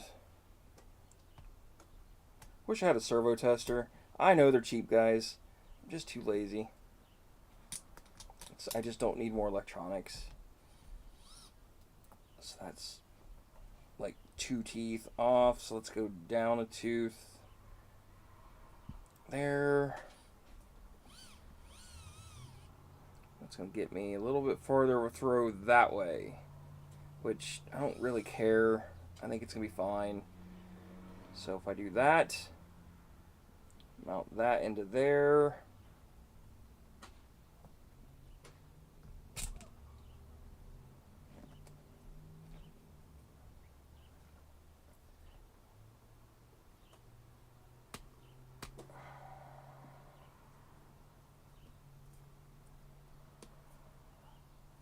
Probably should go the other way with this, because that arm is just not going to work in that direction.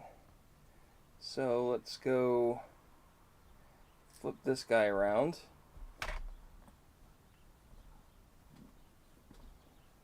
Could probably get away with a shorter arm on here as well, which will make this distance. I don't really need like crazy sensitive steering. I just need steering, basically. Let's go with that.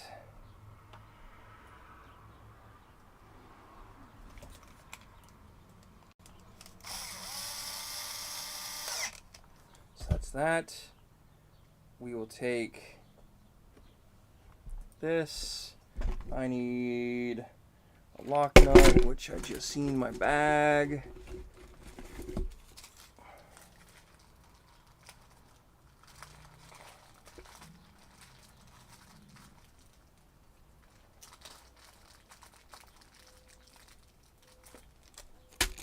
Okay, a lock nut. We'll put the lock nut on the back side. We'll put that there.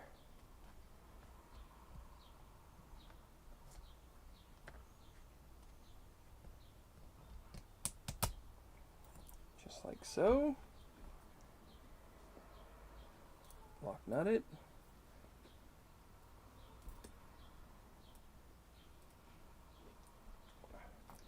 Man, the space is tight on this setup.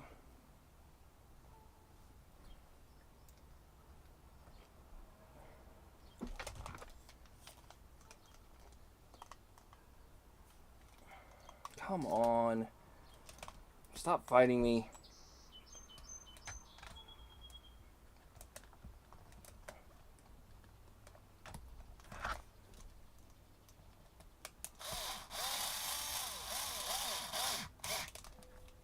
There we go. So now I should have steering. And I do. Is it going to be perfect? Probably not, but it's going to be good enough that I can crawl with it.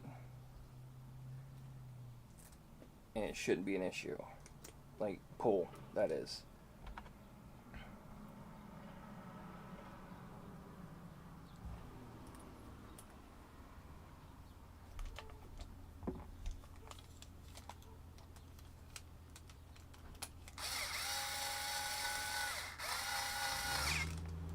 There we go.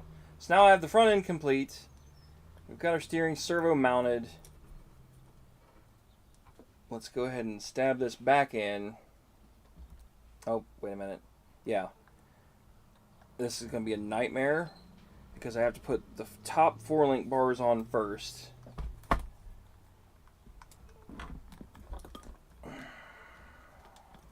And if my memory is right, this is a tight squeeze. And then I just threw a servo on top of it,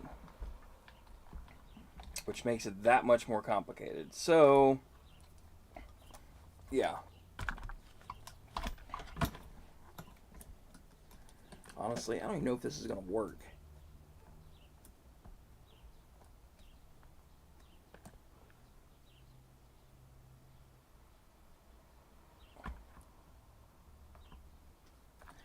it's going to.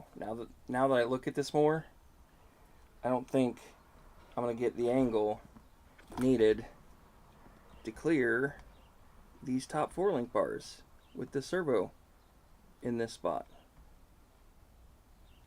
I almost bet money on it.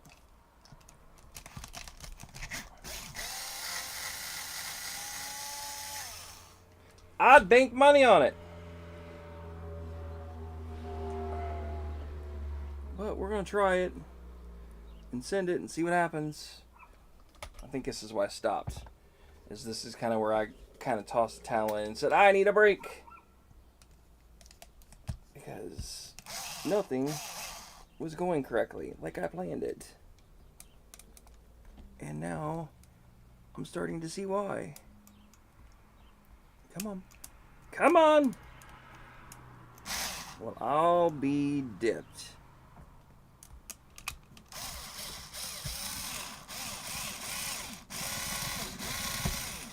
There we go. That's the first one.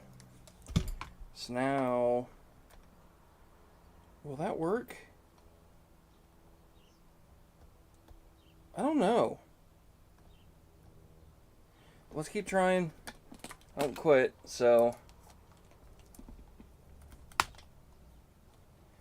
I mean, I think I'm going to run into issues with suspension before I'm going to run into problems with this 4-link bar. Okay, what happened to my other 4-link bar? There it is. Like, come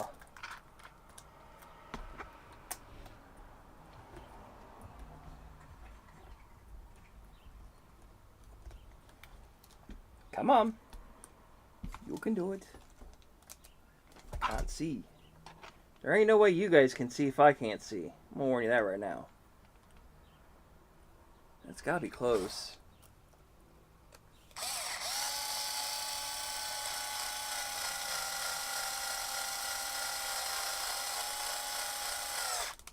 Well, it seemed to like that. Which again,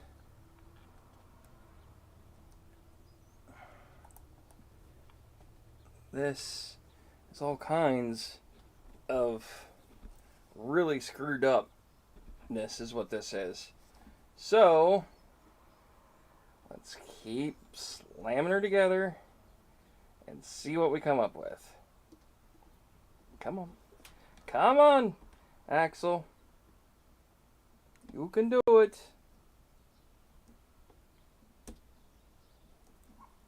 Okay, or not. Or not. Go in your home. Go in your home.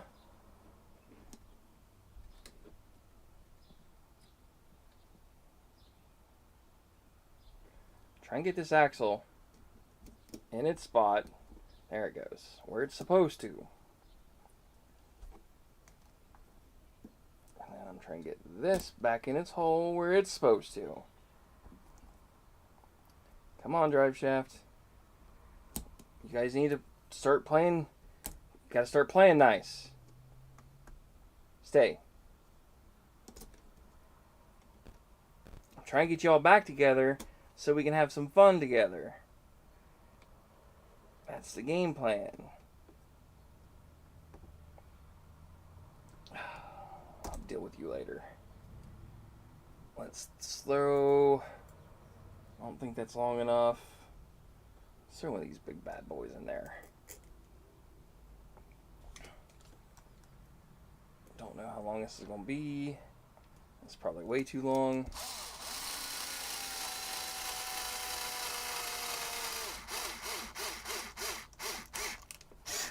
Okay, maybe not. So let's go with one of these.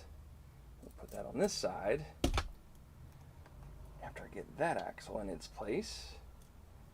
But before I do that, let's try to finagle this in its spot. Come on, drive shaft. Go in your home. There we go. Everything's where it's supposed to be.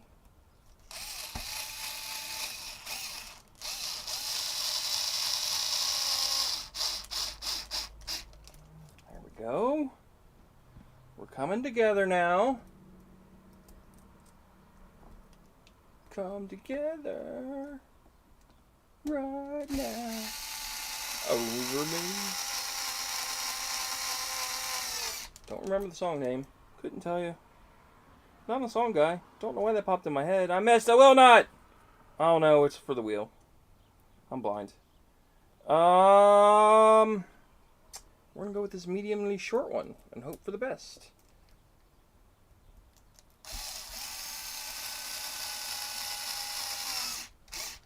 There we go. Well, I'll be. So, let's. Oh, there's a long one. Whatever. I knew I had a long one somewhere. How do I want to handle this, guys? I guess tire. Put the pin on the inside, even though I don't have the pin. We're going to have to get those.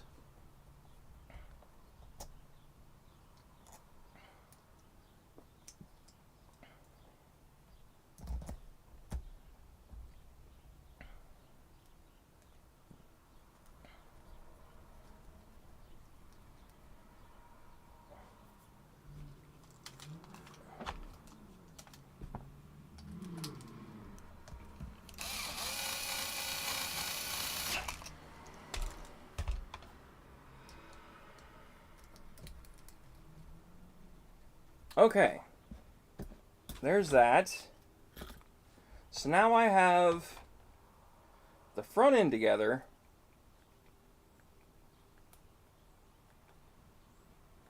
God, that is in such a bind. It's hilarious. I also don't expect a whole lot out of this front. This front end's not going to do a whole lot, guys. I'd like for it to be lower. Like down there low. That's where I would like to see it like sit. If I could get it to stay there instead of popping up, that would be awesome. And I don't know what's popping it up. I mean, I know it's this driveline angles are not good. So, kind of is what it is at this point. But it helps me at least figure out the missing pieces for this build at this point. So what we're working with now, let me see if I can't get you guys a little closer to the action. Or, let me rephrase that, a better angle of the dangle here.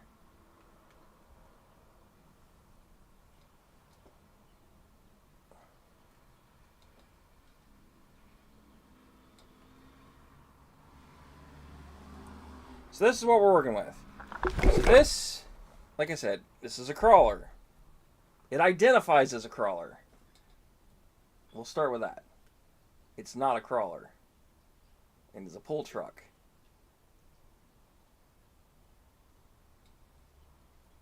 Come on. I can't get this angle to work much better for you all. Is that any better? Over, down?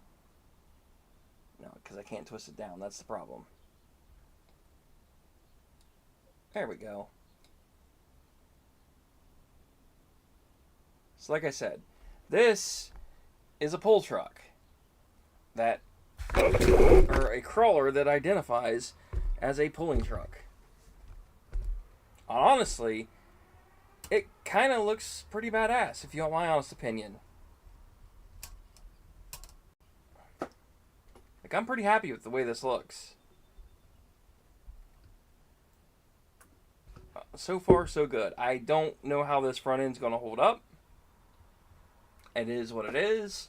Only one way to find out, and that's just to run it and see what happens. But almost, I mean, everything is clearly centerline forward. Everything is centerline forward. So I'm going to have to figure out a spot for a battery, receiver, speed controller, and it all has to fit underneath that body. So I need to figure out that rear drive shaft length, because this and this are nowhere near touching each other currently.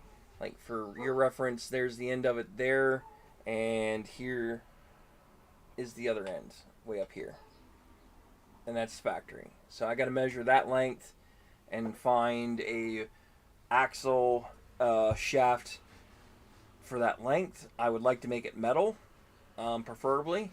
If I could find one, that would be awesome.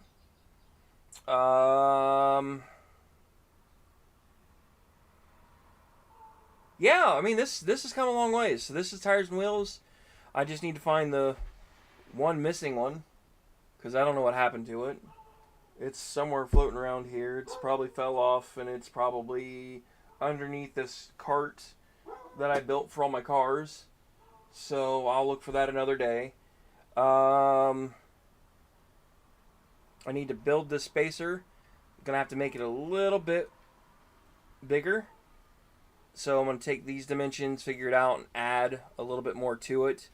Because it's rubbing the inside frame rail currently, and there's a little bit of a gap on the far side frame rail.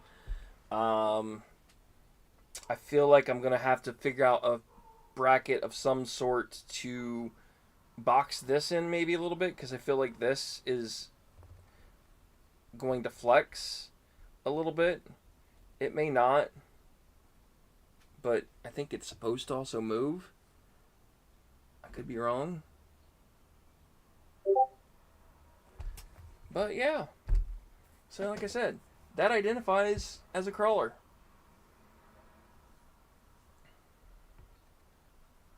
I'm pretty happy with it so far. Got the steering figured out. Got the brackets made. You know what? Let's grab the body. Let's mount it. I'm curious now, because I'm really anxious to see what this looks like. It's been a long time waiting for this body. I'll tell you that. I tossed around a body idea for this build for a really, really, really long time. So it's gonna have to go back pretty far. And it's gonna have to go somewhere about right there. Oofta. I think I made this wheelbase a little too long.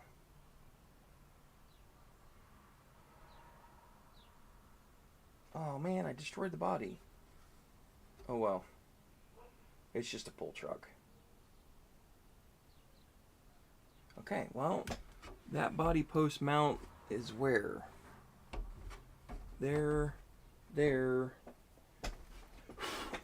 Let's get this on here, shall we? I need a flashlight is what I need.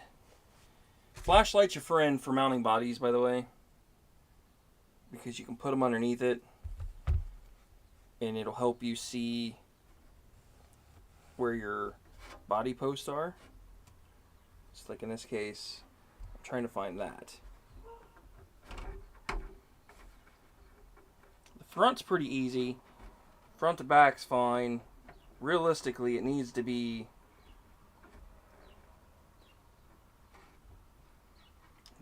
like right there. I just don't know if I want to try to move this back a little bit to try to clear some of that a little bit more, because I feel like I'm going to be cheating as it is per the rules. So let's go there. Let's go there. Let's cut those two out first. So where did you go, Auger? Because I seen you earlier. There you are.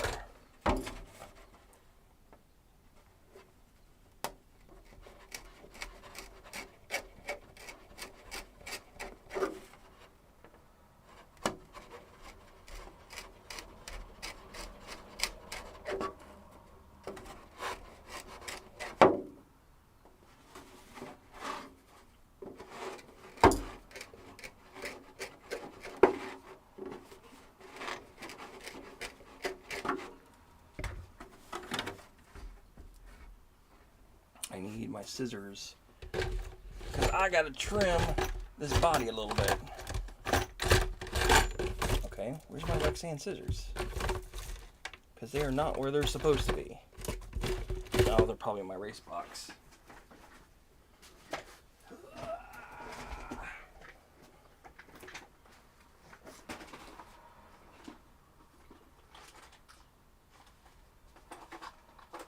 They are indeed in my race box where they were supposed to be.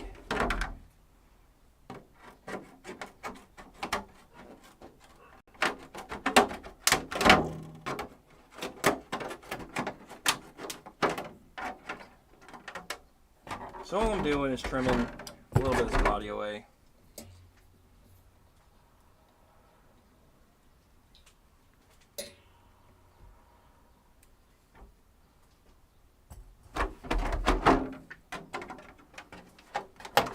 Very roughly, might I add. I'm not doing this in any shape, just trying to get rid of some of this fender, this wheel well, because it's blocking me from getting down on my tires.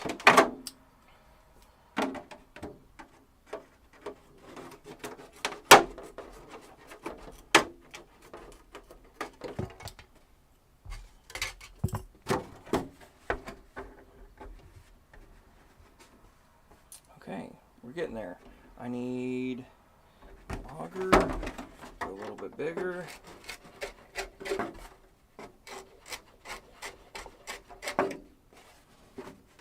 Or body reamer, whatever you want to call it.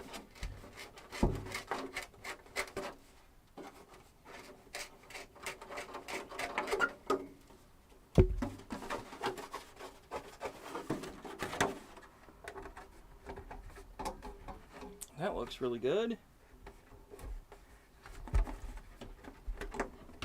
Okay, release. Let's turn this front lip.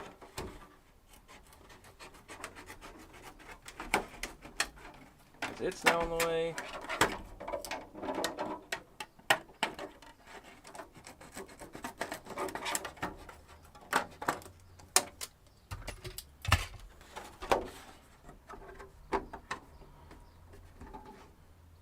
That looks pretty darn good, if you ask me. But man, this back end is crooked.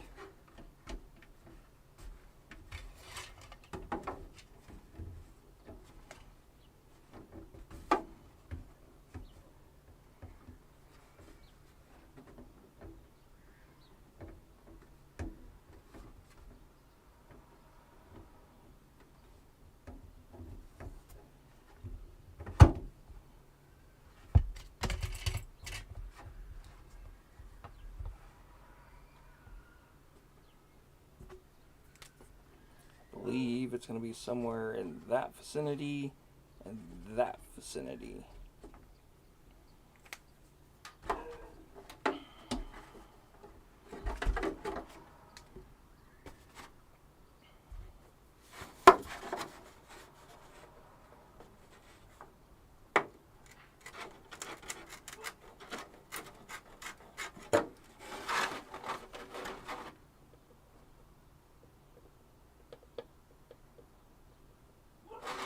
That's 1, 2, 3.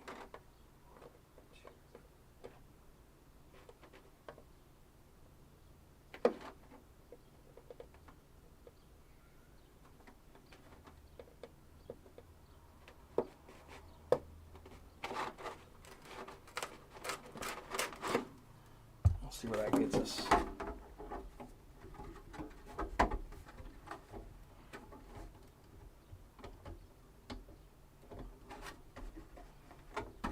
That's right on the money for that body post, but the other one is nowhere to be found.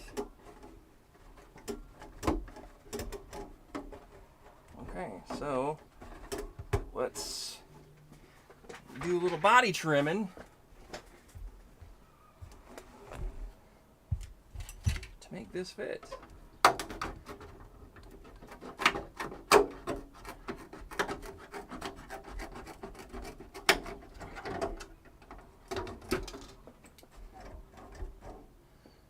Oh yeah, we're golden.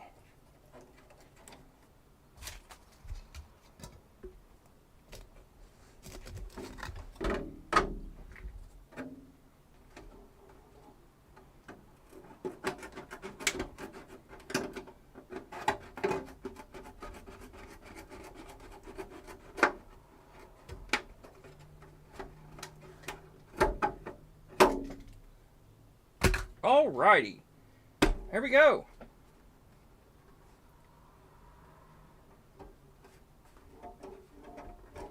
That sucker's gonna be just like that right there, just squished. As low as it'll go. That's the game plan. So, doing that the whole way, and as it does it, it's trying to lift that front off the ground, which puts more weight on this ass, which is the whole purpose of it. And that gives me an idea of where I can put electronics, is because this body really can't go anywhere besides where it's currently located. I could probably get away with lowering the whole body, but honestly I don't know if I really want to, because I'm probably going to build an arm off of here to put a weight out front.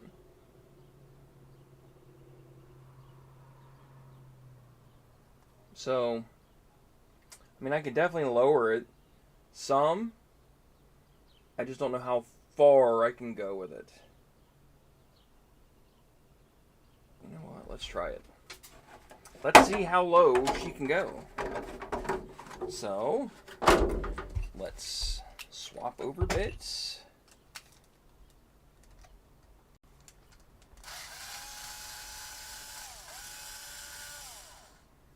It's going to go way down, I hope. Scooch down! Why is it not letting me go down? Okay, does it not slide?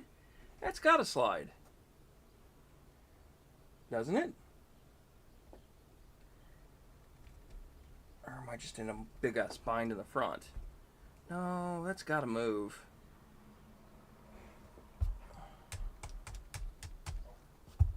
I need this.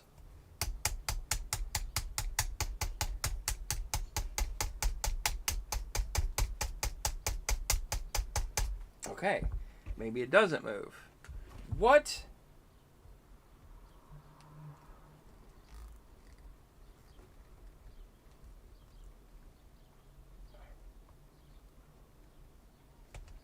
Okay. I don't know, guys.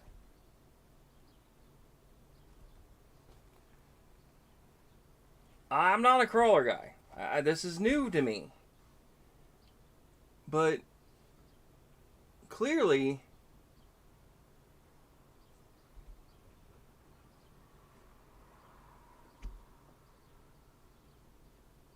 so the bottom pocket's solid, so, or is that the plastic?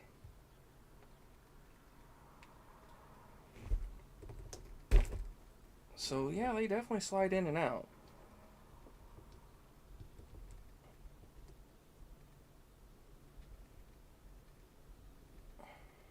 Oh, I messed that up. Because now I can't even get the front one in. That's hilarious.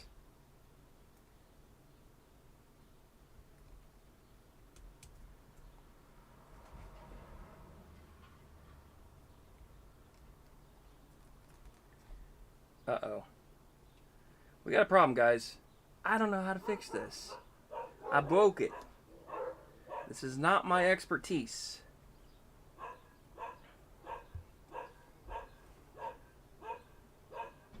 So I'm assuming I need to trim these down to lower it. I don't really want to do that. So now, how do I get this back in here without destroying it? Because I don't know how this went in there. Honestly. I don't know what I'm doing. A guy's done a thing, and I don't know what I messed up. Clearly,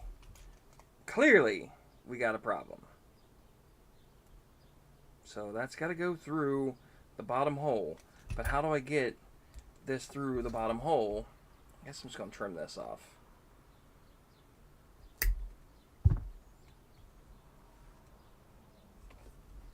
Oh, okay. I guess it's that easy. Let's drop this down. Let's go to, wait a minute.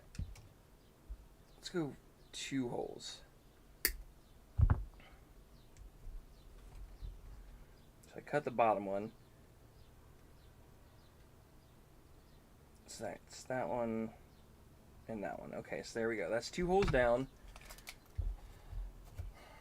So that's good. So we'll mount that back in there. So like I said, I'm not a genius, but I'll figure it out. If I stare at it long enough. But good grief, that's in there.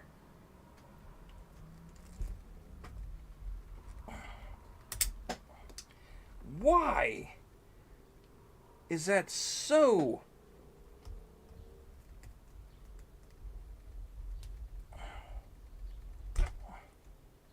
Like, I feel like I'm doing that wrong. Because I probably am. There's probably another screw, and I don't know where it is. Oh, it's the set screw for the shocks holding it in. How rude. That's dumb. That's what that comes down to. Cut on the first hole, I think it was. So now I need to go 1. So it's 1, 2, 3, 4. 1, 2, 3, 4. I need to go just a tick more on this one.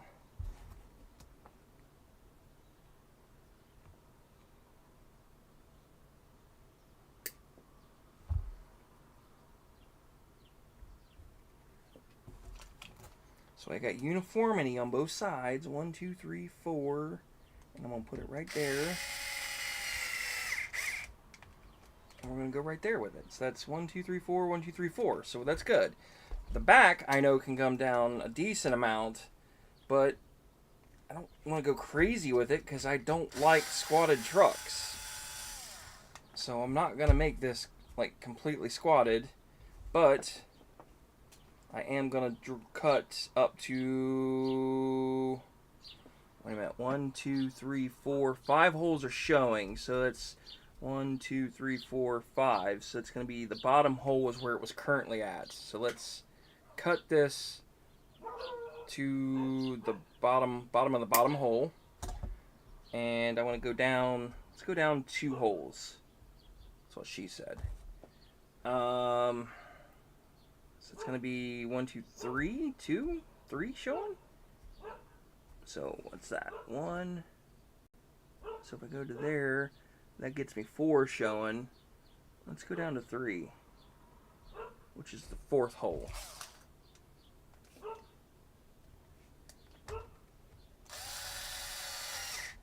There we go. And then the last hole.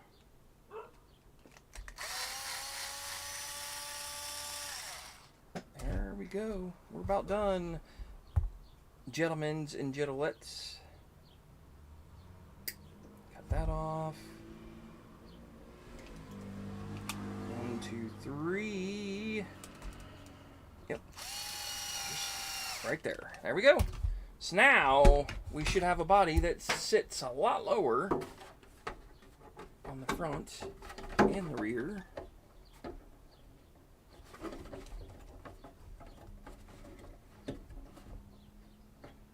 And we're going to get a good look at what this looks like now.